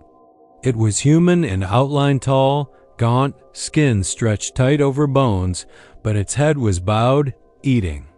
I couldn't tear my eyes from the motion, pale lips parting, a slick tongue flicking into an open skullcap, pulling free another flake to crunch between teeth that had no roots of their own.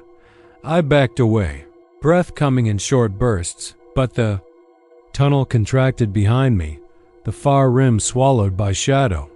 The creature paused, its head tilting with a slow curiosity that made me want to scream. Then it straightened, and I saw its face, hollow cheeks, eyes black with absence, mouth stretched in a permanent rictus of cracked enamel. It looked at me, and in that empty gaze I felt my own teeth ache, a phantom pain pulsing through my jaw. I dropped the flashlight, and when it hit the floor, the light skittered across the walls, illuminating hundreds of teeth pressed into the crevices like fossilized offerings. I heard them click again, as if applauding my terror. The beam finally settled on the creature's outstretched hand-bony fingers curled around a single tooth.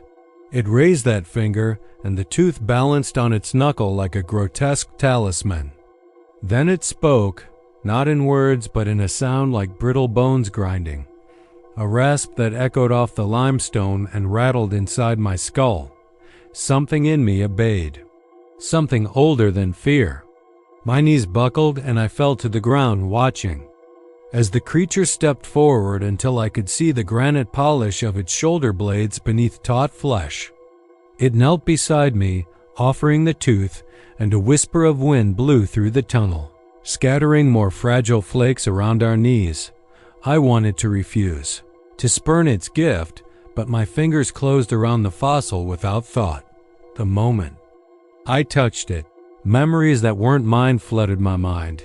A swirl of visions, ancient hunters kneeling before an altar of bones, sacrificial rites performed in moonlight, mouths opening to receive the teeth of their kin as a vow of silence, and secret knowledge.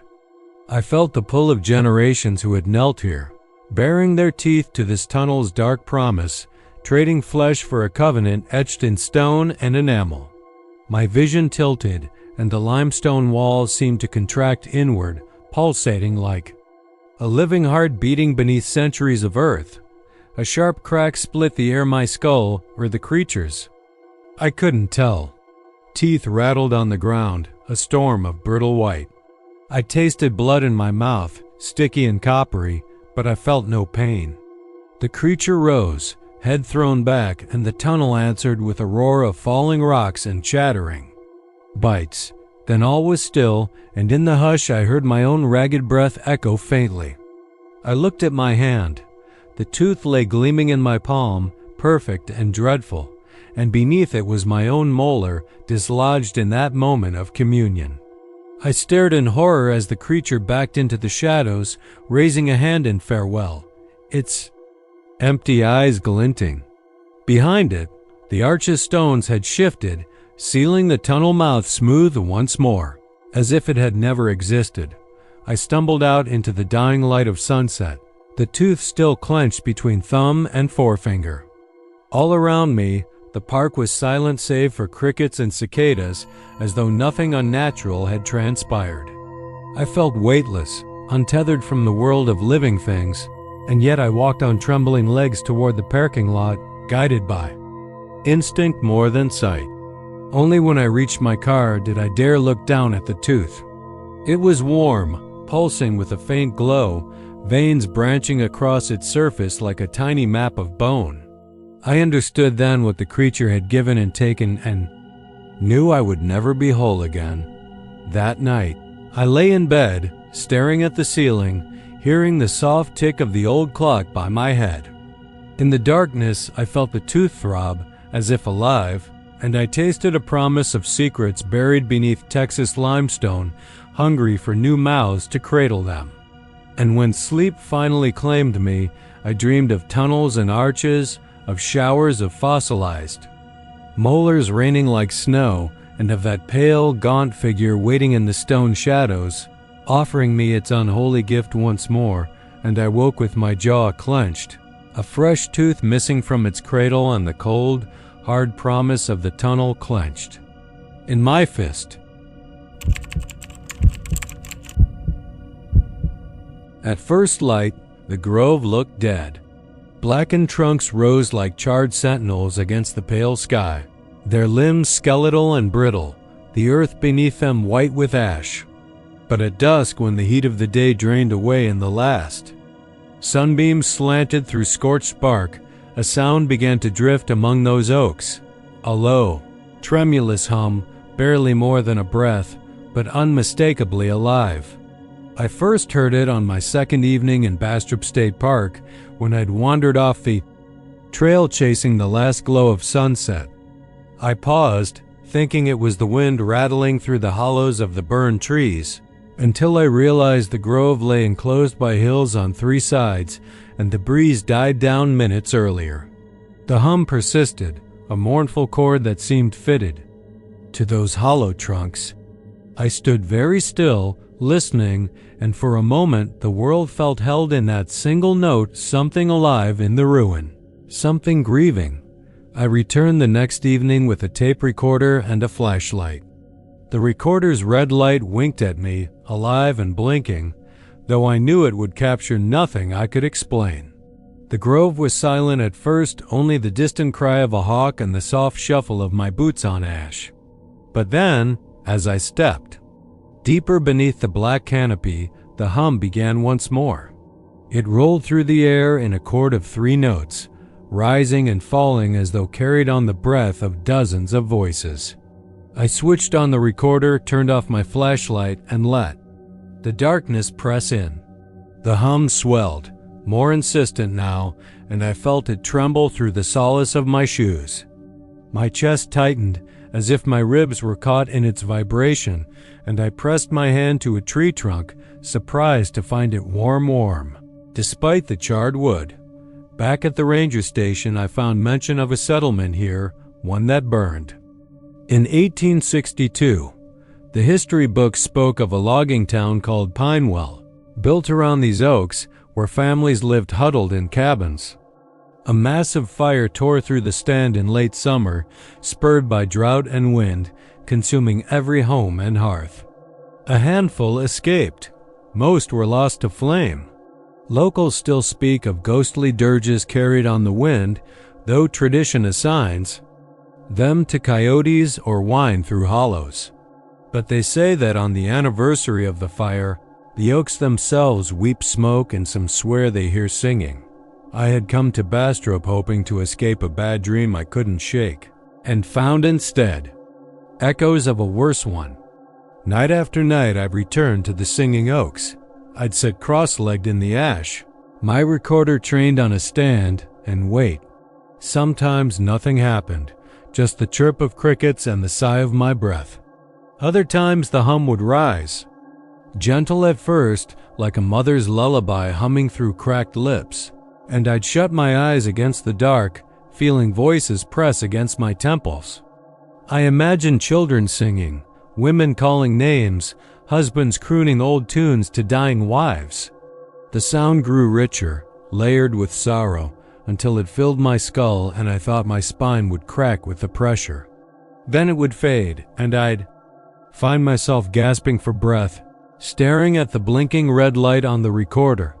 One evening I brought a friend, a park volunteer named Carla who believed in ghosts but scoffed at psychics. She stood at the edge of the grove, arms crossed, watching the trees while I set up the recorder. At dusk the hum came on schedule soft at first, like bees in careworn hives, then louder, closer.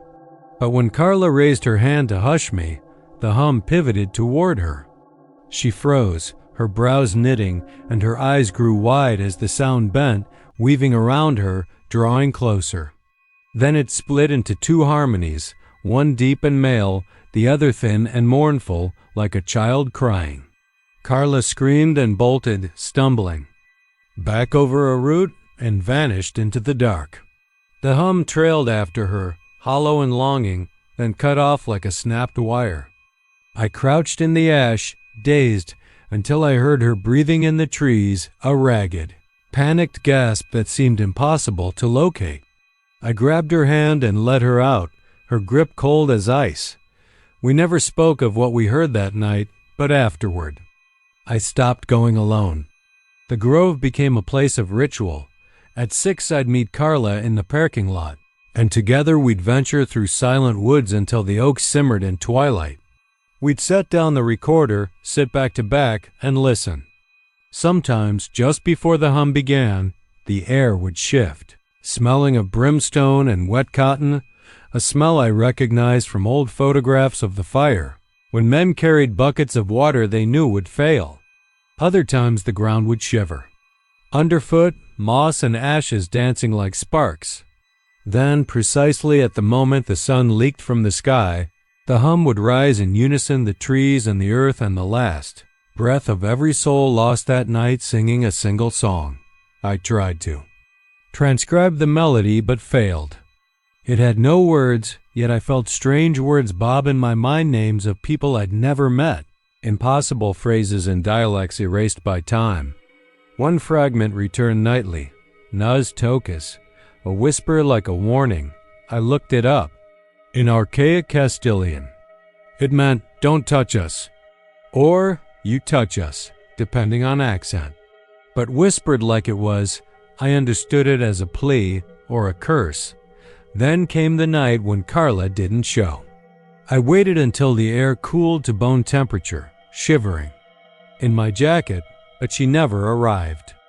Betrayed by hope, I trudged into the grove alone. The air was unnaturally still, as though held in ice. I clicked on my recorder. Nothing. The ash lay unmoved. The trunks glowed dull and cold. I thought maybe I'd crossed some line by coming without her, but I was too ashamed to turn back. I pressed on until the sun sank below the horizon, painting the sky a bruised purple. Then the hum began, but low, hesitant, as though this place had forgotten how to sing. I closed my eyes, listening, and that fragment rose again, clearer in the absence of Carla's presence. Nuz Tokus. The hush deepened, and the voice shifted to something else. A child's giggle, horrible and shrill, echoing from nowhere and everywhere. My flashlight flickered in my hand. I felt heat on my neck and spun around, but there was nothing, only oaks, still and silent. My breath caught as I noticed the trees had changed. Their branches leaned inward, enclosing me. Beneath the bark, I saw lines that weren't cracks but the mouths of ghosts, charred in eternal song, rows of teeth biting into wood from which the hum issued. My recorder fell at my feet, its red light dead. The air filled with 1,000 tiny voices humming and squealing, pleading and cursing. The ground tremored and ash rained from above. I stumbled backward, hands out, heart hammering. The oaks bent forward so that their trunks formed a tunnel of blackened skin, their mouths opening wider.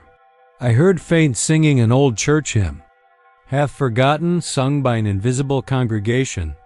I turned and ran, legs pumping through the ash, branches snagging my jacket.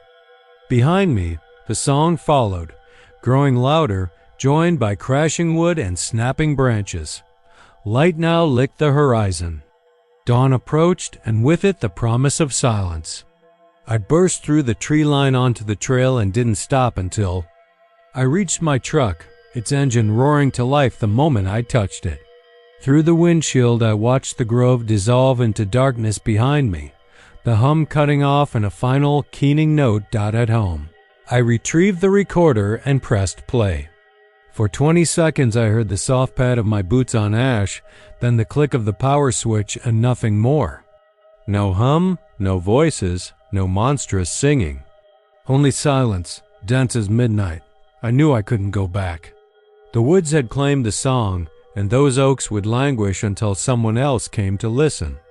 But I carry the melody now, buried in my skull. Its fragment pulsing underneath my thoughts, Nas Tokas. You touch us. You will touch us. Some nights, when the air is still and a breeze stirs the curtains, I swear I can hear it far away, across thorny fields and broken roads, a low harmony humming through the dark. And I know that somewhere beyond the drift of stars, the burned oaks of Bastrop are singing again, mourning their lost town, their lost people, beckoning me back into the grove, urging me to join the chorus. I've tried to forget the tune, but the wood holds it as surely as the earth holds ash, and one day I'll hear it call my name. When that day comes, I fear I won't be able to resist, and the singing oaks will have one more voice to warn or to condemn. They hadn't meant to be out here past sunset, but everything about Lake Somerville hung heavy and magnetic, pulling them deeper into the dark than they'd planned. The pines breathed the damp, resinous fog that rose off the water's edge like slow-spreading poison. Lopez flicked the switch on her handheld radio, clicking through channels until she hit the one they used for park business. Static spat and hissed, tasting of electricity. Davis sat beside her in the patrol truck, one boot on the dash, his flashlight sweeping the shoreline but seeing only the thick black of pines and the faint shimmer of moonlight on water. Radio check. Lopez said, voice clipped. The radio crackled. Then, impossibly, a piano trill from another era bright, bouncy, almost cheerful. She frowned. Davis, did you program in some oldies channel? He shook his head, brows low. Nope, this is 7 The Pines, 123.45, hour. Channel. He leaned forward, rubbing his jaw. The piano rolled into a saxophone flourish and then a man's voice, smooth as bourbon. Well, howdy, folks.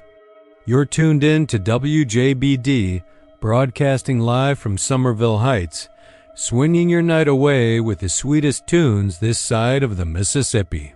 I'm your host, Smooth Johnny Callahan, and up next is a little number from Ella herself, so sit back, cool your heels, and let the music take you to a better place. Davis glanced at her.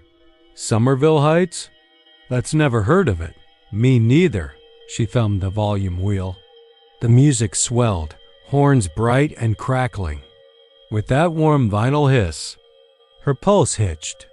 The brush of drums whispered like feet on gravel. Then, under the clink of cymbals, a muffled scream, human and raw.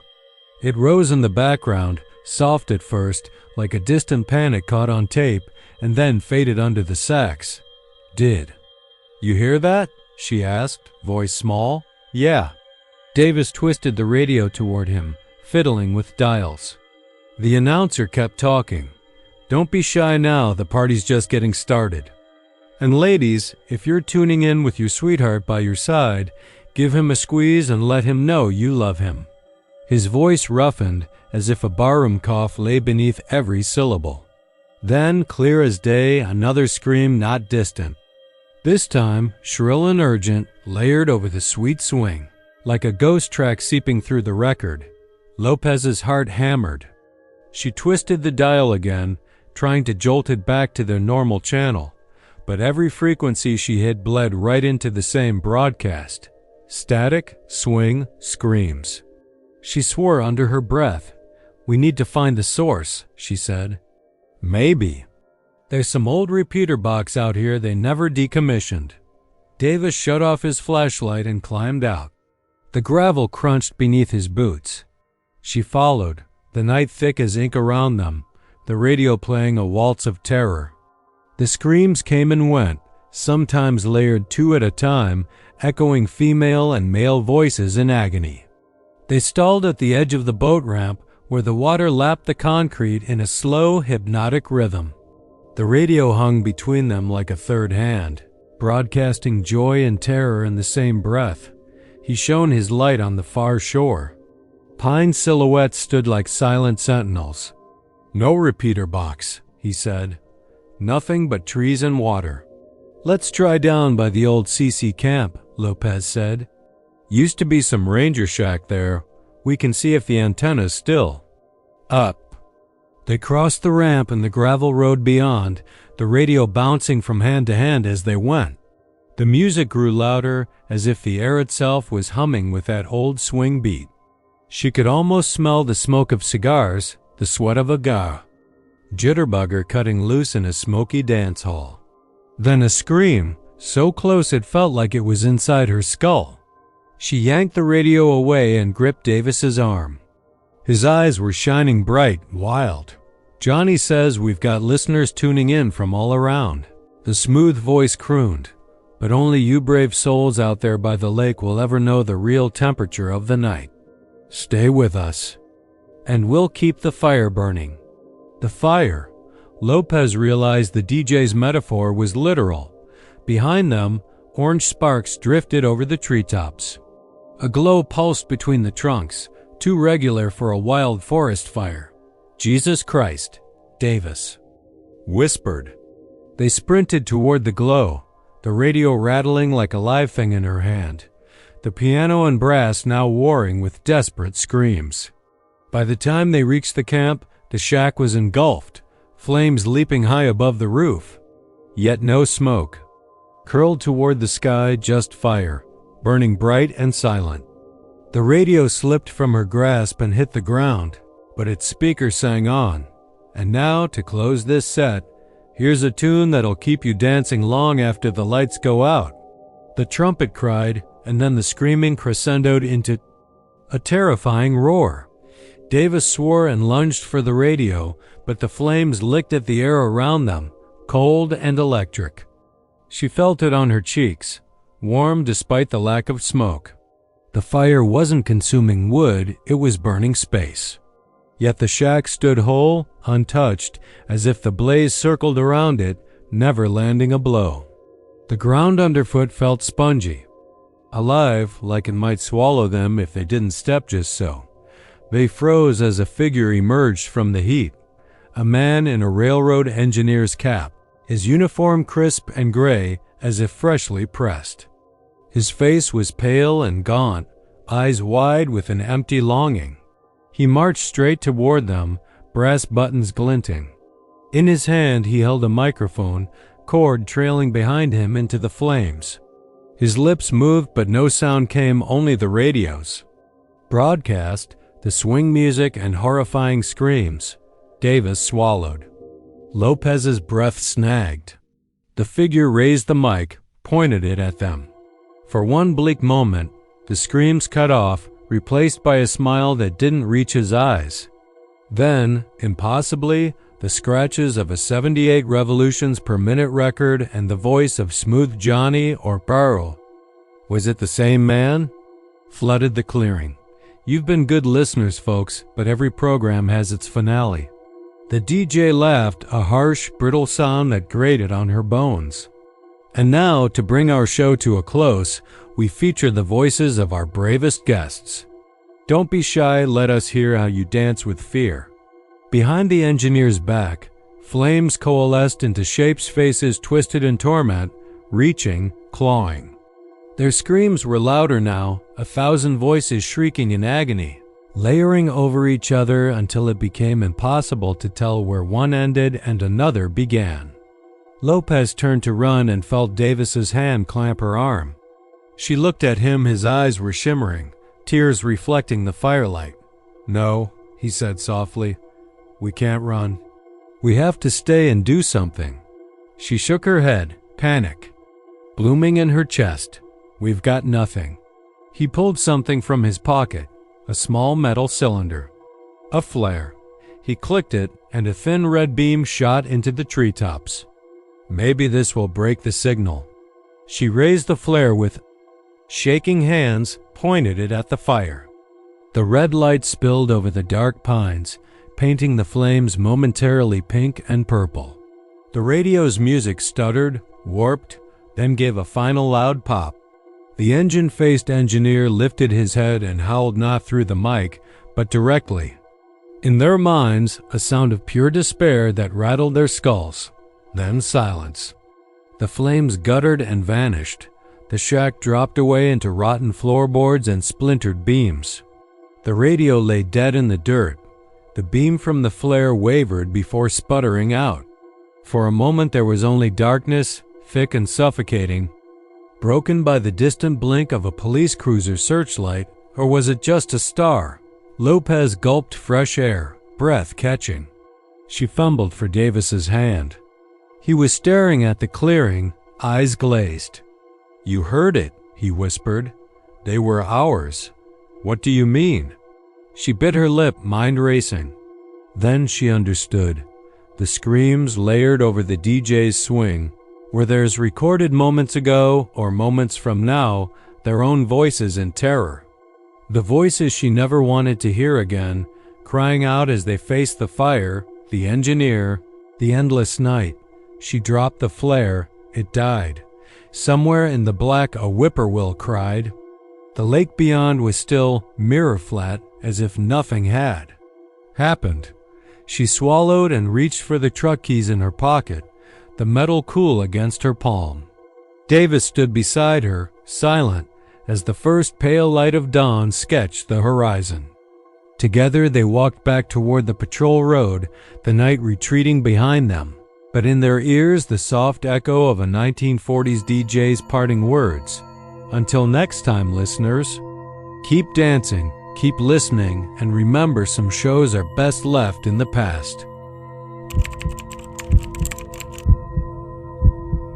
The first time Mara saw the canoe glide across the underground lake at Longhorn Cavern State Park, she thought her eyes were playing tricks on her. She and Jake had been dispatched before dawn to inspect the east side of the cavern for structural damage. Heavy rains had seeped through cracks in the limestone ceiling, and the park superintendent wanted reassurance before the morning tour buses rolled in.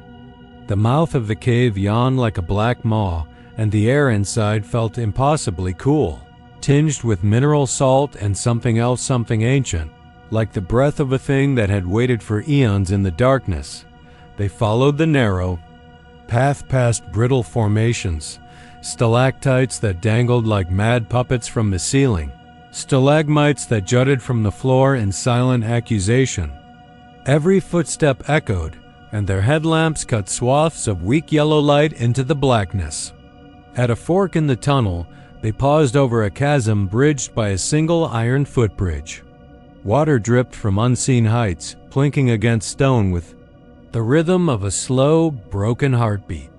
Jake checked his map, then raised his light to the right. "Lake's up ahead," he said. Mara had read the ranger logs. The cavern's underground lake was shallow but unnerving, its surface smooth as glass, reflecting the fingers of rock overhead. It had been surveyed only once decades ago when the park was young, and park staff reported hearing voices unaccounted for on their recordings. She dismissed those entries as the ravings of a team exhausted by claustrophobic darkness. But now, as they slipped off their backpacks and settled onto a ledge overlooking the water, she wondered whether the records had captured something more than static and nervous laughter. Jake set his pack down and produced a small inflatable canoe from its case, a lifeline in case the passage farther in had been washed out by the recent floods. He began to inflate it, panting as the rubber rounded into shape. Mara watched, fascinated, as the canoe's white hull took form under the flickering lamp. She adjusted her lens, counted the breaths in the quiet, then started down the rocky incline toward a narrow landing. "Ready?" Jake asked, twisting the valve. His flashlight beam swung over the water and froze. Mara followed its arc, and her heart skipped. The canoe, still tethered to a ring hammered into the rock, was drifting toward the cavern mouth as if something unseen had released it. The rope lay limp, coiled on the floor. There was no wind. The air was perfectly still. "It's the currents," Mara said, though she didn't believe it. "The water here should have been too placid for a drifting craft." She grabbed the line, but it slipped through her fingers, slick with condensation. The canoe slid into the lake, bumping softly against the rock. Then it began to move away, heading into the black tunnel that led down toward the cavern's heart. Jake pointed his flashlight along the water. Faint ripples glinted in the beam. "That's impossible," he muttered. Mara swallowed. "We should follow it," she said. He hesitated, then set his jaw. They clambered into the canoe, the rubber floor creaking under their boots. Jake pushed off, and the boat glided without a sound, as though drawn by hidden paddlers. Mara knelt at the bow, shining her light into the blank water. Darkness pressed in from all sides, and for a moment she couldn't breathe. They drifted. Past a cluster of columns, mammoth stone pillars that wove together overhead like the ribs of a buried leviathan. Water pooled in depressions on their surfaces, reflecting the beam so that every drop seemed alive. Under the canoe, shapes flickered, darker shadows moving just beneath the surface, too swift to be fish. Mara's breath hitched. "Do you see?" "That?" she whispered. Jake murmured something she couldn't make out. The canoe swung into a wider chamber where the ceiling arched high above, lost in darkness. The water here deepened, and the walls sloped into blackness. At the center, the canoe stopped. It pivoted so that the bow faced a narrow tunnel, low and forbidding, as though carved by a deliberate hand. Mara steadied herself as Jake reached for the paddles. "We'll have to use them," he said, voice tight. She handed them over, and he dipped first one blade then the other, but the boat barely budged. It was as though the lake itself resisted their efforts, holding them fixed. Then, from the tunnel ahead, came a faint sound like cloth brushing against stone, or fingernails dragging across bone. Mara tightened her grip on the rail. "Jake," she began, but the rasp came again, closer, and she cut off. A figure emerged. In the torchlight, a man in a raincoat, soaked and dripping, standing thigh-deep in the water. His face was hidden under a hood, and his arms moved in an unseen rhythm, the cadence of an oar slicing the black. Yet the canoe in which Mara and Jake sat had no living paddler, and water lapped silently, no splash, no wake. The figure's head turned, and for a heartbeat, Mara thought she saw eyes shining like wet coal. Then he sank beneath the surface, and the boat lurched forward. Mara's pulse thundered. "Paddle!" she screamed. Jake began to row in earnest. The paddles cut through the water with more force, but still they advanced only inches. The walls of the chamber began to shift in the beam and expanding tunnel, lined with slick stone that dripped frothy water into the lake. The dripping grew louder until it was a roar, and the walls seemed to close in as though the cave itself were breathing. Underneath the canoe, something moved. A hand brushed the side, pale and bony.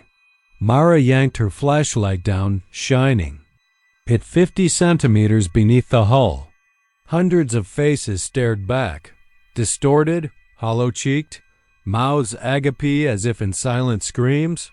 Their eyes were empty pits. They pressed against the rubber, trying to push through. The water churned with them, though the surface remained eerily calm. Jake's paddle snapped against the gunwale and bounced back into the lake. He cursed, and Mara could see the sweat beading on his forehead, though the air was frigid.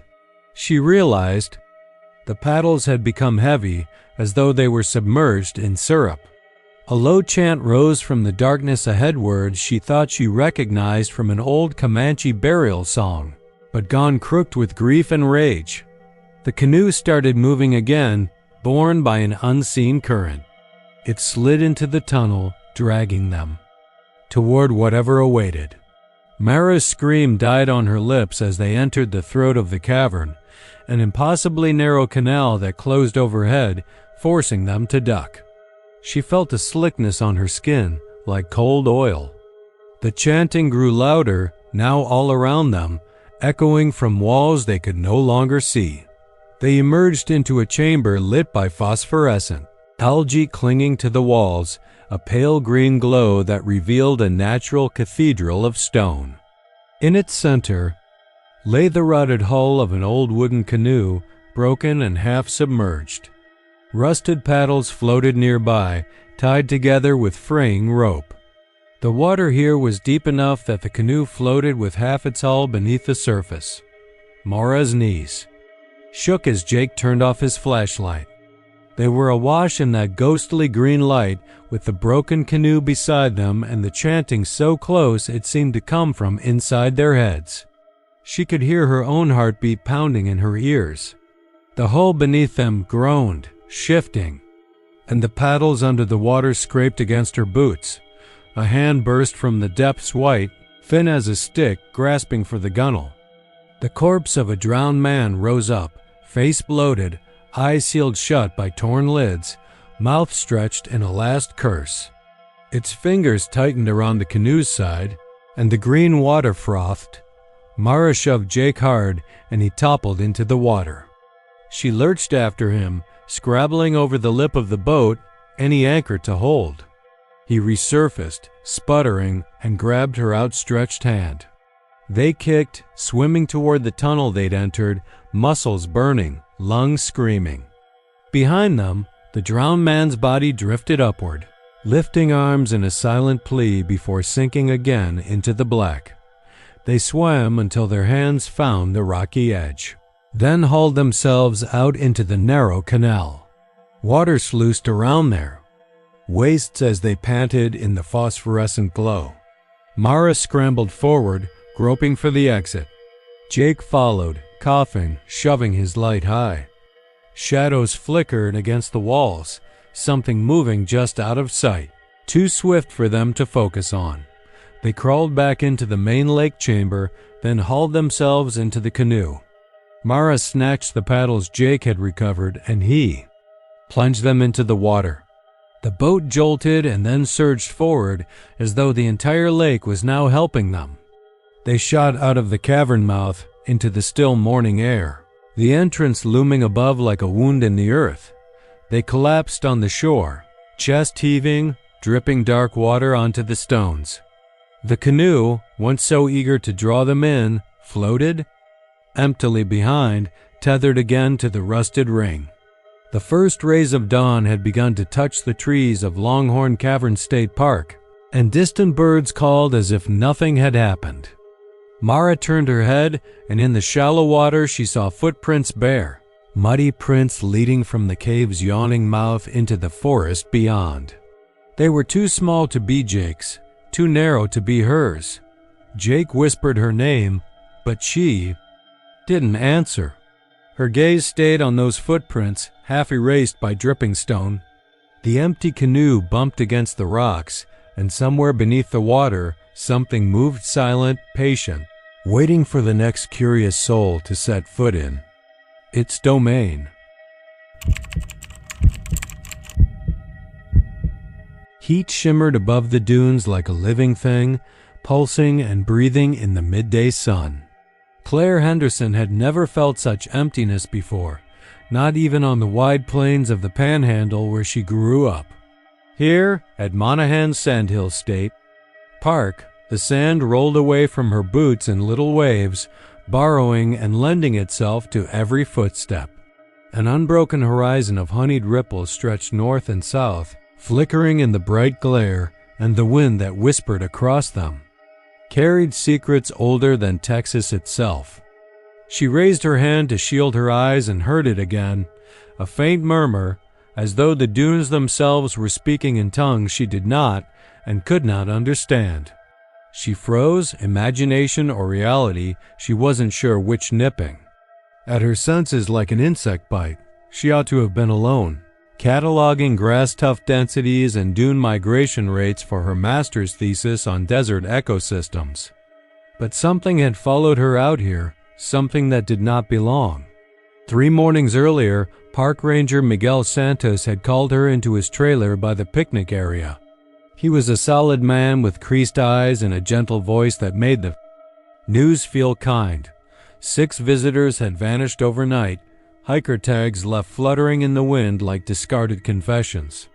Trail cameras showed only one thing, the wind shifting the sand until the tracks disappeared, as if the earth itself was swallowing them. He'd suggested caution, but Claire felt instead an irrational pull toward the heart of the dunes, as if some unmapped oasis hid there. Waiting for her dot by late afternoon, the sun dimmed toward its sliding hour melancholy, and the wind took on a hollow edge. Claire paused at the crest of a particularly steep dune, the sand beneath her boots sighing and settling into miniature avalanches. She planted her shovel in the ground and knelt, pretending to take notes. The whisper rose again, so distinct that she could have sworn voices threaded together in a mournful refrain. She closed her eyes and tasted coppery panic at the back of her throat. The syllables rose in a cadence that threatened comprehension, a lullaby sung by ghosts. She opened her eyes and realized she wasn't alone. A figure crouched 10 yards below her, poised between ridges, mere shadow in shadow watching her. Hard. Hammering, Claire waved, but the figure did not wave back. It bobbed, lifted a thin arm in quarter salute, and sank back beneath the crest as the wind shifted. She followed, boots carving trenches in the soft grains, until she stood over an indentation deep enough to hold a person. Her senses rattled. Together, sand in her ears, wind rattling her bones, the whisper now an urgent susurration urging her onward. She knelt at the lip of the depression and swept her hand through the sand. Fingers closed on something firm a note, thin paper bleached. By sun and sand? Her pulse drummed in protest as she extracted it and unfolded it against the wind. In ink faded to rust, lines of unimaginable script looped and curled across the page. The letters were not any alphabet she knew, no Comanche, no Spanish, no Apache. They writhed like living things, shifting in the light. She remembered a library in Austin where a Taoist monk once showed her ancient recordings of dead languages. This was like that, and somehow worse. The whisper rose to a roar in her ears, drowning out her rational mind. The dunes seemed to roll toward her, eager, almost hungry. Sand began sliding behind her, uphill, forming a small wave that threatened to swallow her calves. She yanked her backpack free and grabbed the note, stuffing it deep into a pocket. The dunes sank back as though satisfied with their show. She reached for her radio to call Miguel, but the batteries were dead. She checked them just that morning. Panic flared. The wind slammed into her, and she stumbled backward, landing hard. The sand under her knees felt unnaturally cool. Like wet earth. Claire pressed her hand to a mark behind her ear and felt glassy numbness spreading outward. She blinked, and for a fleeting instant, the dunes became a vast auditorium filled with hollow-eyed spectators, their mouths moving in voiceless concert. She closed her eyes against the mirage and heard the whisper again, clearer, closer, as if right beside her ear. Return. Return. The voice sounded like every voice she'd ever known, her mother's gentle timbre, Miguel's soothing drawl, the baritone of her thesis advisor, all layered into a single fractured plea. She bolted upright, sand sprang like confetti, and ran, limbs pumping, lungs burning, leaving the shallow crater behind. Footsteps pounded in the shifting dunes, but every time she looked back, she saw only the endless emptiness. The whisper pursued her, no longer polite but insistent, racing along her spine. Return it? Return it? She gagged on the words, desperate to silence them. Ahead she glimpsed the gravel road that ribboned through the park, shimmering like a distant promise. She aimed for it, sprinting, but the dunes conspired against her. Mounds rose in her path, unexpected ridges she toppled over, and when she scrambled up each one, the road seemed to retreat, held hostage by the rolling sands. Her lungs burned and her legs trembled, but fear lent her strength. She crossed a low saddle and saw the parking area, For a fleeting moment, the gravel and the ranger's trailer and the wide-open sky settled into something stable. She stumbled into the parking lot and collapsed on the hood of her car, clutching the note to her chest. The whisper died to an echo, and she gulped air, tasting grit on her tongue. Sunlight slanted down in long beams, and she realized with horror that the dune ridges beyond the lot had rearranged themselves, spelling out words in the same alien script. A message written in the dunes. "Come back." Claire's breath hitched. The air around her rippled, and the note burned hot against her skin. She fumbled for her car keys, but they were gone, snapped off inside the ignition when she'd lashed at the wheel in panic. The whisper curled around her, cold and intimate, and she sensed movement just behind her, brushing her hair with icy fingertips. She turned, heart lurching, and saw nothing but an undulation of sand. "Return it," the voice sighed in her mind. "Return it, and we forgive you." She pressed the note against her pocket, but she knew it was futile. The dunes would not be sated until the offering was made whole. Her rational mind screamed that she should flee to the nearest town. Monahan's lay only a few miles west along the highway. But her body felt anchored, glued to the crest of the hill, drawn like a moth to a flame. The ground trembled beneath her, and the wind lifted the note from her pocket, whisking it into the air. Time slowed as the paper fluttered, unstoppable, and drifted back toward the dunes. Claire rose to her shaking feet, eyes fixed on the spiraling sheet. She watched it settle in the hollow, then vanish as the sand slid over it in a silent avalanche.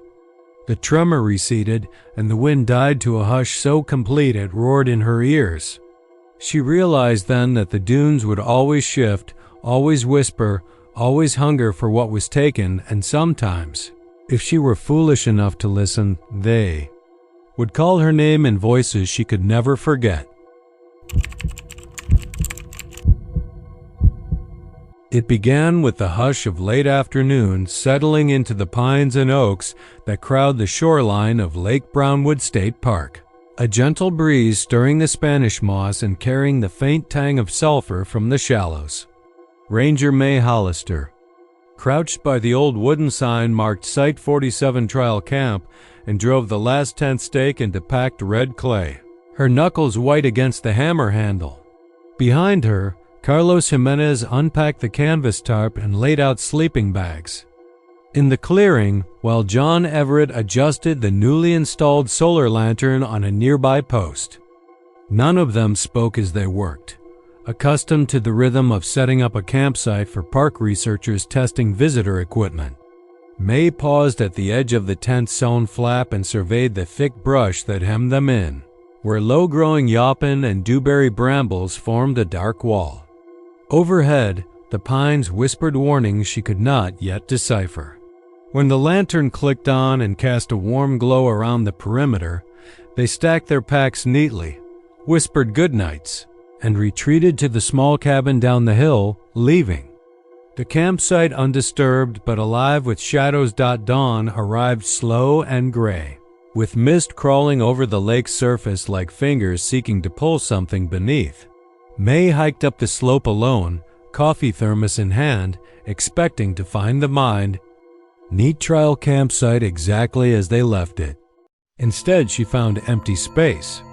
The canvas tent had vanished without a trace, no fabric, no poles, no tangled guy lines snagged on branches, only 8 shallow holes gouged in the mud where stakes had been yanked free.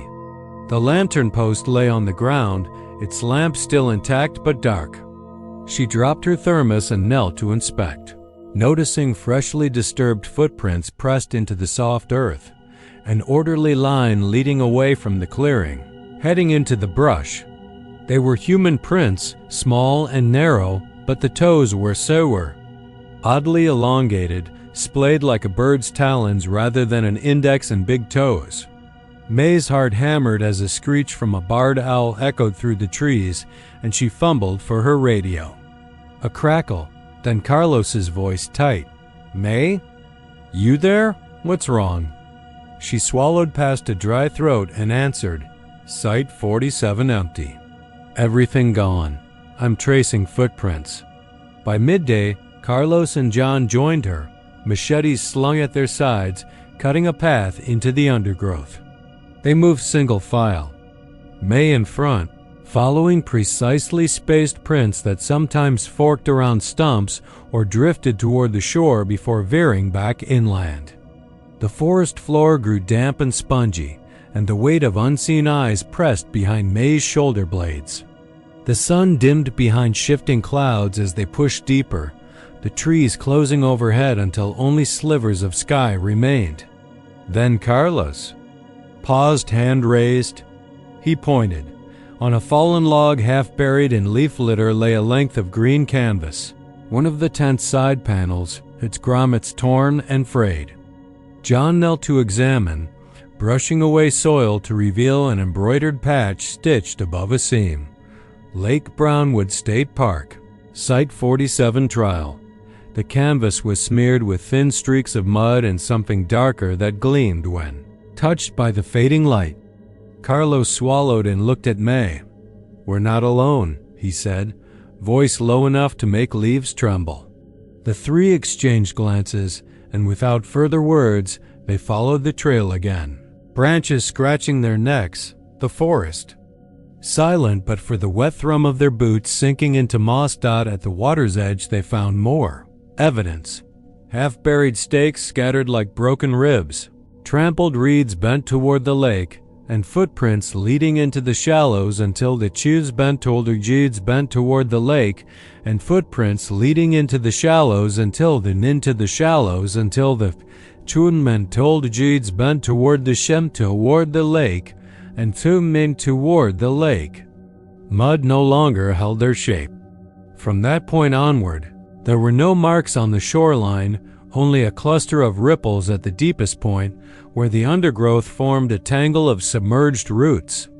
May leaned close, hearing something beneath the water, a soft scraping as though cloth brushed against stone. She looked at John, whose face had turned ashen. "Did you hear that?" she whispered. He only nodded. The lantern light in May's pack had flickered off that morning. Now the sky was unfurling gray as evening. They retreated a dozen steps, and then the water exploded into a roiling swirl, hissing like a wounded animal.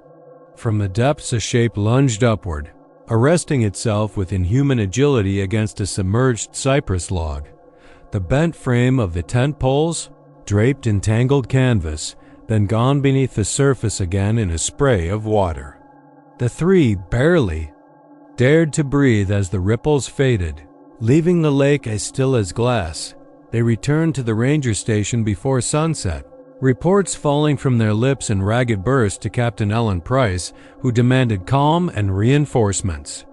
That night the three stayed in the cabin's common room, pacing while the wind rattled windows and dredged the deck with low keening sounds. Carlos swore he saw a lanky silhouette glide past the window, arms outstretched, as if paddling a non-existent canoe. May shivered and told herself it was a trick of the trees. John sat by the hearth, staring into cold embers, shaking his head. At 2 a.m, a knock at the front door startled them all. Captain Price answered and found no one on the porch, only wet footprints leading off into the dark woods. She followed them a few yards before turning back, voice tight. "No, one's out there." But each swore they heard muffled whispers on the wind, words drawn out in stretched syllables they could not comprehend. By dawn, the park superintendent had arrived with a small search party. They combed the woods with dogs and shone lights across the lake, but found nothing.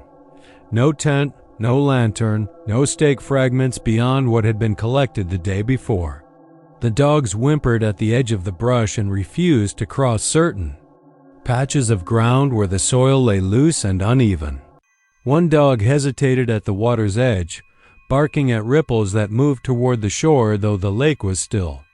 May watched as the canine's hackles rose, then bolted back toward the group. No explanation surfaced, only whispers of something that came and went, taking pieces of their trial campsite like souvenirs. The park was closed indefinitely, and the trial was canceled. No one dared to return to Site 47. Weeks later, May found herself drawn back to the ranger station at dusk, unable to shake the memory of those prints. She walked the path alone, dragging boots through fallen leaves until she stood again at the water's edge. The lake was calm under a bruised sky, and the air tasted of cold rain. She knelt by the shore where the footprints had vanished and reached out to touch the mud. Her fingers sank in, and she froze as she heard it, a low scraping just beneath the surface, like tent poles being dragged across rock. She jerked her hand back, heart pounding, and the mud shimmered, forming a perfect outline of a footprint, narrow, elongated, talon-like. She watched in horror as the imprint filled with water, then bubbled, and from its center something slithered up the bank. A line of sodden canvas, stitched with a patch of Lake Brownwood State Park. Site 47 trial. The wind picked up, carrying through the trees a chorus of voices whispering, "Come home," in a language May recognized as her own, yet twisted into something uncanny and wrong. She tried to stand, but her legs buckled, and the canvas crept closer like a living thing, ready to wrap her in its cold, drowning embrace. And in that moment she understood. The campsite would never stay gone because something here was hungry for more than trials and lanterns. It was waiting for the next tent to vanish, the next pair of boots to be swallowed by the mud, the next soul to vanish into the green hell of Lake Brownwood's eternal hush. The old service road at Mother Neff State Park twisted through pines slick with evening dew, and when Cameron climbed into the weathered maintenance truck just before midnight, the only light came from his battered flashlight and the distant glow of the ranger station. He and Leah had been tasked with checking the defunct water pumps and clearing fallen brush from the back trails, a routine run they'd done 100 times before. The summer air felt heavy, as though the forest itself was holding its breath. The cicadas droned in staccato pulses, and every rustle of brush sounded like something burrowing just beyond sight. As they drove deeper into the park, Cameron flicked off the truck's headlights and rolled down the windows to listen for the hum of the generators they'd come to service. That's when he heard it, a soft, trembling hymn carried on the wind, so perfectly pitched that his spine stiffened. It began like a single voice, distant, almost too faint to be real, then swelled into a chorus of children singing the old Methodist hymn, softly and tenderly, "Jesus is calling," every syllable as clear as if 100 small mouths pressed against his eardrum. Leah froze at his side, her hand tightening on the door handle. "Did you hear that?" she whispered. Cameron nodded, heart thudding. The hymn drifted across the trees in slow waves, rising and falling, and neither of them spoke as it lilted over the cracked windshield. They both knew the story.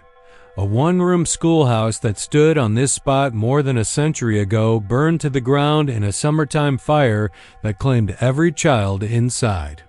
No survivors, no bodies ever found. The ash and charred beams were carted away when the park opened in the 1920s.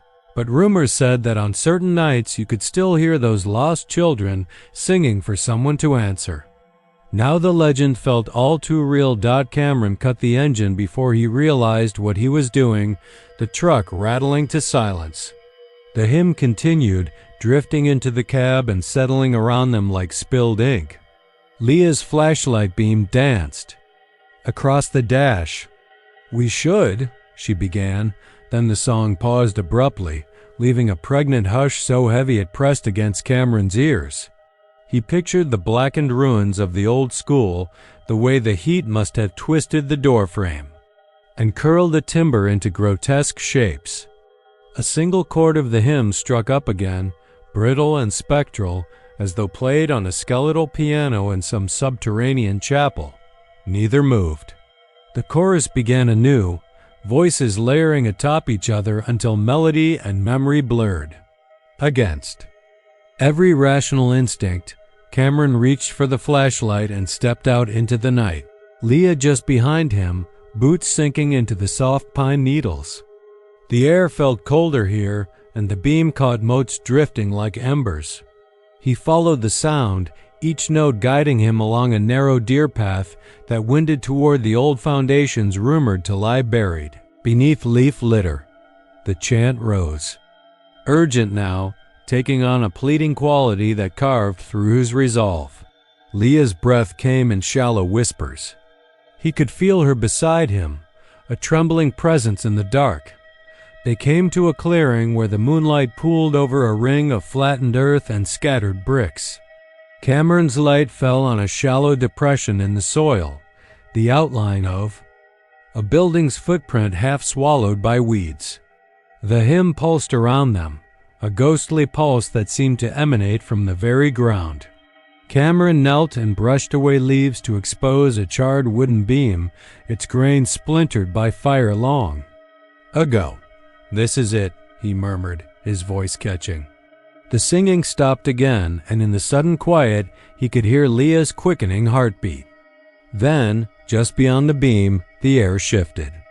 A pale glow, like morning mist lit from within, gathered above the depression. Cameron's flashlight flickered and died, plunging him into darkness so complete it felt viscous. He heard a tiny voice, clear and insistent. "Teacher, teacher?" And then another answered, "Jesus calls us," over the tumult. The voices multiplied, forming an unearthly choir that spiraled upward into the trees. Cameron fumbled at the truck keys clipped. To his belt, adrenaline sharpening his fingers. Leah pressed against his back, soft and frantic. He managed to turn on his phone's flashlight, but the beam was weak, sputtering. The children's shapes drifted into view, a line of pale figures, too small to be adults, arrayed and ragged. Clothing singed by time. Their heads tilted as they sang, their faces smooth and unblemished, eyes black hollows that reflected the faint light. Cameron stared, heart pounding so hard he felt it in his throat. Leah reached for his arm but stopped. When a figure detached from the circle and drifted closer, singing a solo. Come home, the who are weary." Horror washed over him. The child's lips moved in perfect sync with the words, but its eyes bore straight into his, filling him with an impossible grief. All around, the choir's volume swelled until the world trembled, the very earth pulsing. With each sorrowful note, Cameron wrenched Leah's hand and bolted back toward the truck, every step a blur of terror. Behind them, the hymn choked on itself, twisting into dissonant keening that clawed at his eardrums. He reached the cab and yanked open the door, dragging Leah inside. She collapsed into the seat, gasping. Cameron slammed the door shut and hit the starter. The engine coughed, then roared to life, headlights flaring on blood red and illuminating the clearing one last time. The glow had vanished, the bricks and beams ordinary in the truck's glare, and the hymn was gone, silent as a dream. But as Cameron shifted the rig into gear, he heard it faintly in his mind, those small voices carrying a final verse that never ended, looping over and over. Softly and tenderly Jesus is calling, calling. He floored the accelerator and peeled out of the clearing, the truck fishtailing over pine straw. In the mirror, the depression lay empty, but high among the pines a single sliver of mist drifted, like the last sigh of something that should have stayed buried. Leah's sobs rattled against the door panel. Cameron didn't look back again until they reached the ranger station, where the lone radio crackled with static and the dispatcher asked if they'd picked up that deer reported loose on the East Trail. His hand shook as he keyed the mic. "Just some kids singing," he said. The dispatcher laughed nervously. "Seriously?" Cameron stared at the glowing letters on the radio face. And in that instant, clear and insistent, he heard the hymn on the static faint at first, then growing in ghastly clarity until the radio speaker nearly split. Come home, come home." He dropped the mic and stumbled backward, stomach lurching as the chorus grew louder in his skull.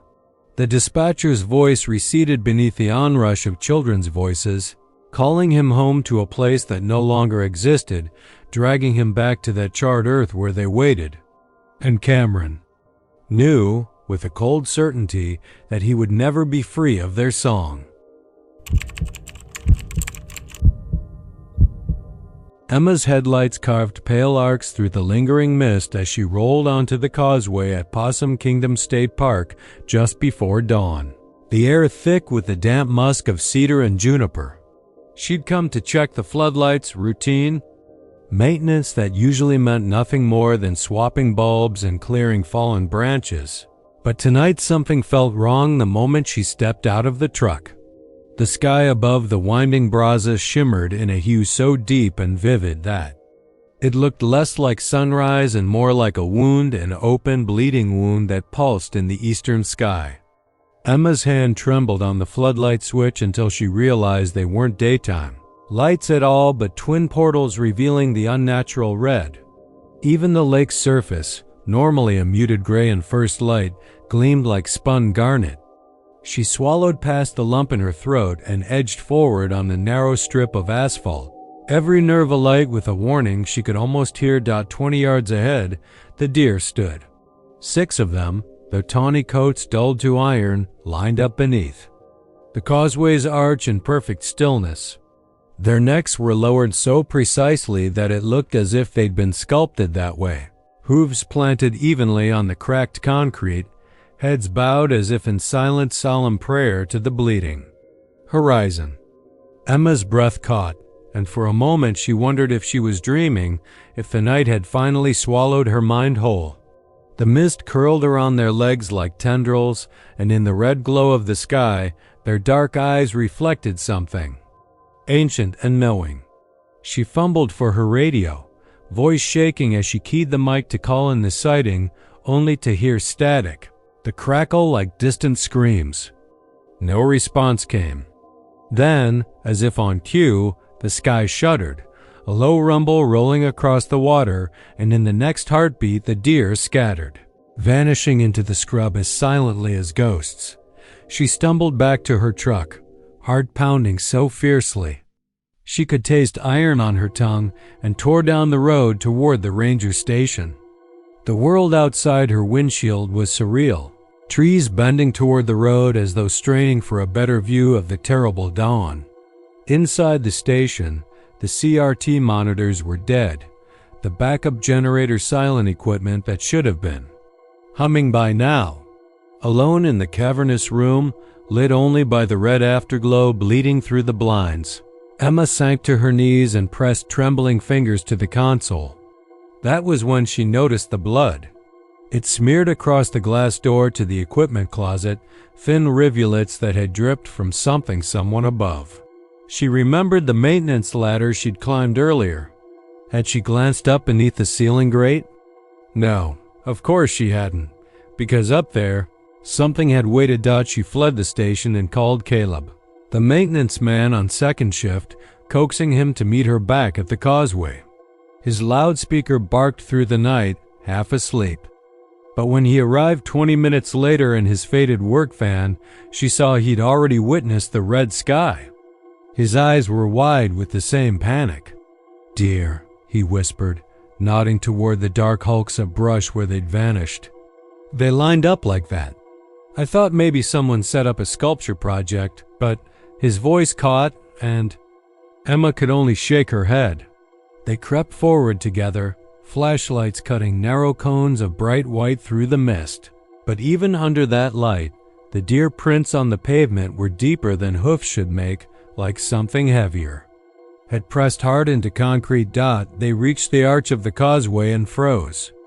More blood, washing down the painted guardrails in slow, viscous beads that gleamed under their beams.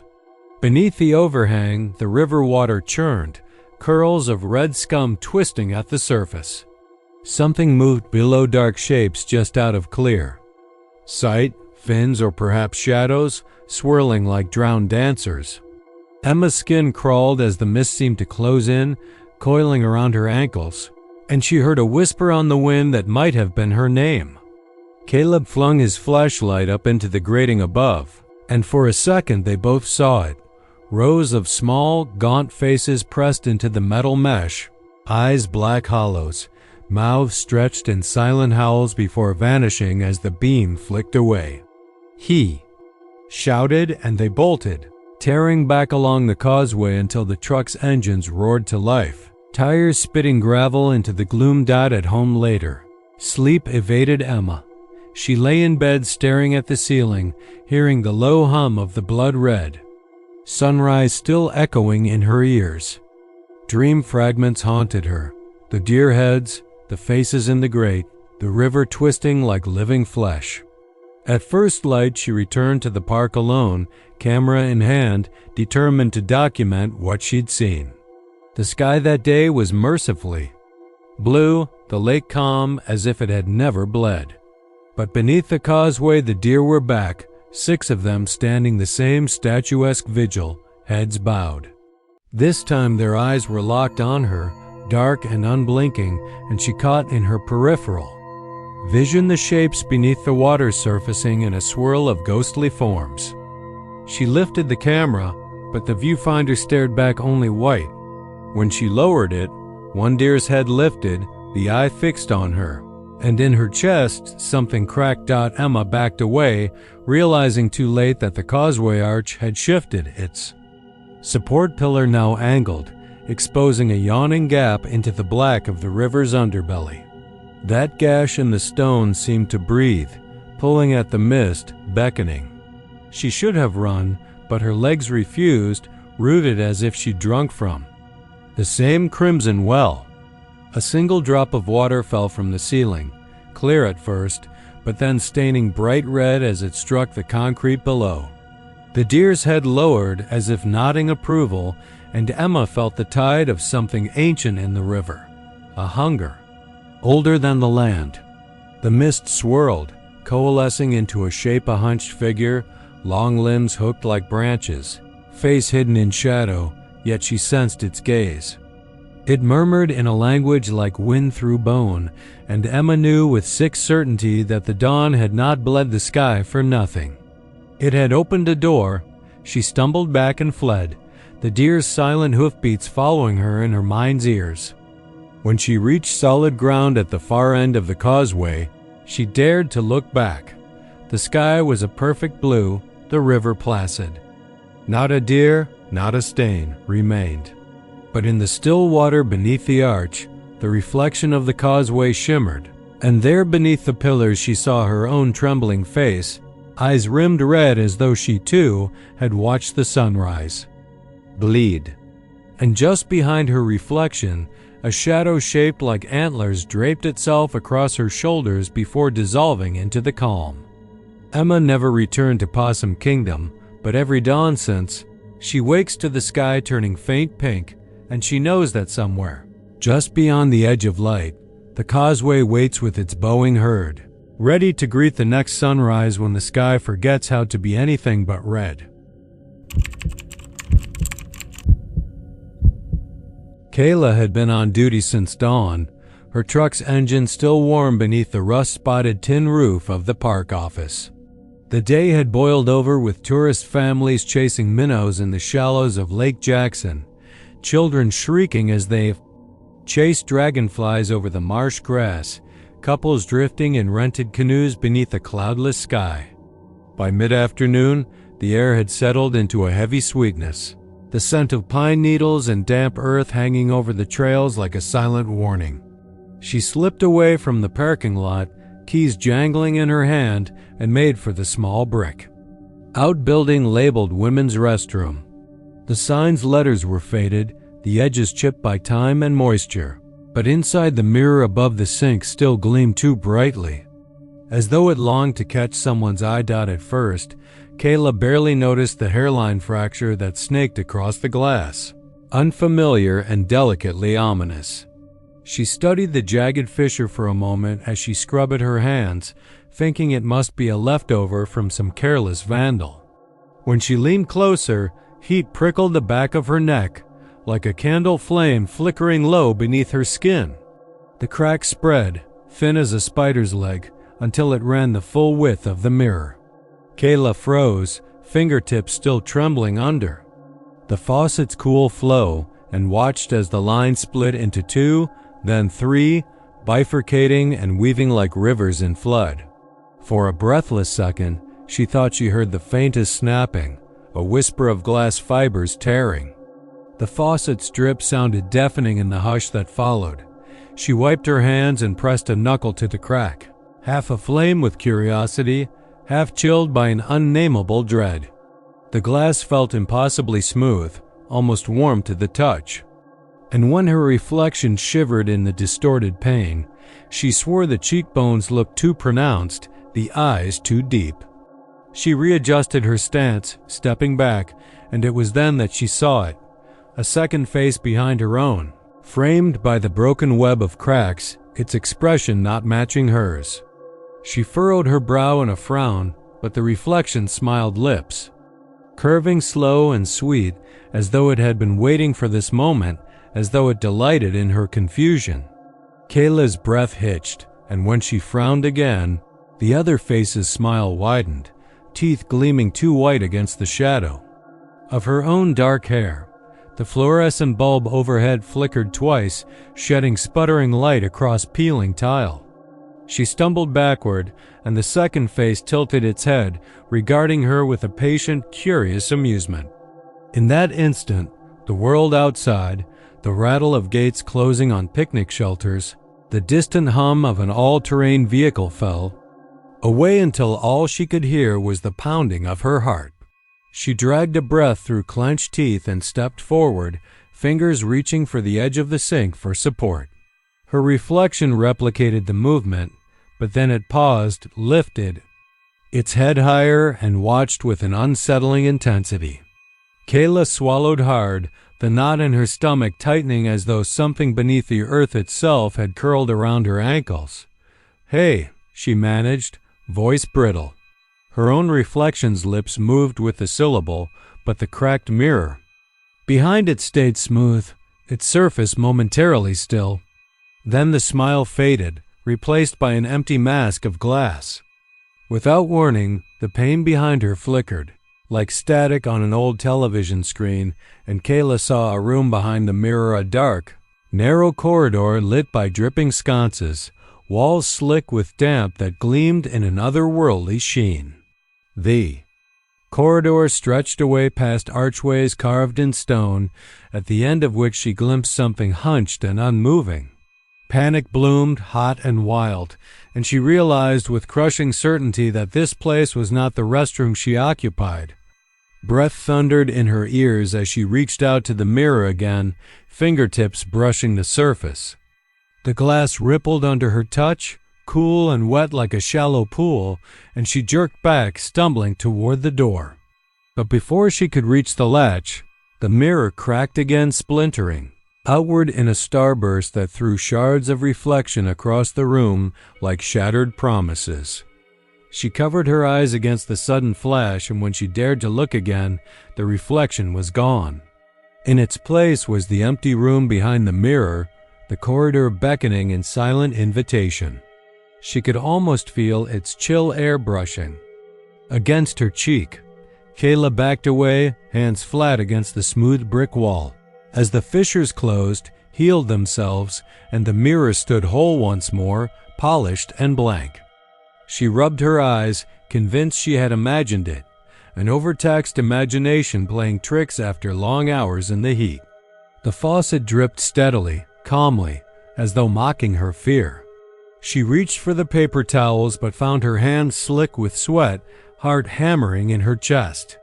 She turned to leave, but a low, rasping sound froze her in place. A soft humming, like someone exhaling through stained teeth. The faucet turned itself on with a single click, water spitting from the nozzle in a harsh spray. The humming grew louder, almost tuneful, and she realized it was a whisper of voices, overlapping. A child's laughter, a woman's sob, a man's moan.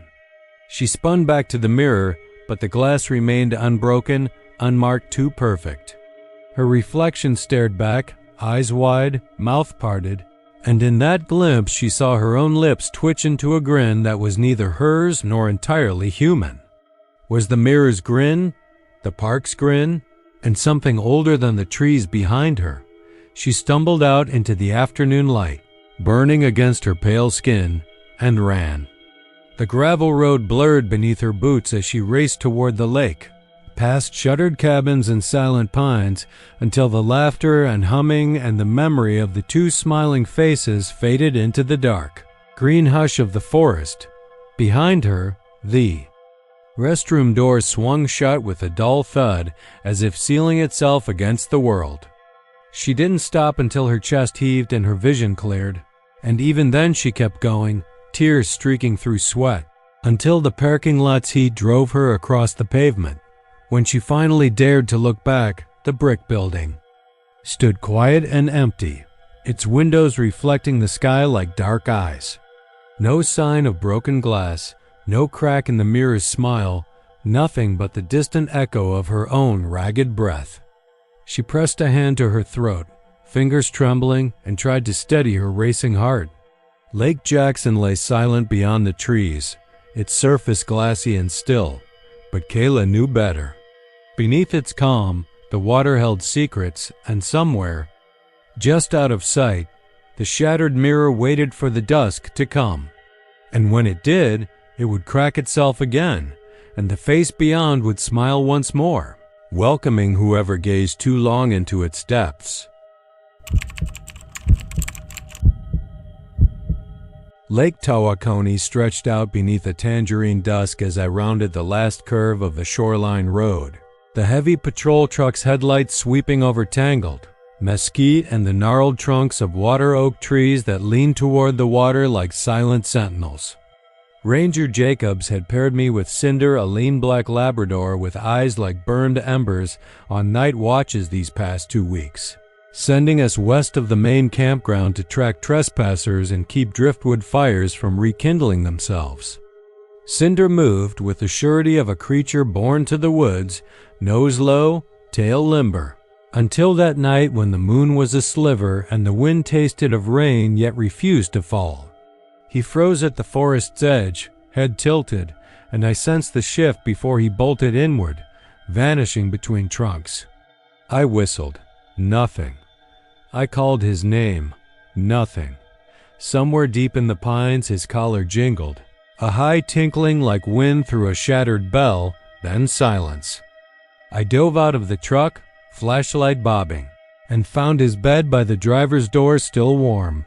But when I listened again, I heard that faint jangle drifting east, always running just beyond reach, so I chased it into the woodland hush. My boots sank in damp needles and the beam of the light snapped across spiderwebs and dew-laden fern, but there was no sign of him, only an old trapline marker festooned with scraps of ribbon, torn and gray as ash. The jingling paused, then started again farther off, deeper where the trail dissolved into underbrush. I pushed through young cedar until the world narrowed to my breathing and the beam struck a slick patch of mud, paw prints pressed deep as though by iron claws.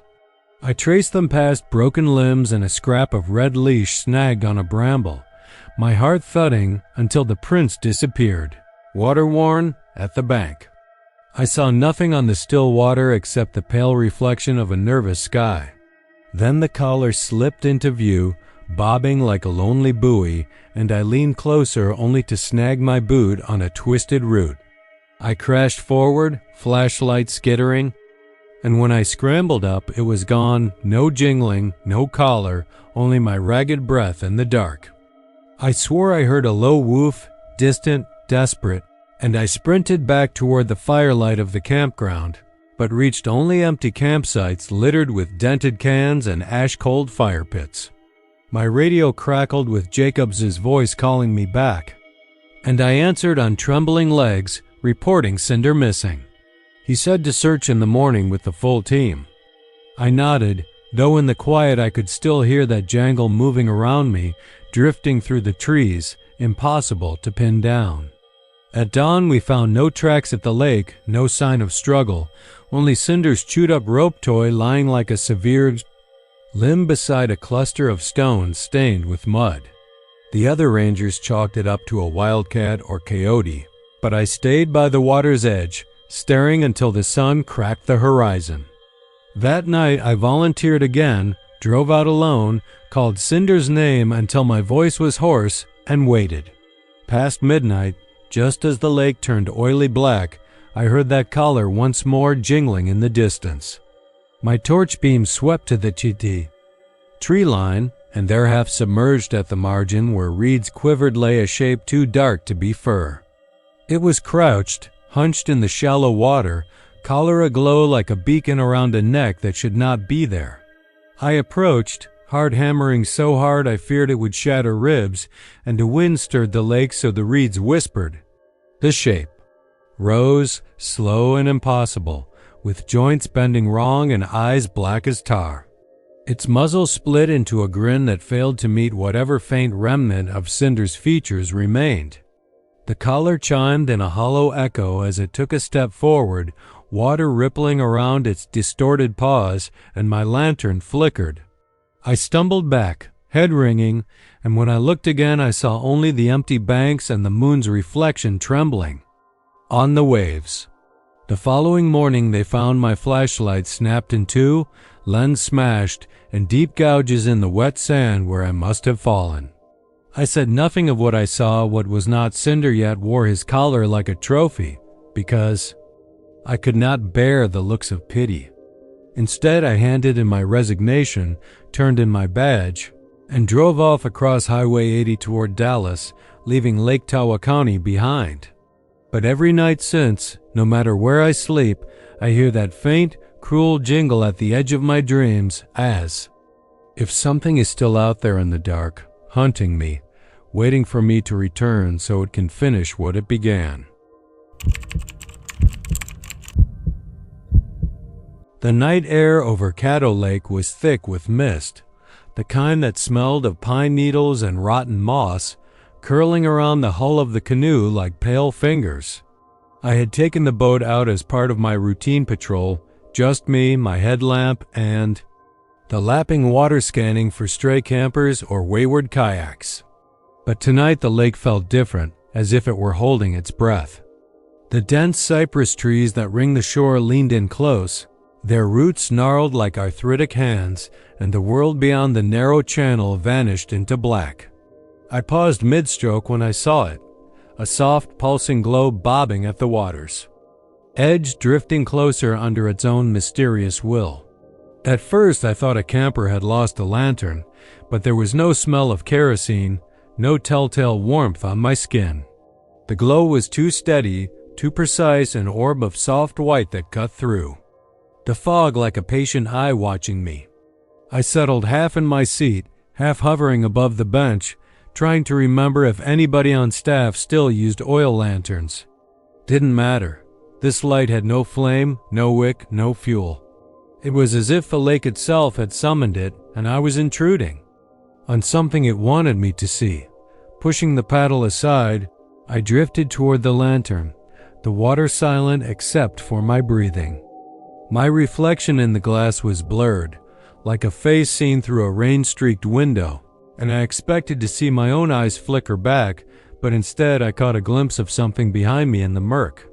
I spun the canoe, hard hammering, and saw nothing but the black water and the trees. When I looked back, the lantern had moved effortlessly to the prow, its glow illuminating the hollow eyes of the cypress knees poking through the surface. There was a faint hiss, like air escaping a tire, and a shock of cold ran up my arm. I reached out, fingertips brushing the smooth glass, and it pulsed in response, a gentle throb that echoed in my chest. I tugged, half expecting it to be tethered, and it slid free into my hand with a weight that shouldn't have been there. I turned the glass over, searching for seams or screws, anything that might explain how it worked, but it was seamless, as if grown rather than made, and the light inside had no source I could discern. When I tilted it, the glow rippled like water, refracting through something alive but beyond my understanding, That's when I heard the whisper. It was too quiet to be carried by the breeze. It came from inside my skull, a rasping breath of syllables. I couldn't parse. My skin crawled, and I glanced down at the lantern's surface, and there, faint as a bruise, was the imprint of a face, pressed against the glass from the inside out. A mouth stretched in a silent scream, jaws locking around. Nothing, eyes hollow and pleading. I jerked the lantern away, but the face lingered in my vision as if burned onto my retina. The whisper grew, fragments of words slipping through my teeth. Help, lost, follow. The canoe tilted abruptly, and I lurched, the lantern slipping through my fingers and splashing into the water. The glow sank fast, and I paddled desperately after it, but the light sank straight down, vanishing in the inky depth. A sudden splash behind me sent me turning, paddle raised, and the lantern floated back to the surface at the stern, bobbing upright as though guided by unseen hands. I knew then I should have turned and fled back to shore, but some part of me was tethered to that lantern, and I reached for it again. The moment my palm closed around the cool glass, the air exploded with a chorus of voices, children's laughter, a woman's sob, the rasp of a man swearing surging from the lake until sound itself seemed to warp. The canoe shuddered as if struck by a current, and the water roiled in circles around me. Panic surged, and I flung the lantern forward, but it sailed back over my head and settled at my feet. I scrambled, heart in my throat, and the next wave capsized the boat. Ice-cold water swallowed me, and I kicked upward, inhaling a gulp of swampy lake that burned in my lungs. Beneath the surface I saw shapes drifting, pale arms, hands reaching for the lantern wedged against the hull. I clawed at the surface, gasping, and sputtering as too many hands clawed at my legs, dragging me down. I broke free, bursting into the night with a scream that was swallowed by the fog. I washed ashore, waterlogged and shivering, the lantern bobbing in the shallows, light steady and mocking. I dragged myself upright, chest heaving, and stared at that orb as the whispers faded into the mist. I waded out, dripping and desperate, and scooped it up, intending to crush it against a tree, but my fingers froze when I realized the handle was not metal. It felt strangely organic, wrapped in hardened sinew, grooves like knuckles around a bony shaft. I dropped it then, backing away until my feet found dry ground. The lantern rolled toward the dark water, light pulsing like a heartbeat, beckoning. I tore myself away and ran, each step ripping my mind from the forest's edge. When I collapsed at the ranger station porch, the lantern lay at my feet, light dimming to a dying ember. Behind me, Caddo Lake sat silent once more, reflecting the sky like a pane of broken glass. My uniform was torn, mud packed under my nails, and when I looked down at my hand, it clutched a curled strip of something thin, brittle, like a ribbon of bone. The lantern's glow pulsed one last time, and as I watched, it illuminated two dark eyes in its glass, watching me, smiling. Then the light winked out, and the world went black. It was supposed to be another quiet week at Eisenhower State Park, the kind of stretch between spring break and the summer rush when the campsites sit empty except for the occasional drifter or a sequestered family seeking a cool spot under the pecan trees by Lake Texoma. I'd been hired as temporary campground host, a rotating assignment that sent me from one park to another every month. Last month, Inks Lake. Next month, Palo Pinto, if the seasonal supervisor kept me on. But the first morning after I arrived, I found the looped campsites inexplicably rotated. I'd been walking the gravel road before dawn, coffee thermos in hand, planning to record the nightly wind speed and humidity in my logbook when I saw the first sight. Tent poles pointed east instead of north. Picnic table facing the lake as if someone had executed a deliberate 90-degree turn under cover of darkness. I cursed, thinking the tables were loosely anchored and perhaps the wind or some prankster. Campers had moved them. But then I walked the loop. Every tent, every bench, every grill pad was angled differently, oriented as though everyone had turned to face something unseen.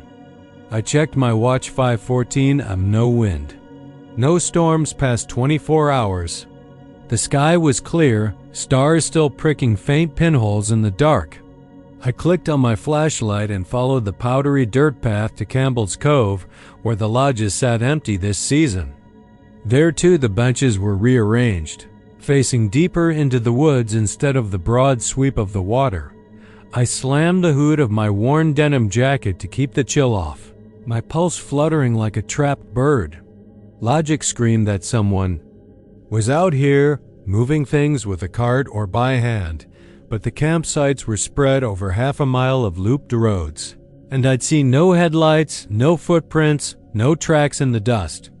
I hollowed my cheeks and exhaled, thinking I might be losing at night shifts. Isolation, the long drawl of Texas cicadas driving me half mad. I wrestled my radio out of its holster. "Campground host to dispatch," I croaked, voice scratchy. Unusual activity.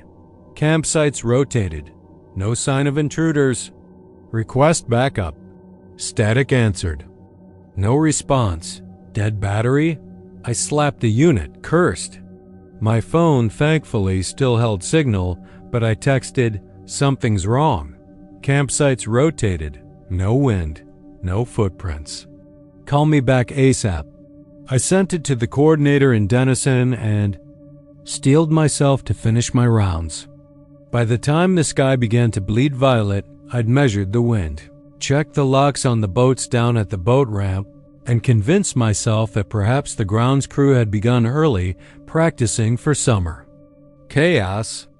But there'd been no notice. I climbed back to the ranger cabin, a single room on stilts with a porch that overlooked the loop. I stared at the bench on my porch, installed by the Parks Department, designed to face sunrise. Yet now it faced the thick copse of cedar, its back to the east. I felt hands tightening around my heart. I flicked on the porch light and stomped out, ready to straighten the bench.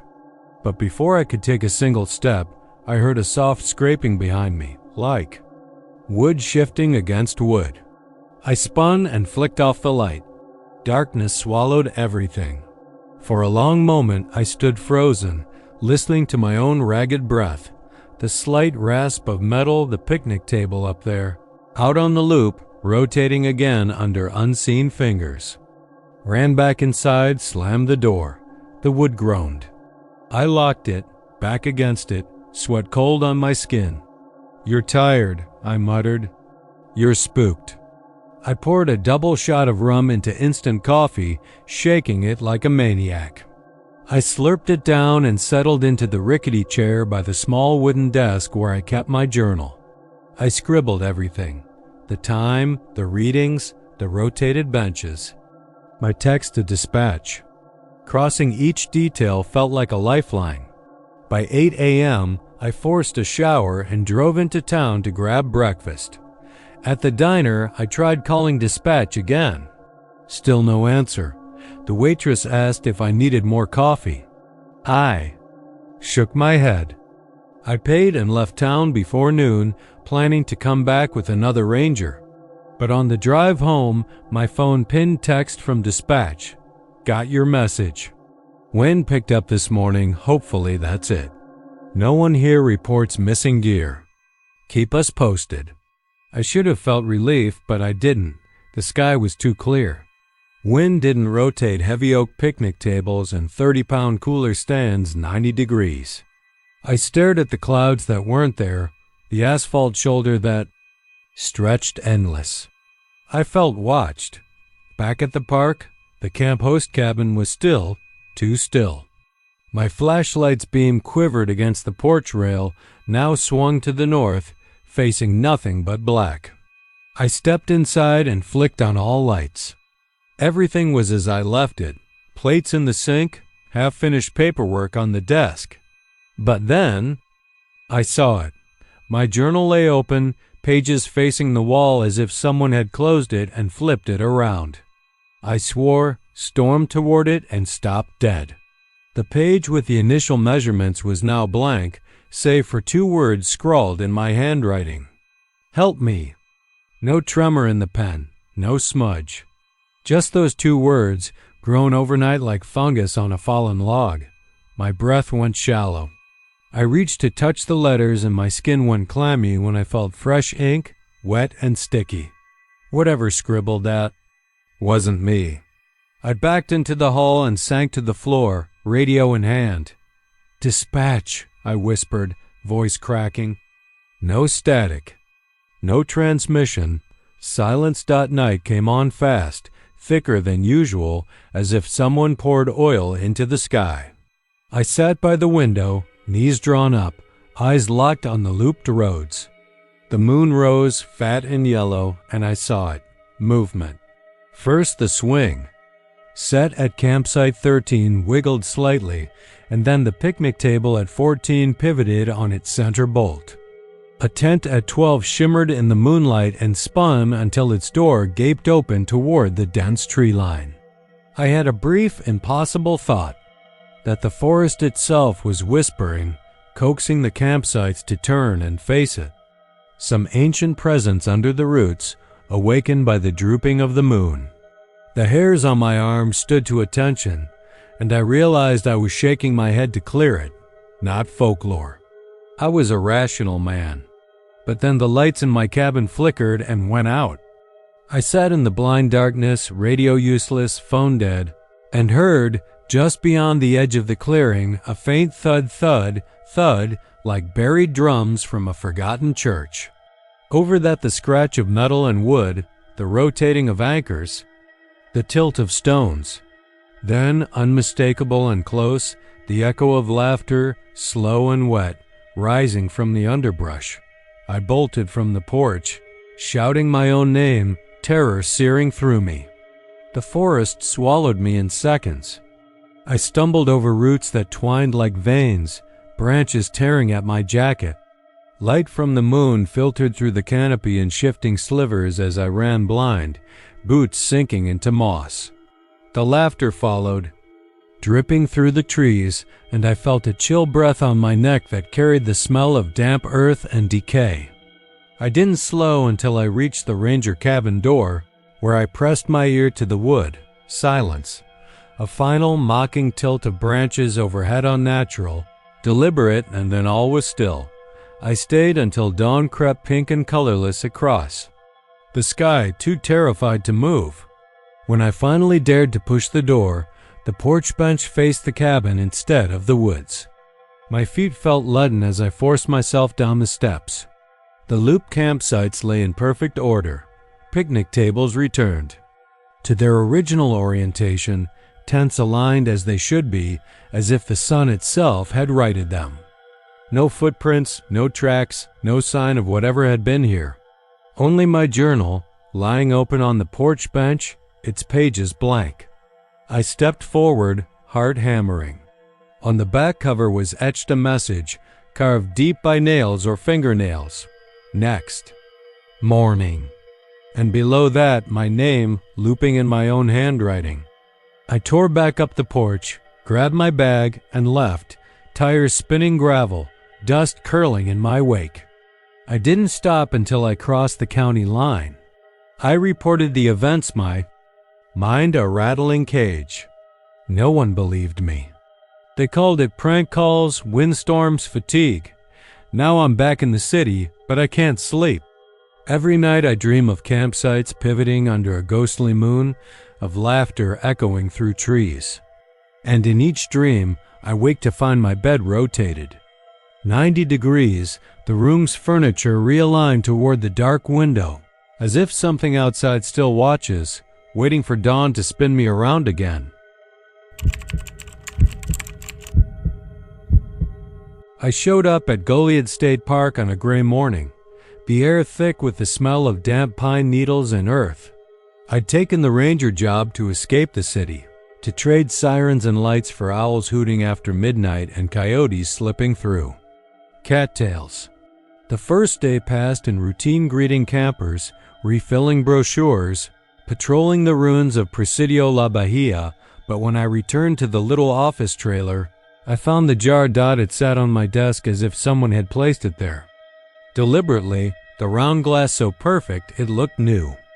Inside floated nothing visible, but when I put my ear to its cool surface, I heard a distant scream, raw and ragged, like a child snatched from her bed.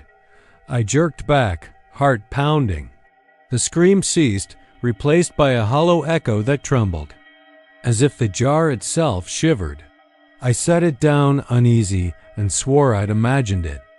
But the next morning, under the harsh fluorescent light, there were 2 jars, one on my desk, one on the supervisor's. I dared another listen. A whisper. Emily. My name, drawn out slow and sorrowful, the syllables laden with dread. I took the jars out to the mission ruins, intending to leave them on the worn wooden bench where visitors often paused. The moment I set them down, the whisper climbed into a chorus. Footsteps, laughter, a woman crying for mercy. The sounds clogged my skull until I could taste fear in my mouth. I closed my eyes, willed the voices to stop, then lifted both jars, and ran until the chapel walls faded behind me. When I dared look again, both jars were empty, silent as a tomb. That night, restless beneath my cheap cot, I heard a faint scraping at the trailer door. I opened my eyes to see a third jar on the table by the window. I sat up. This one rattled softly, and I swear it breathed. The faint sound of many people, whispering, begging for release. I reached out with a trembling hand. When my fingers brushed the lid, a single drop of blood rolled down the side, pooling where my palm brushed the glass. The voices turned urgent. Please, let me out. Don't leave me here. I tried to shrink away, but I could not pull my hand back.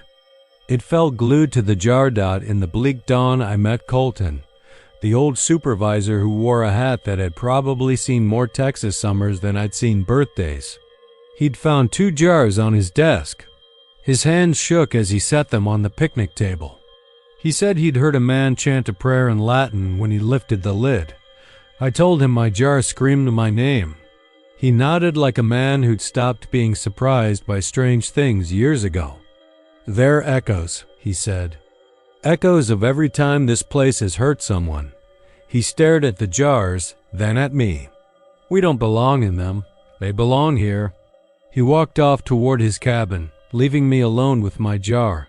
I wandered down to the San Antonio River, where the water ran slow and dark along the park's edge.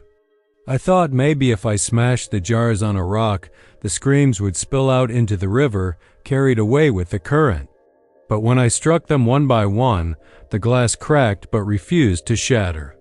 The echoes exploded outward, deafening me, then collapsed into a single rasping breath that lingered in the air. Thank you. The jars sat intact, despite my best effort. That night, I dreamt I was underwater, watching bubbles rise from a woman's open mouth. I chased the bubbles to the surface and found myself beneath the mission's roof, watching shards of earth pyramid beneath the chapel steps.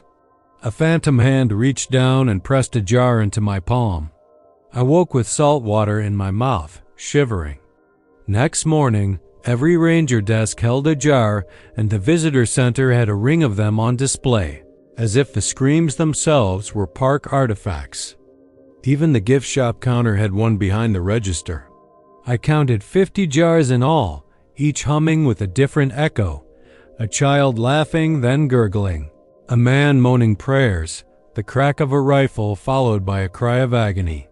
Some murmured in Spanish, some in English, some in languages I could not place. And in each I heard the same pleading, set us free. I consulted the old park registry in the archive room and found records of drownings, scalping victims, soldiers massacred. In 1836, women lost to fever, campers never found. Names crossed out, buried in footnotes, erased by time. The registry ended decades ago, but the jars kept appearing. No one could say who made them or why. That evening, as the sun sank behind pines, I stood amid the jars in the visitor center, the echoes cloaking me like a cloak of knives. A voice flickered inside one jar. "Emily, help me." My heart lodged in my throat. I uncapped it. The echo fled out like steam, then condensed into a shape, a translucent girl, eyes black as wet, stones dripping with river water. She whispered, "I can't get home." Her voice twisted into a scream as her form collapsed back into liquid that hissed on the tile floor. The other jars rattled, voices rising to a terrible clamor, as though all the trapped echoes sensed her attempt. The floor began to crack under the weight of their sorrow. I backed out, stumbling over jars, corks popping free as the air around me thickened with wails. I ran for the door, but it slammed shut as a final jar rattled on the threshold. A low groan vibrated through the walls, and I saw the girl's shape slide along the floor toward me, limbs flickering in and out of existence. I tried to scream, but only a dry whisper escaped. "No." Now I keep the jars in my cabin, stacked like trophies of horror. They multiply on the windowsill, on the kitchen table, on the dresser. At night, I hear them call my name. They beg me, "Set us free." I know they mean more than the spirits of the dead. They mean me. Each echo is a contract, each jar a prison. I see them already forming new sounds inside me. The clatter of bones, the hush of leaves over a shallow grave, the final breath of a life ended too soon. And when the jars are full, I will be empty. Last night, I heard footsteps behind me in the dark. I turned and saw the girl again, her form more solid now, eyes burning with grief and rage. She held out a jar inside the echo of my own scream. I recognized it instantly, the scream I will make when I break the jar. We watched each other in silence. Then, gently, she handed it to me.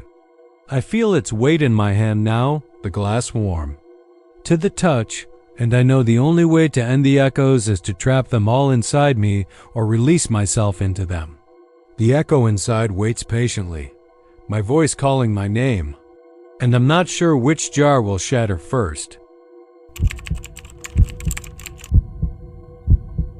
The wind over Caprock Canyon State Park had a voice that night, a low, keening whistle that threaded through the junipers and rattled the old wooden window of the ranger station like a warning. Deputy Ranger Boone pressed his ear to the glass, watching the canyon floor vanish in inky shadow, and wondered if he'd imagined the glow-tiny pinpoints of light that had danced across the rim only minutes ago. He stepped outside, the afternoon heat already forgotten in the chill that rode the wind, his flashlight bobbing across plateaus that plunged into gorges carved by millennia of wind and water. His partner, Ranger Vega, stood a few paces away, her gaze fixed on a single point where the stars should have been, only they weren't stars. One by one, glowing fragments traced a slow arc from sky to canyon, luminous embers spiraling down until they vanished behind a basalt outcrop. Boone squinted, heart thumping, certain he'd never seen stars fall like this, like flaming hail. Vega didn't speak. She simply turned her beam toward where the first light had touched down, revealing a smooth, bone-white shard wedged in the rocky soil, pulsing with its own inner light. She crouched, jaw clenched, and used her gloves to pry it free. The fragment was warm against her fingers, like ivory polished and alive. Boone felt a tremor in his gut. This was no meteorite. The next glow whispered down, smaller this time, like the last flicker of a dying candle, and lodged itself several feet away. Vega moved toward it, and Boone followed, uncovering another curving splinter, polished and gleaming like a fragment of some colossal skeleton. Neither spoke as they collected the pieces, sliding them into evidence bags as though they were radioactive, though neither could say why. When they'd gathered half a dozen shards, the canyon seemed to sigh. A low vibration rattled through the ground like the rumble of an engine deep below. Boone's flashlight caught a shape drifting at the edge of the beam, something pale, as thin as a leaf caught against the rocks. He blinked, and it was gone. Vega grabbed his arm, her gloves slick. "They're watching us," she whispered. He laughed, but it cracked like a hollow bone. "Stars watching us?" Before he could think twice, another glowing fragment arced overhead and crashed into the plateau behind them. They sprinted toward it, boots skidding and scree, and when they reached the spot, the fragment was gone. No scorch, no impact crater, just a hollowness in the earth that swallowed the moonlight. Vega reached in, her voice caught in her throat as her fingers brushed something smooth and wet. She pulled free a rib-like sliver, but part of her glove adhered to it, peeling back in a thin tendril of flesh. She jerked it free and the bone hummed, a soft, low tone that reverberated in her skull. Boone pressed his free hand to his ear, nausea pooling in his gut. The shards in their bags pulsed now like throbbing hearts. The canyon wind rose, carrying a new sound, voices faint and urgent, like chanting echoing from deep water. Vega looked at Boone, eyes wide. "We need to go back." He nodded, but each step toward the ranger station felt heavier than the last, as though gravity itself had thickened around them. Behind them, more lights trace dropped through the sky one after another, each piece of bone that fell dancing, for an instant before sinking into darkness. When they arrived at the station, Weber, the senior ranger, was waiting, blue light from the radio perched between them and the door. Boone fumbled with his bag of evidence, and Vega set her haul. On the desk, Weber's eyes flicked from the shards to their ashen faces. He cleared his throat. "You two look like hell." He reached for the largest fragment and held it up. It shimmered as though polished by centuries of wind, veins snaking through it like dried roots. Weber turned it over in his hands, fascinated. "Where did you find this?" Vega swallowed. "Rim trail." It fell from the sky. Weber raised an eyebrow, but before he could reply, Vega's bag shifted.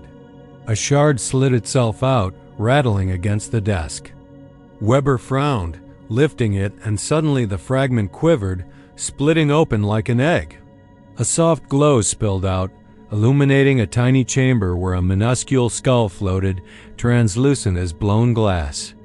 It plucked at his mind, a memory half-formed salt. Water, distant screams, a child's plaintive cry haunted by eternal night. Weber dropped the shard. It clattered on the floor and the skull winked out, leaving nothing but dull white bone. Vega gasped, pressing a hand to her mouth.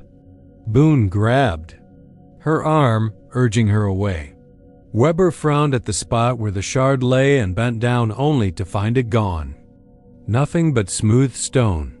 He looked up at them, pale. "It vanished," Vega nodded, voice tight. "Everything does before sunrise." Boone's heart pounded. The bags they'd sealed, the fragments they'd stowed in the evidence locker, would they vanish too? He pictured the bone pieces in the morning, gone as if they'd never existed, the records wiped clean of any proof. And what of the canyon itself? What feat of ancient horror lay waiting, fed by the blood of men too stubborn to leave? Outside, the wind carried a breathy sigh, and for a moment Boone thought he heard laughter, thin and brittle as dry wood. The final shard lay in a corner beneath the desk, unnoticed, humming softly, pulsing like a living thing that expected to be claimed. He felt his pocket vibrate and drew out his phone, a notification, a security alert from the trail cameras. He tapped it with trembling fingers, and the screen showed a thumbnail of the ridgeline at dawn. No light, no stars, only the rising sun turning the canyon walls to copper. But in the center, a shape, a silhouette hunched by the rim, pale as bone, watching him. He tapped again to enlarge, and the image snapped free. vanishing as though it had never been saved. Boone stared at the empty screen and shut the phone. Viga's voice trembling. They're all back in the canyon. He glanced at the evidence locker, then at the half-open door where the final shard lay forgotten. His eyes met Weber's. Weber's face was gray, knuckles white around the desk. Boone realized they were already late. Sunrise would come in minutes, and with it, the bones would all vanish, taking with them any trace of what had happened, any chance of telling the world what fell from the stars that night. He took a step toward the fragment, then halted, Viga's hand on his shoulder, cold as ice. They stood in silence as the sky brightened, the wind falling still, and the canyon walls glowed red in the dawn. He closed his eyes as the light crept across the floor. Touching the fragment, he felt it fade, a breath released into the air. And when he looked again, the space was empty. No crack, no chip, no smear of bone. Nothing remained but the echo of its hum fading and the knowledge that some horrors were meant to be forgotten before the sun could see them. The air along the fishing pier at Goose Island State Park was unnaturally still that night. So still that even the low marsh grasses lay flat beneath a sky heavy with iron-gray clouds, and yet there it was, the swing, its battered wooden seat, hanging from rust-speckled chains, shifting back and forth in deliberate rhythm as though guided by invisible hands. Ranger Marta DeLuca, who had patrolled these docks for 2 seasons, paused at the gap in the rail and frowned into the muted glow of the moonlight, certain she felt no breeze against her face. The tide was low, the bay glassy and unbroken, and only the hush of wet sand and the distant call of a solitary gull filled the air. But the swing creaked with that inexorable cadence, 1, 2, 3, always at the same pace, as though marking out a silent chant. Marta hesitated, her breath catching when she heard the faint echo of footsteps behind her, though the pier was empty. She clenched her flashlight like a talisman, its beam trembling over the weathered planks, and she walked forward, each step thudding against the wood in a hollow whisper. The closer she came, the more she could smell it. Salt and tar, yes, but beneath that a sick sweetness like rotting seaweed left stranded by a dying tide, and something she could not name, something acrid and metallic that stung in the back of her throat. She reached out and touched the chain. It shivered against her palm, colder than the night air, and a shudder ran up her arm as she felt a faint pulse, as though the swing itself possessed a heartbeat. Then the creaking stopped, and the night plunged into silence so deep it roared. Marta's flashlight beam danced over the horizon where the bay met the murky sky, and she convinced herself it had been her imagination, the wind playing tricks in the old park. She whispered to the empty pier, "Just driftwood, that's all," and turned to leave. But the swing began again, slower this time, dragging its wooden seat through the morning dew that had yet to evaporate. She swallowed and leaned closer, peering through the chains at the grain of the wood. Scratches marred the surface, deep gouges that looked fresh, as though someone had carved a name or a plea, then angrily scuffed it away. She ran a thumb across the gouge and felt the jagged ridge dig into her skin, drawing a thin bead of blood that trickled down her wrist. The swing's momentum slowed, then halted, dangling like an unanswered question. Marta's teeth chattered, though she felt no cold. Her pulse thundered in her ears. She stepped back, and in that instant she heard it. A soft, guttural sigh. Breath that rose from the water below and curled up around her ankles like a living mist dot. She spun, flashlight stabbing through the darkness, but saw nothing. When she looked back at the swing, the seat had risen a few inches, as though pulled by a child's eager weight, and then dropped again with a hollow clap. Marta forced her legs to carry her forward as if crossing an invisible barrier, and she placed her hand on the seat. The wood was slick with wetness, no rain had fallen, yet when she lifted her hand, The dampness winked away, leaving her fingers sticky with something that smelled of mold and blood. She dropped the chain and stumbled backward, curly hair whipping across her face as she fought to breathe. Behind her, the hush broke as hoarse laughter echoed beneath the pier, ricocheting off pilings submerged in dark water. It was a child's laugh, high and lilting, but twisted somehow, hollow in its mirth. Marta's skin crawled. She felt eyes on her, though she saw no one. The rope of her radio coiled in her hand, and she raised it. "Control, do you copy?" she said, voice brittle. Static crackled, then her own voice echoed back distorted, as though someone had pressed a hand over the speaker.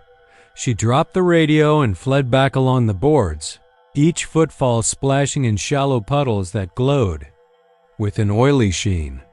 At the mouth of the pier she skidded and looked over her shoulder. The swing hung motionless, but perched atop the battered bench beside it sat a small, pale figure, its back turned, shoulders trembling as though sobbing. Marta froze, heart lodged in her throat.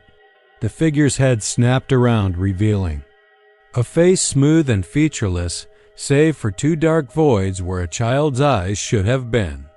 Its mouth opened in a silent scream, and the chains on the swing rattled in sudden, frantic dissonance.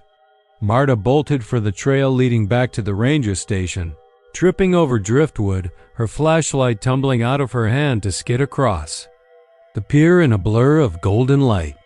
She felt the figure follow, quick, silent steps keeping pace, and the salt air grew thick, stinging her lungs with every breath. She burst into the vestibule of the station, slamming the door behind her and bolting it just as the windows rattled with a thunderous crack. Marta turned and pressed against the door, eyes wide, breathing ragged. The radio lay on the floor, wires splayed like entrails. She knelt to pick it up, but the speaker screeched to life, the distorted voice crying, "Don't leave me," and then wrathy click of a child's laughter. Marta dropped the device and scrambled to the console, fingers shaking as she dialed the regional office. No answer. Floorboards groaned upstairs where her partner Jackson slept. She called his cell. It rang twice, then clicked. She tried again. After the third ring, a chorus of whispers cried from the receiver. "Marta? Come back? Play?" She dropped the phone. In the silence that followed, she heard the slow, deliberate dragging of wood across wood, the swing outside rocking. Once more, Marta sank to the floor, head in hands, sweat beading on her forehead, though the station was cool. She thought of her daughter, the first-grade student she kissed goodbye that afternoon safe at home with her father. The thought steadied her. Marta rose, yanked open the utility closet, found the old service pistol she carried as backup. The metal was cold in her palm as she opened the door and stepped into the night. The swing waited at the end of the pier, chains moving in a lazy drift as though beckoning her closer. Marta's boots clicked deafeningly on wood as she approached, finger on the trigger. The moon peeked from behind low clouds and illuminated the seat, glistening wet again. Marta aimed and fired once, twice into the seat. The wood splintered, shards flying outward. The swing convulsed, but did not stop. From beneath her feet came the faint echo of a child's sob, and Marta glanced down to see the water roiling as something just beneath the surface churned toward her. She stumbled back, heart pounding so violently she thought it might burst through her ribs. A single tiny hand emerged from the water, pale and glistening, reaching for the broken wood. In that moment, Marta realized the horror was far older than tonight. Decades of drownings, of children pulled under by unseen currents, their names unremembered, their voices bottled and left hanging on that swing. She turned and ran without. Looking back, the laughter following her, rising to a cacophony of every child lost to these waters, crying out in 1,000 broken voices. In the safety of the station's vestibule, Marta slammed the door and pressed her back against it as the creaking began again, muffled now but unmistakable. She loaded the pistol as the footsteps approached, slow on the porch. She braced herself, tears stinging her eyes, and whispered, "Not tonight, not ever." The doorknob trembled beneath the weight of what waited outside, and then the swing went silent. The footsteps stopped. Marta exhaled a ragged breath. She pressed her forehead to the cool metal of the door and waited, listening to the night reclaim its hush. In the distance, the first hint of dawn brushed the horizon. But even as sunlight leaked over the bay, the gentle creak of a swing began. Once more, soft enough to be mistaken for a gull's wing, promising that some secrets refuse to rest and some echoes can never be contained. By the time the sun sank beneath the jagged rim of Seminole Canyon, a brittle hush settled over the scrub brush and mesquite, as though the land itself were holding its breath. Mara and Leo had wandered here every summer since college, drawn by the ancient pictographs and the thrill of finding something lost to time, but tonight the canyon felt different, alive in a way they couldn't name. Their headlamps cut narrow cones of light across dry creek beds littered with bleached bones and twisted cedar roots. The last tourists had fled at dusk, leaving the park trails deserted, and still they walked, guided by a rumor that after nightfall a hidden footpath would glimmer into view, winding deeper into the heart of the canyon until it vanished again. At dawn, Mara had heard it first from a ranger whose voice had gone suddenly flat, eyes fixed on a distant slope as though she could still see the trail flicker in the moonlight. Leo had laughed it off at first, lasers of skepticism zinging through his mind, but when he saw her retreat, face pale under the brim of her hat, he agreed to stay until the trail appeared. They pressed on past the sign marking Turtle Creek Overlook, through a flank of limestone walls that seemed to lean in close, and then they saw it, a ribbon of beaten earth zigzagging where no trail marker stood. Moonlight struck its surface, with a pale phosphorescence, outlining footprints too small and too hollow to belong to any living hiker. Leo's breath faltered in his throat. "We shouldn't," he muttered, but Mara already stepped forward, boots crunching in the gravel as she followed the glowing track. He trailed behind her, each step echoing unnaturally, as if the canyon were repeating their footfalls back at them. They moved with a curious detachment, drawn forward by something older than fear.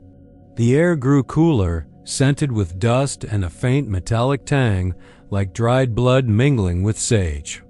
Beyond each bend in the trail they caught glimpses of shards, glinting fragments of pottery etched with swirling designs, carved stone tools balanced on low ledges, and occasional rusted bits of shell jewelry that clinked faintly when jostled by phantom wind.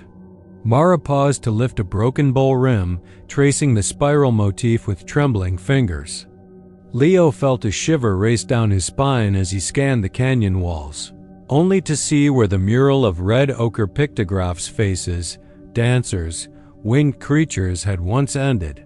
New images now bled into the stone, ghostly figures in feathered headdresses, their hollow eyes tracking the hikers as they passed.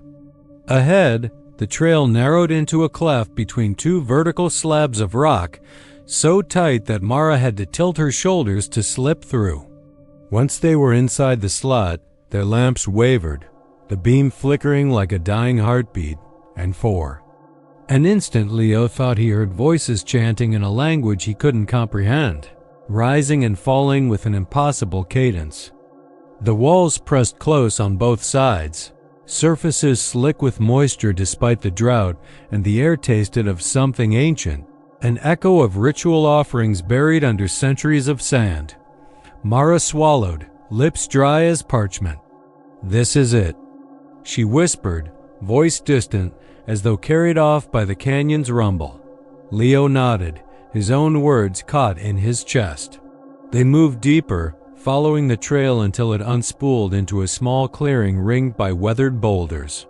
Here the artifacts were everywhere, a shattered grinding stone smeared with what looked like dried pigment, bone awls arranged like a compass, and in the center of the circle a human skull, half buried and polished by wind. Leo's skin crawled as he knelt to brush away the sand, revealing cracks that formed a peculiar pattern, dots and lines that, to his widening eyes, spelled a warning. He reached out, fingertips brushing the top of the skull, and heard a crack behind him. He spun. Mara was gone. Only the skull and the moonlight remained, and the trail behind them had melted into bare rock. He called her name, voice raw and urgent, but the canyon swallowed his scream. Panic bloomed in his chest, hot and fierce. He stumbled back toward the slot, but the walls had shifted, the passage now a sheer cliff face. Leo's headlamp dipped, then plunged him into darkness. He pressed his back against the rock, heart hammering. Somewhere behind him, the chanting rose again, closer this time, and he sensed a presence at the edge of his light. A shape draped in tattered buckskin, face painted in red and black, eyes glowing like embers. He bolted, racing blind through the canyon until cold air at his back told him he'd burst into open space. The moon hovered overhead, indifferent and silent. He kept running until he reached the park road, boots skidding on loose gravel, and only then did he stop, gasping, tears streaking dust across his cheeks. Rangers found him at the trailhead at dawn, babbling about glowing paths and skull warnings, and when they shone their flashlights back into the canyon, there was nothing but rock and scrub. No skull, no pictographs beyond the known ones, no artifacts at all, only the faint illusion where the phantom trail used to lie. Mara was never found, and rumors spread that she'd followed the trail home, becoming part of it, her echo now woven into that ancient pathway so that others would come after her. Leo left Seminole Canyon the next day with hollow eyes, and sometimes in the long lonely nights he dreams of that final clearing, the skull's message burning behind his eyelids. He wakes to silence, the world unchanged, but he can still taste the canyon's breath on his tongue, feel the pull of the phantom trail winding through his blood, leading him back into the dark where Mara waits, beckoning him to follow until he vanishes by morning light. The first hint came before dawn when the birds fell silent. Ranger Elise Thornton paused on the narrow trail that wound through the cedar and juniper, her flashlight beam dancing over gnarled roots and mottled bark. She'd been up since midnight, checking the perimeter cameras after reports of strange lights flickering near the old Baker's Crossing picnic area. The sky was still a bruise of indigo, but as she climbed the ridge overlooking Lake Mineral Wells, she saw it. Two pale discs, nested at the horizon like twin moons rising side by side. At first, she thought it a trick of the lens in her vision goggles, perhaps a reflection of the moon off the edge of her visor, but when she switched them off, the second dawn glowed just as bright, pressing its pale yellow light into the scrubby grass. The two suns climbed slowly, casting overlapping shadows that stuttered across the granite outcroppings. A fox darted between them, its silhouette elongated and translucent, flickering like an old film reel. Beneath Elise's boots, the ground felt alive, as if the earth itself quivered in response to this cosmic error. She rubbed her eyes, tasting copper on her tongue, and convinced herself she must be dreaming. But dreams don't leave footprints, and hers were not the only prints out here. Something large had walked these ridges last night, something heavy and dragging. Elise radioed. "Dispatch? Base, this is Alpha 3. Do you copy?" "I'm seeing," she swallowed, choking on her words. "I'm seeing two suns," silence answered her. Even the handheld radio seemed cowed by the phenomenon. At base camp, Luke Moreno, the assistant manager, stared at the monitors in the ranger station. At first, he thought the feed had glitched snowy static over every camera. Then a sudden frame shift to reveal the morning skyline, 2 rising suns perched like watchful gods above the water's edge. He pinched the bridge of his nose. It had to be a prank, some elaborate light show set up by trespassers. But there were no unauthorized candles, no drones, no rigs tall enough to project imagery onto the sky. Back on the ridge, Elise felt a tremor pulse through the soil. The overlapping shadows flickered, then the smaller, weaker of the 2 discs pulsed twice, like a failing light bulb about to go dark. In that fraction of a heartbeat, the world shivered and every living thing paused. The wind ceased. The lake's surface froze in perfect glass. 100 yards away, a doe stood on the precipice of the bluff, ears angled upward, eyes gleaming with something ancient and hungry.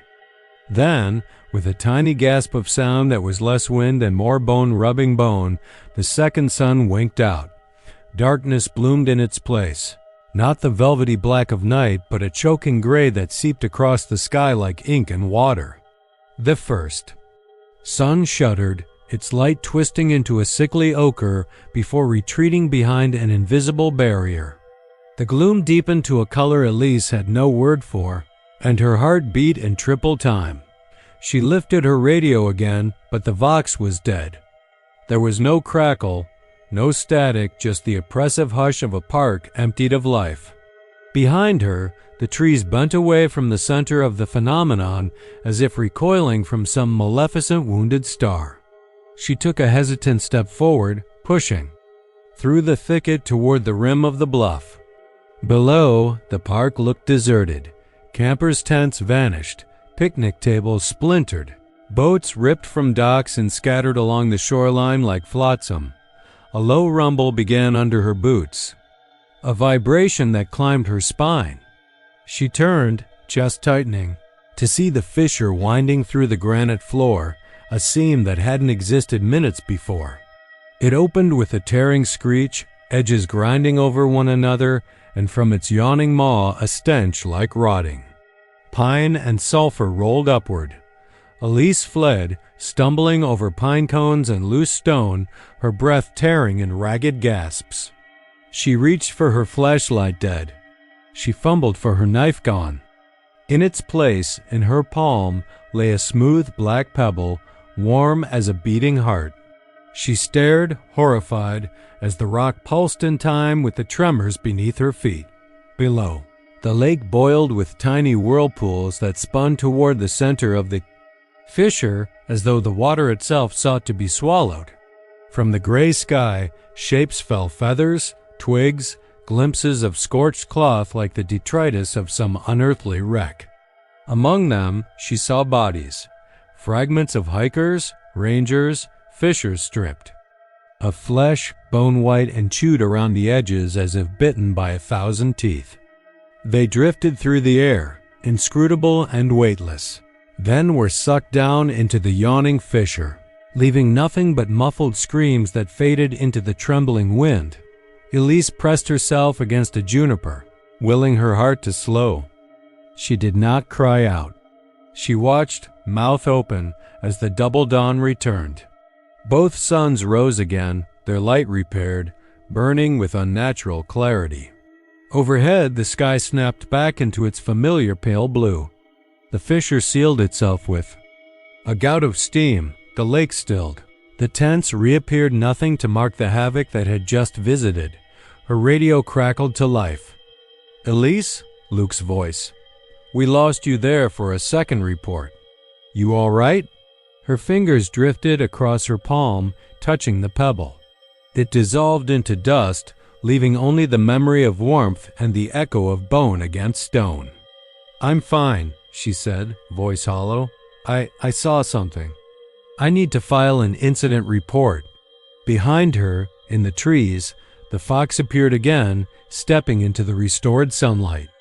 Its eyes were 2 silver moons, and it regarded her with a slow, deliberate gaze before vanishing into the brush. Elise watched it go, chest tight, adrenaline ebbing to stark, cold fear.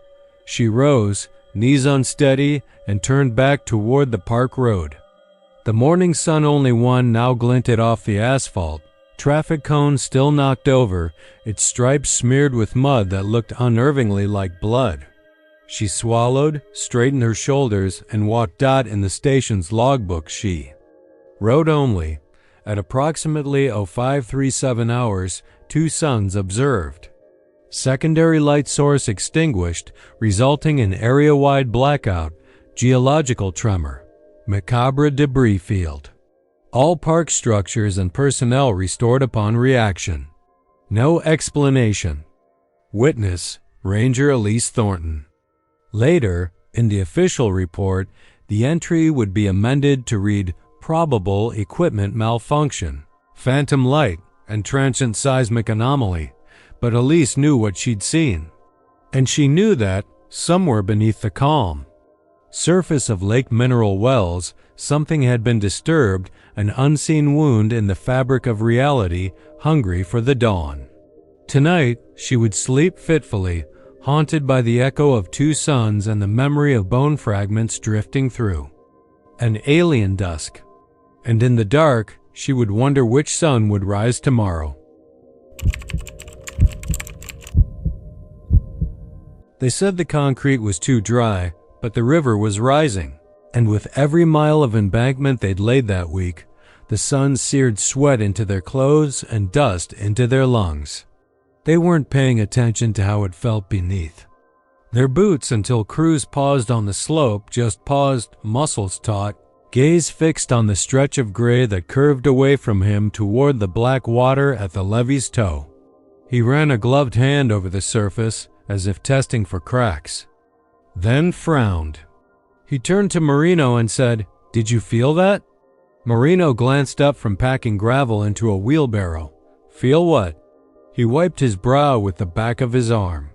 He was the foreman's son, hair still thick around his scalp even though he was only 22, and most mornings he greeted the sky with a grin until the heat stole it. Now the grin faltered.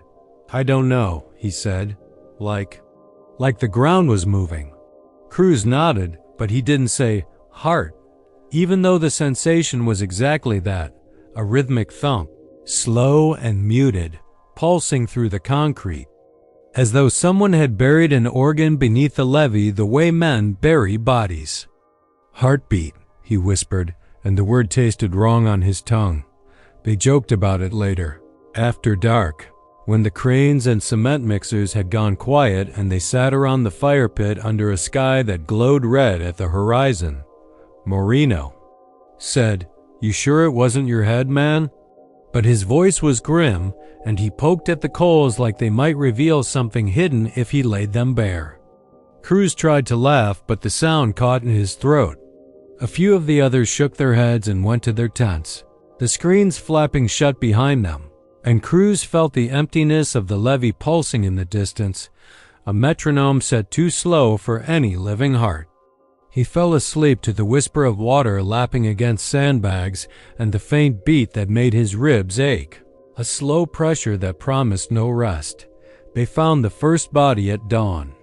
Moreno was the one to see it, and he was hauling sand when his shovel caught on something harder than stone. He pried a spade's width of concrete loose and jerked, expecting a rock or a fallen tool head. Instead, he brought up a slick, rubbery mass. He dropped the shovel and scrambled backward, gagging. The sun had just crested the horizon, and by the time Cruz reached him, plankton in the river sparkled like stars. Marino knelt beside the gap in the levee, where the concrete peeled back like skin. Inside was something that gleamed wet and coppery, as if 1,000 wires of muscle lay coiled beneath the surface. It throbbed once when the light hit it, and Marino caught a breath somewhere between horror and wonder. "You see that?" Moreno whispered. His voice trembled like a leaf. Cruz leaned in. The thing pulsed again, slowly tick. Tick each beat sending ripples through the wet earth around it, as if it knew the river's rise would drown it soon. He wanted to pull back, but something kept him there. He could almost taste the blood in his mouth, metallic and sharp. He pressed his fingertips against the edge of the hole. The surface was warm, absurdly so, like the chest of a sleeping animal. Then he felt it, the faint contraction under his skin, synchronized with the hidden heart's beat, and he stumbled backward, knees buckling. They called it the anomaly, but everyone knew it was alive. They fenced off the section and called in experts from the Corps of Engineers, but no one wanted to stay near it. Every time someone approached that stretch of levee, they'd hear the slow pulse through their boots, and the air would thrum with a low hum that wasn't the wind. Jess, who'd camped closest, woke screaming one night, eyes wild, convinced something was trying to crawl through her tent. She said it hissed her name in a voice made of gravel. Next morning, she was gone. Her tent lay empty beneath the stars, zipper half undone, a smear of red on the canvas too dark to be rust. No footprints led away, just a broken twig snapping somewhere in the brush. They searched until sunset. They found her boots, half buried in mud, but no other sign. The pulse beneath the levee grew louder every day, or maybe the workers just grew more sensitive, tuned like instruments to a note they could neither ignore nor understand. The levee's concrete bled moisture in rivulets, small streams that trickled into the grass. Engineers prodded the surface with probes and cameras, but the visuals were nonsense. Twisted shadows, shapes like tongues flickering in darkness, too fluid to be stone. When the camera light reflected off the thing's walls, the shapes coalesced into skeletal ribs and vertebrae, lurching as if the levee itself was alive, breathing beneath the dust. One afternoon, Ortiz, the heavy machinery operator, slid a bulldozer blade over the levee's crest. He said he felt the machine jerk forward and back as if something inside guided the blade. The engine shutters rattled, gears groaned, and the blade sank into the concrete with grotesque eagerness. Ortiz jumped down, eyes wide, sweat rolling down the sides of his face. The levee had parted like a mouth, revealing an arch of bone white. Ribs and inside, the slow beat drummed against his chest through his boots. He ran screaming, and when he looked back, the levee had sealed itself. The blade's mark smoothed flat as if it had never been dot in the command trailer, they argued. In low voices over maps and photographs, but no one argued long. The levee was bound to collapse if the river rose, and if it did, the entire border rim would flood. The project lead, a woman named Daniels, called a meeting on the bluff overlooking Lake Falcon. She had hair the color of ash and eyes like chipped flint, and she said, "We remove the section, replace it." She tapped a pencil on a notebook. "We bring in new concrete. We reinforce with steel." She met their gazes one by one, and they knew she was daring them to admit that this wasn't just rotted concrete or a bad pour. "We fix it," she said. "We don't run." Her voice was firm, but at night she could hear it echoing in her dreams, and she woke drenched in sweat, feeling that pulse through the mattress. They worked around the clock once the orders came. Tear out the infected slab, pour new concrete, test it, seal it. Every shift, someone paused and gripped the walls like they were holding on for life, listening to that heartbeat. It was a sickness, they told themselves, but you can catch a fever from a building. The levee's pulse grew louder as the days passed, a pit drum in the chest of the world. They saw shapes drifting beneath the surface of the river-thin limbs that jerked and snapped like reed stalks. Heads bobbing then vanishing. Fish turned belly up. Birds veered away at the last second, talons scraping the water, on the night. Before the final pour, Daniels walked the perimeter with a flashlight. Empty bottles and discarded boots lay in the mud Jess's boots, found at the edge of the river, cracked and dried. Daniels shone the beam on the levee's flank.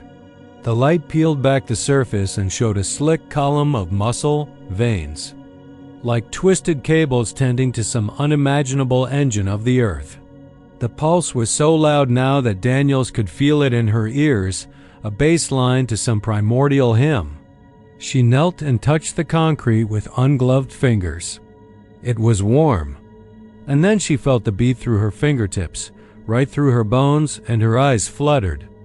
She pressed harder, thought she saw a circle of eyes blinking in the dark, wet interior. She flinched and stumbled back. The light flickered and went out. In the darkness, she heard a voice wet with hunger calling her name. The next morning, they found the whole crew gone. Drive aways, they called it in the report, fatigue, fear, heat stroke. The trucks were parked neatly, tools still loaded, tents folded. Not a drop of blood or sign of struggle. The levee stood unbroken, newly poured concrete gleaming in the sun without a hairline crack. But the ripple of water against the base sounded too loud now. They swore the ground beneath their feet thumped in time with the river's current, as if the earth had a heart larger than any dam, and that heart was waking. At dusk, when the wind died and the sky over the border rim turned bruised purple, the levee sighed once tick and a faint mist rose from its surface, curling into the night like a serpent's tongue. The heartbeat continued, steady and slow. A promise and a warning that what they thought they'd fixed was never broken, and what they sought to bury would always beat beneath the concrete, alive. The volunteers' first morning began before sunrise, when the sky over Government Canyon State Park was still a bruise of indigo and the crickets sang like distant prayers.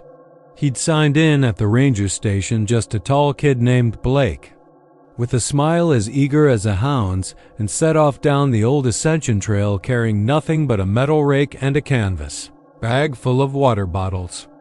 The limestone ridges carved pale ridges across the hills, and mesquite and cedar oaks clustered around hidden hollows, their roots stretching like ancient fingers through dry earth. Blake's boots stirred up little puffs of dust as he worked, dragging the rake through fallen juniper needles and brittle leaves, fitting into the silence of that place as though he'd been born in it. By mid-morning, the sun had crept above the brush line, turning the canyon walls a harsh pink that threatened a relentless heat.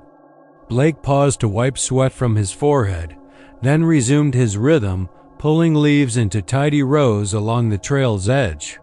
Off to his left, the wind picked up, rattling dry grass against stone, but ahead the world lay still, as though holding its breath. There was no bird call, no scuttle of lizard or rustle of rabbit. Not even the wind seemed to reach that particular fold of canyon. Blake cocked his head, listening.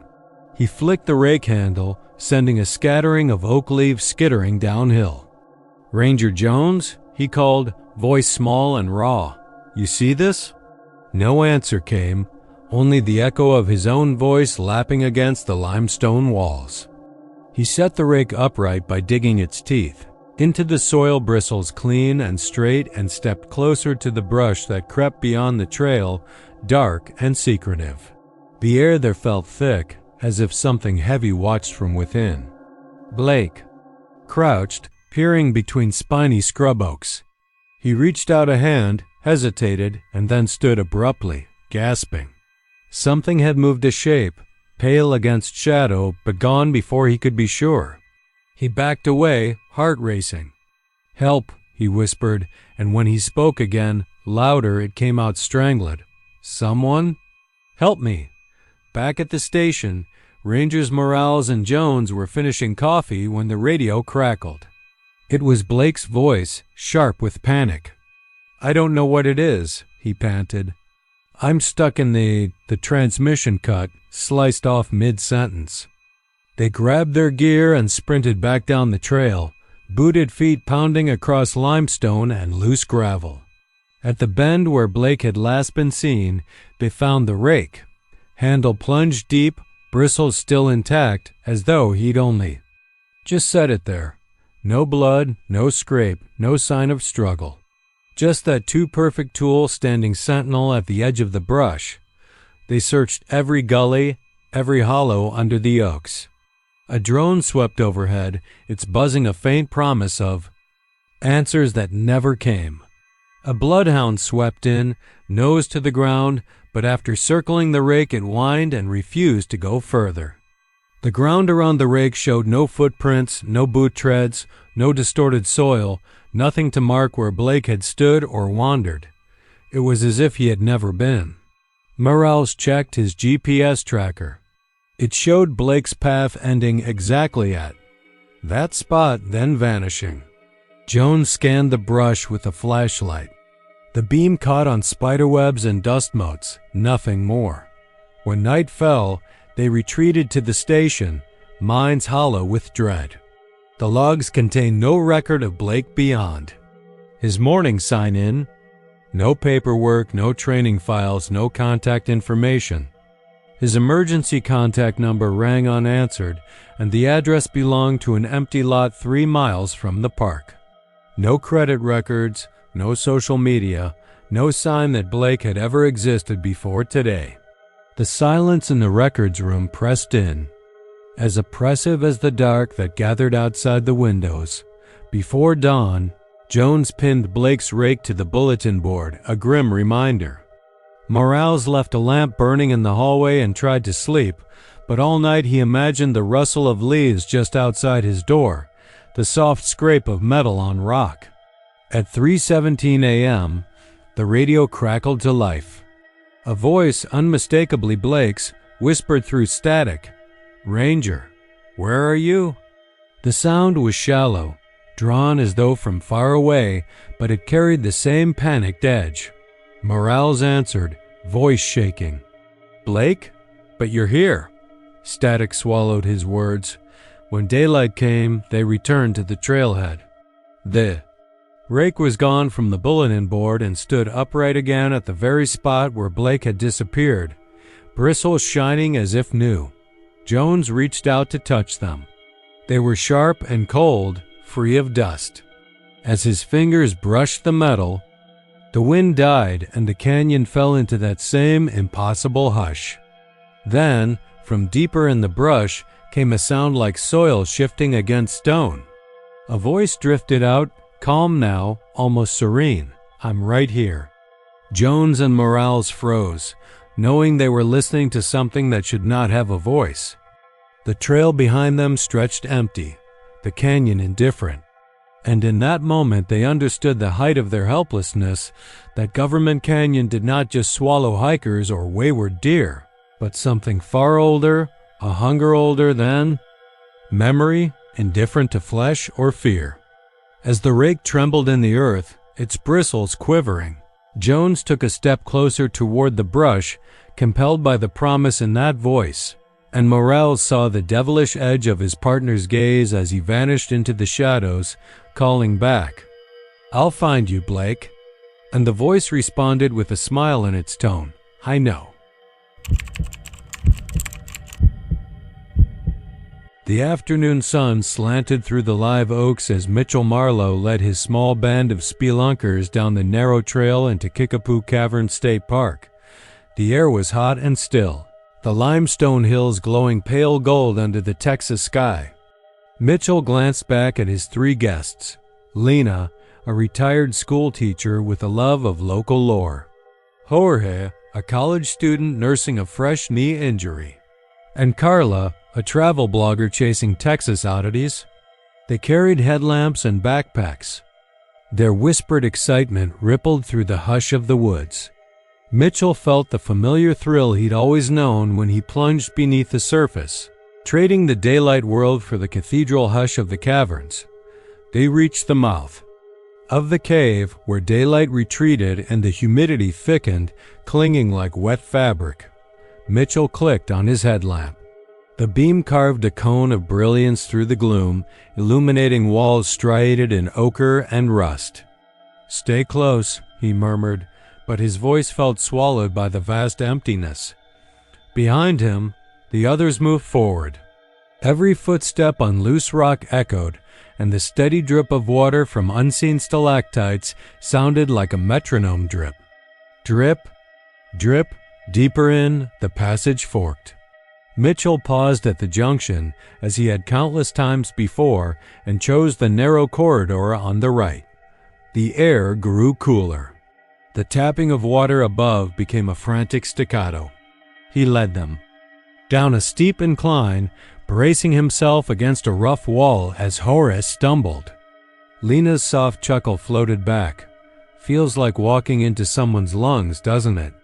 100 feet in, the chamber opened into a low-ceilinged grotto. Mitchell swept his light around. Rows of slender columns reached toward the ceiling. Like decaying pillars, shadows clung to the ribbed walls. "This way," he whispered, turning toward a shallow pool whose surface shimmered with reflected light. He knelt to examine a curious ripple pattern. The others shifted closer, murmuring. Carla knelt beside him, recording video on her phone. The red recording light a tiny beacon dot, then the tapping above shifted, no longer random drips but the unmistakable rhythm of footsteps. Drip drip turned to thump thump, echoing with an andana. Impossible precision, as if someone jogged in place overhead. Mitchell froze, heart tightening. "Who's up there?" He raised his lamp, fingers trembling. The others turned, faces pale in the gloom. "Is that part of the tour?" Jorge asked, voice edged with laughter that sounded brittle. But the footsteps ceased abruptly, leaving only the dripping. Mitchell swallowed. He forced a laugh. "Just my imagination." He stood, shining his light toward the tunnel behind them. Nothing but darkness.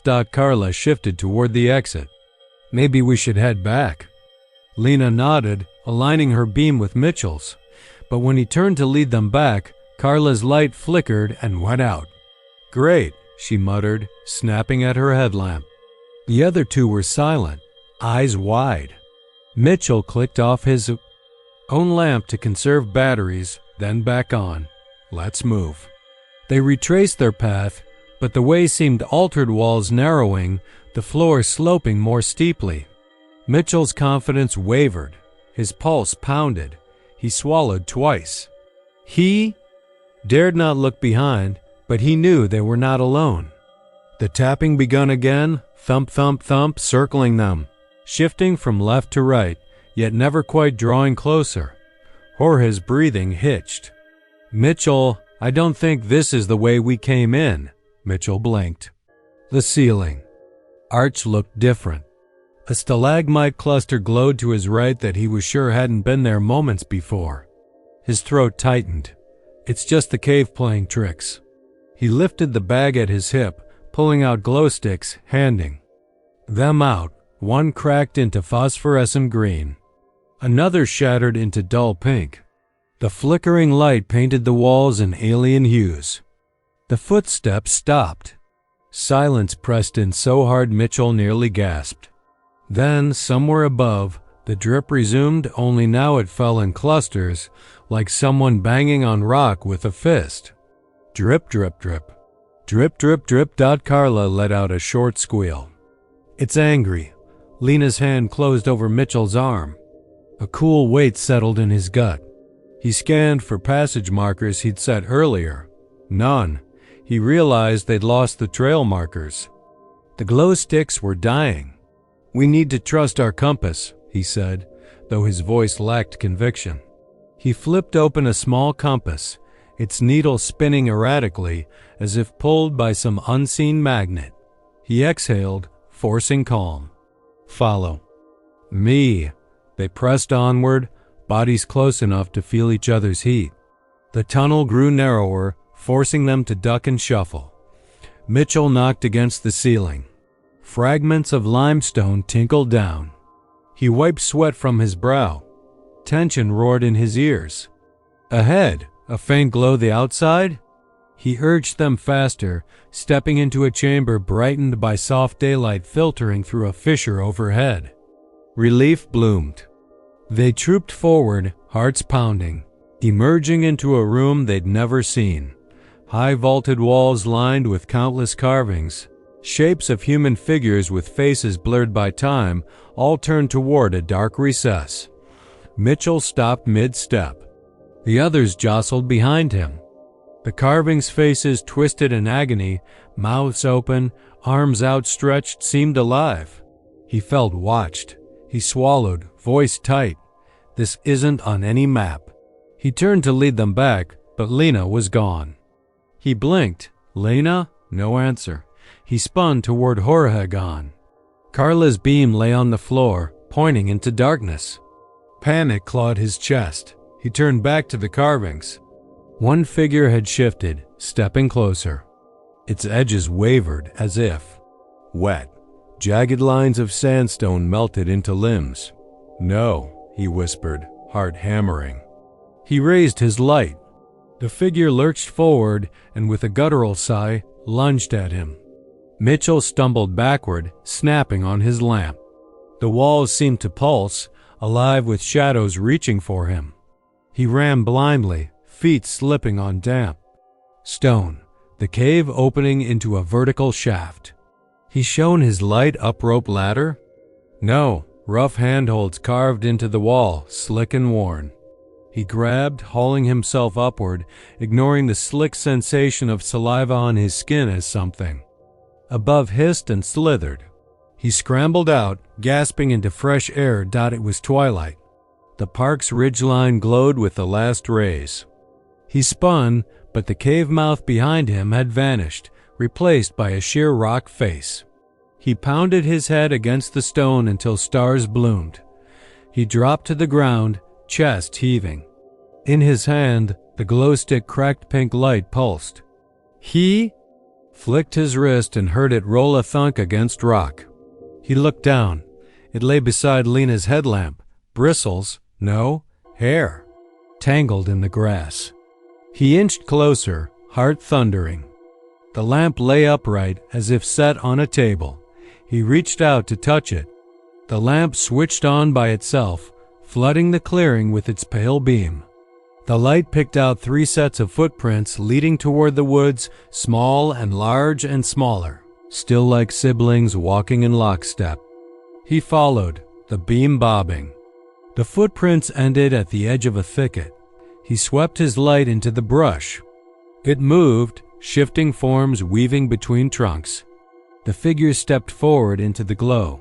Lena, Jorge, Carla, eyes blank, skin washed pale, mouths agape. They tilted their heads, focusing on the lamp. Mitchell took a trembling step back, their faces elongated, features melting like candle wax. Beneath their skin, something ancient pulsed, black and wet. They opened their mouths in unison, emitting a hollow gasp that mirrored the dripping from the cavern. Mitchell stumbled backward, tripping, dropping the lamp. Darkness swallowed him. He awoke to his own voice, echoing. Beneath the earth, the drip of stalactites had become his footsteps. And above him, in the uncountable darkness, another set of steps answered thump thump, circling him until they stopped, and then began again, matching his every move. Jacob Turner drove the old Ford Ranger up the winding gravel road just as the late afternoon sun tipped behind the limestone bluffs of Colorado Bend State Park, the air humming with cicadas and the sweet tang of mesquite smoke drifting from a distant campfire. He was here to survey a sealed burial mound atop a rocky plateau overlooking the meandering bends of the Colorado River, a place where generations of park rangers had whispered about strange blooms emerging each spring, but had never dared investigate too closely. The mound was said to have been covered with concrete decades ago after amateur archaeologists uncovered human remains during routine trail maintenance. And though the state insisted the site was closed and protected, the wildflowers sprouting through cracks in the sealant were impossible to ignore. Petals shaped like rib cages, blood-red corolla that resembled hollowed skulls, stems that curved into bony fingers reaching skyward.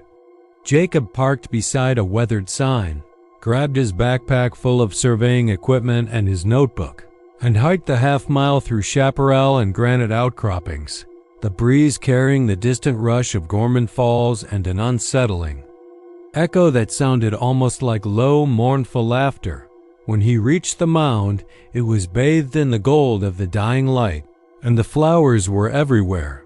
Clusters of ghostly white pansies with veins like tiny sutures, bright orange lily, whose stamens curled into vertebrae, a single patch of violet blooms whose petals, when caught by the wind, seemed to whisper secret syllables. Jacob crouched low, heart hammering, and ran a gloved hand over the rough cement surface, fingers brushing over cracks where roots like tendons had forced the stone apart. He planted his tripod and set up a total station to record exact measurements, pen scratching across paper as he noted coordinates, angles, and the curious geometry of the floral growth. A sudden movement at the edge of his vision made him whirl around, but there was only empty scrub and the pale shimmer of the river below. Still, his skin prickled, as if the mound itself was watching him, waiting for something. He worked methodically until the sun sank low enough to cast long shadows across the plateau, turning the flowers a sickly hue. In that molten twilight he noticed something impossible. One of the blooms pulsed, petals opening and closing like a slow, deliberate breath. Jacob froze, breath caught in his throat, and watched as the flower's center darkened to a cavernous blackness, and from its throat came a faint clicking, reminiscent of teeth scraping bone. The sound echoed around the clearing, and Jacob's knees felt rubbery. He reached for his radio to call it in, but static hissed through the channel, drowning out his call for backup. The world narrowed to that single breathing bloom, gathering. Courage, Jacob stood and circled the mound, sketching a diagram of the most grotesque specimens, a sunflower whose disc was a perfect skeletal rib cage, a cluster of daisies whose seed heads looked like tiny fused skulls. Every instinct screamed to run, but his training and curiosity kept him rooted. He stepped forward to collect a sample, tongs in hand, and as he cut one of the stems, the ground beneath his boot gave a low groan as though the mound itself sighed. In pain, popcorn-like shards of concrete split apart along unseen seams, and a loose chunk of stone toppled toward his feet. He leapt back, stumbling over a knotted root that coiled above ground like a spinal column, and landed hard with a grunt. Daylight bled away, and the gloom thickened, so Jacob switched on his headlamp. Its beam fell on a fresh bloom that had not been there moments before, a stalk of crimson petals that arranged themselves into the shape of a child's skull, eye sockets wide and hollow. The petals trembled and glistened with dew that looked disturbingly like blood. And then he saw footprints, small, bare human footprints pressed into the soft earth around the mound, each toe imprint perfect and unweathered, leading away into the dense thicket of juniper and live oak. Jacob's pulse roared. He swore he'd double-checked that no other rangers were scheduled here tonight. The prince led in a neat line away from the mound, heading toward a stand of poison ivy that choked the side of the bluff. He knew the ground there was treacherous, riddled with concealed sinkholes carved by centuries of water seepage. Despite every fiber of caution, he found himself following the footprints, stumbling through the underbrush, branches snagging at his jacket like the grasping fingers of the dead. Every few steps another footprint appeared, and the thrum of his headlamp illuminated pale skin where flesh should have been. The prints leading to a low rock ledge overlooking a cavern spouting. Mist? He inched closer, heart hammering so loud he was certain something in the mist would hear him. A scent of decay drifted out, sweet and cloying, and he gagged, bringing a gloved hand to his mouth. The footprints stopped at the edge of the cavern, as if the child who made them had vanished into the mist itself. Jacob took a shaky breath and shone his light into the opening. Inside, the cavern walls were slick with moisture, and the light picked up shapes carved into the stone. Crude depictions of bone, interlocking jaws, torso split open with petals and vines sprouting from the wound. The further he peered, the more the symbols seemed to shift, pulsing in rhythm with his heartbeat. A whisper rose up behind him, a child's voice calling, almost pleading, "Join us. Help us bloom." He spun, but saw only wildflowers swaying in the faint breeze, their heads nodding as though in agreement. The whisper drifted again, carrying a tone of mournful innocence and terrible promise. "Come and see the beauty beneath the bones." A sudden crack behind him made him whirl back to the cavern mouth, just as a pale arm, gaunt and delicate as a dried branch, reached out and brushed his sleeve. He stumbled, headlamp clattering to the ground, illuminating a mass of limbs intertwined with roots and flowers. The skeletal hand curled around his ankle, and he shouted, yanking free in a spray of mud and shattered rock. He scrambled back, gloves and flashlight abandoned, and raced blindly through the undergrowth, branches tearing at his clothes, the whispering chorus following him. "Bloom, bloom." He burst out into the open air above the mound, gasping like a man drowning, and nearly collided with the ranger's truck barreling up the road toward him, lights ablaze. 2 rangers jumped out, rifles drawn, shouting questions.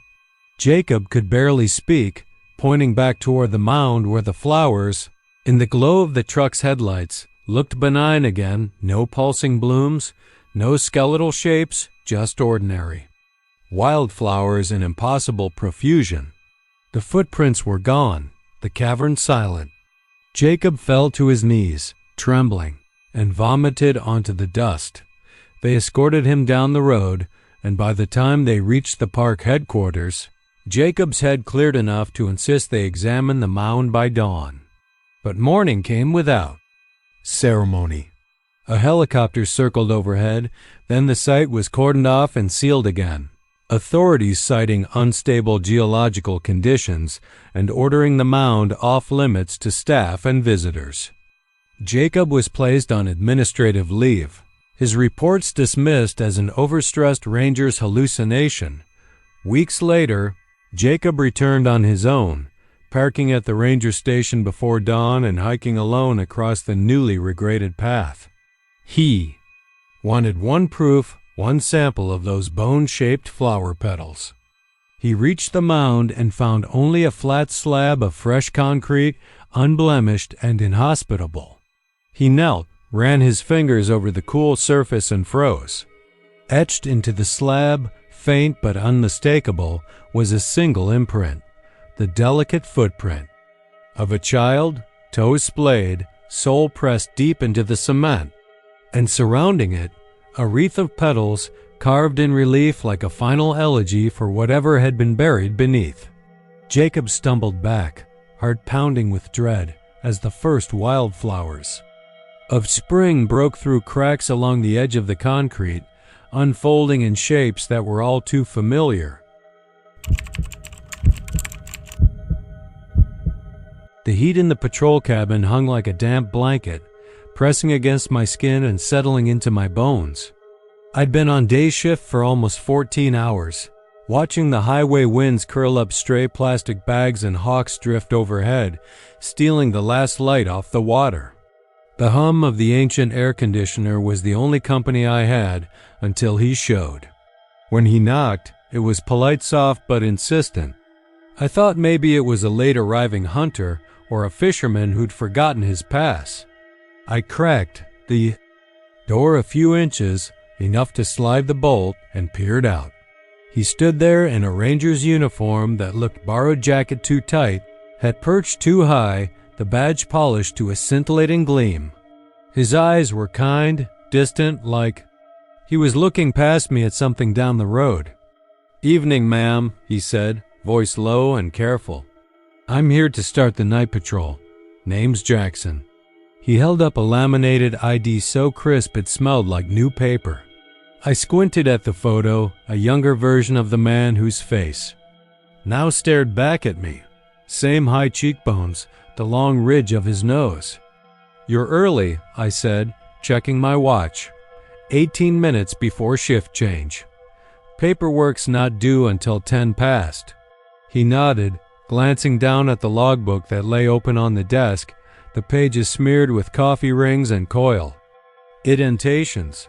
"I know," he said. I like to get started.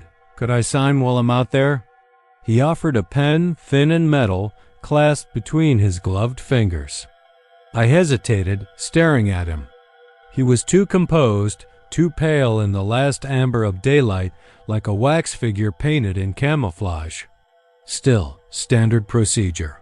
I unlocked the gate for him to drive through and slid the pen across the desk. When I looked up 5 seconds later, he was gone. The lights on the cabin were still flickering as I gripped the pen in one hand and my radio in the other. "Dispatch, this is Ranger Cruz. Do we have a Ranger Jackson on tonight's roster?" My voice sounded loud in the hush. Static whispered back, "No Jackson." Shift change was. I cut him off, heart slamming against my ribs. I raced outside, boots crunching gravel, eyes sweeping the darkening ripples on the lake. His truck, an old Ford Crown Victoria with decals peeling, was parked where I'd released the gate, engine off. No sign he'd driven off. No footsteps. No tire tracks except his own.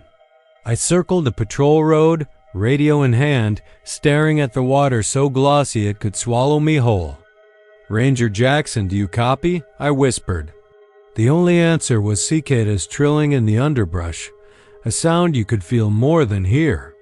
I flipped on the headlights and walked the shoreline, scanning for footprints, broken twigs, anything. The mud at the water's edge was smooth, untouched. A single drop of blood splattered the concrete ramp, dark and glistening. I knelt to inspect it, tensed for anything a clue, a sign, but the drop lay pristine, unconnected. I gathered it on a fingertip and smelled iron, then called dispatch again. No one knew of a Ranger Jackson on staff. Paperwork in the office made no mention of a Ranger Jackson, past or present. The next morning I found his hat, brim torn and ragged, caught on a slender oak limb 20 yards inside the woods, place no one but a ghost could reach without slipping into the lake first. That was when the rumors started. Decades ago, a ranger named Jackson drowned out here, searching for poachers beneath the cliffs. His body washed up a week later with no sign of struggle, no sign he'd ever left the water. They said he cursed. The lake as he died called out for help in voices nobody heard. For a while, stories made me laugh. Rookie tailies spun around campfires to scare new staff, but I saw him. 2 nights later, on my midnight rounds, headlights picked out a figure. Standing at the gate, silhouette pinched by the sodium lamps. He looked older now, uniform faded, eyes hollow as driftwood. He waved and stepped forward. I called out, voice trembling, "Ranger Jackson?" He simply smiled, bloodless teeth glinting beneath the brim of his cap, and held out the logbook. Waiting. My fingers froze on the clip. I wanted to run, but something tethered me, a duty I couldn't shirk. I reached for the book. That moment stretched so thin I could feel my pulse at my throat. Then he stepped back into the black, and when I blinked, he was gone. The logbook lay on the ground, pages before and after unscrawled. No signature, no date. Just the knowledge he'd been there, waiting. I never saw him again in daylight. My nights became a jittery crawl between the patrol road and the cabin. Sometimes the radio would crackle with his voice, calm and methodical, reading out maintenance checks I'd never filed. I heard his footsteps echo in the visitor center when it was empty, the faint scrape of boots on tile. When I investigated, the place would smell like damp earth and old paper. Every time, the door was locked, no windows ajar, no footprints on the linoleum. Little things vanished in his presence. Gloves, pens, half-eaten granola bars. One evening, I reached for my canteen only to find it full of cold lake water, tinted red, the taste of rust. I stopped writing in the logbook entirely. Why record what might kill you? Why give him what he wanted? But I couldn't help it, my hand would tense and twist the pen until ink stained my fingers, as if the thing knew how to draw me closer, beckon me into the pages. The other rangers began to whisper behind my back. I overheard them swapping shifts, avoiding my section of the park as though I carried the silent stalker in my wake. I tried switching to day shift, but Jackson came anyway, long after sunset. His step soft on the asphalt. He never spoke beyond that first request. He simply waited to write his name, and I refused every time, until last night. I found the logbook open on my desk, pages neatly torn out except for one blank sheet at the end. On it, in perfect handwriting, were the words, "Permit granted. Begin patrol." I stared at those letters until the dawn haze lifted through the windows. Even now I feel him watching from the mist above the water, waiting for me to pick up the pen and sign my name. Part of me aches to do it, to finally close the gap between this world and whatever lies beyond. And yet I know if I sign, I'll vanish like he did, slipping into the woods with the moon on my back and the stars as my only witness. Sometimes, when the wind sighs through the pines, I swear I hear him humming a lullaby, the tune of a patrol song that never ends. Tonight, I'll lock the gate and guard the logbook with my life. But I also know that the next knock, soft and insistent as a gravestone tapping in the dark, will find me ready, or I'll be the one knocking on someone else's door, asking for permission to patrol the places where the living fear to tread.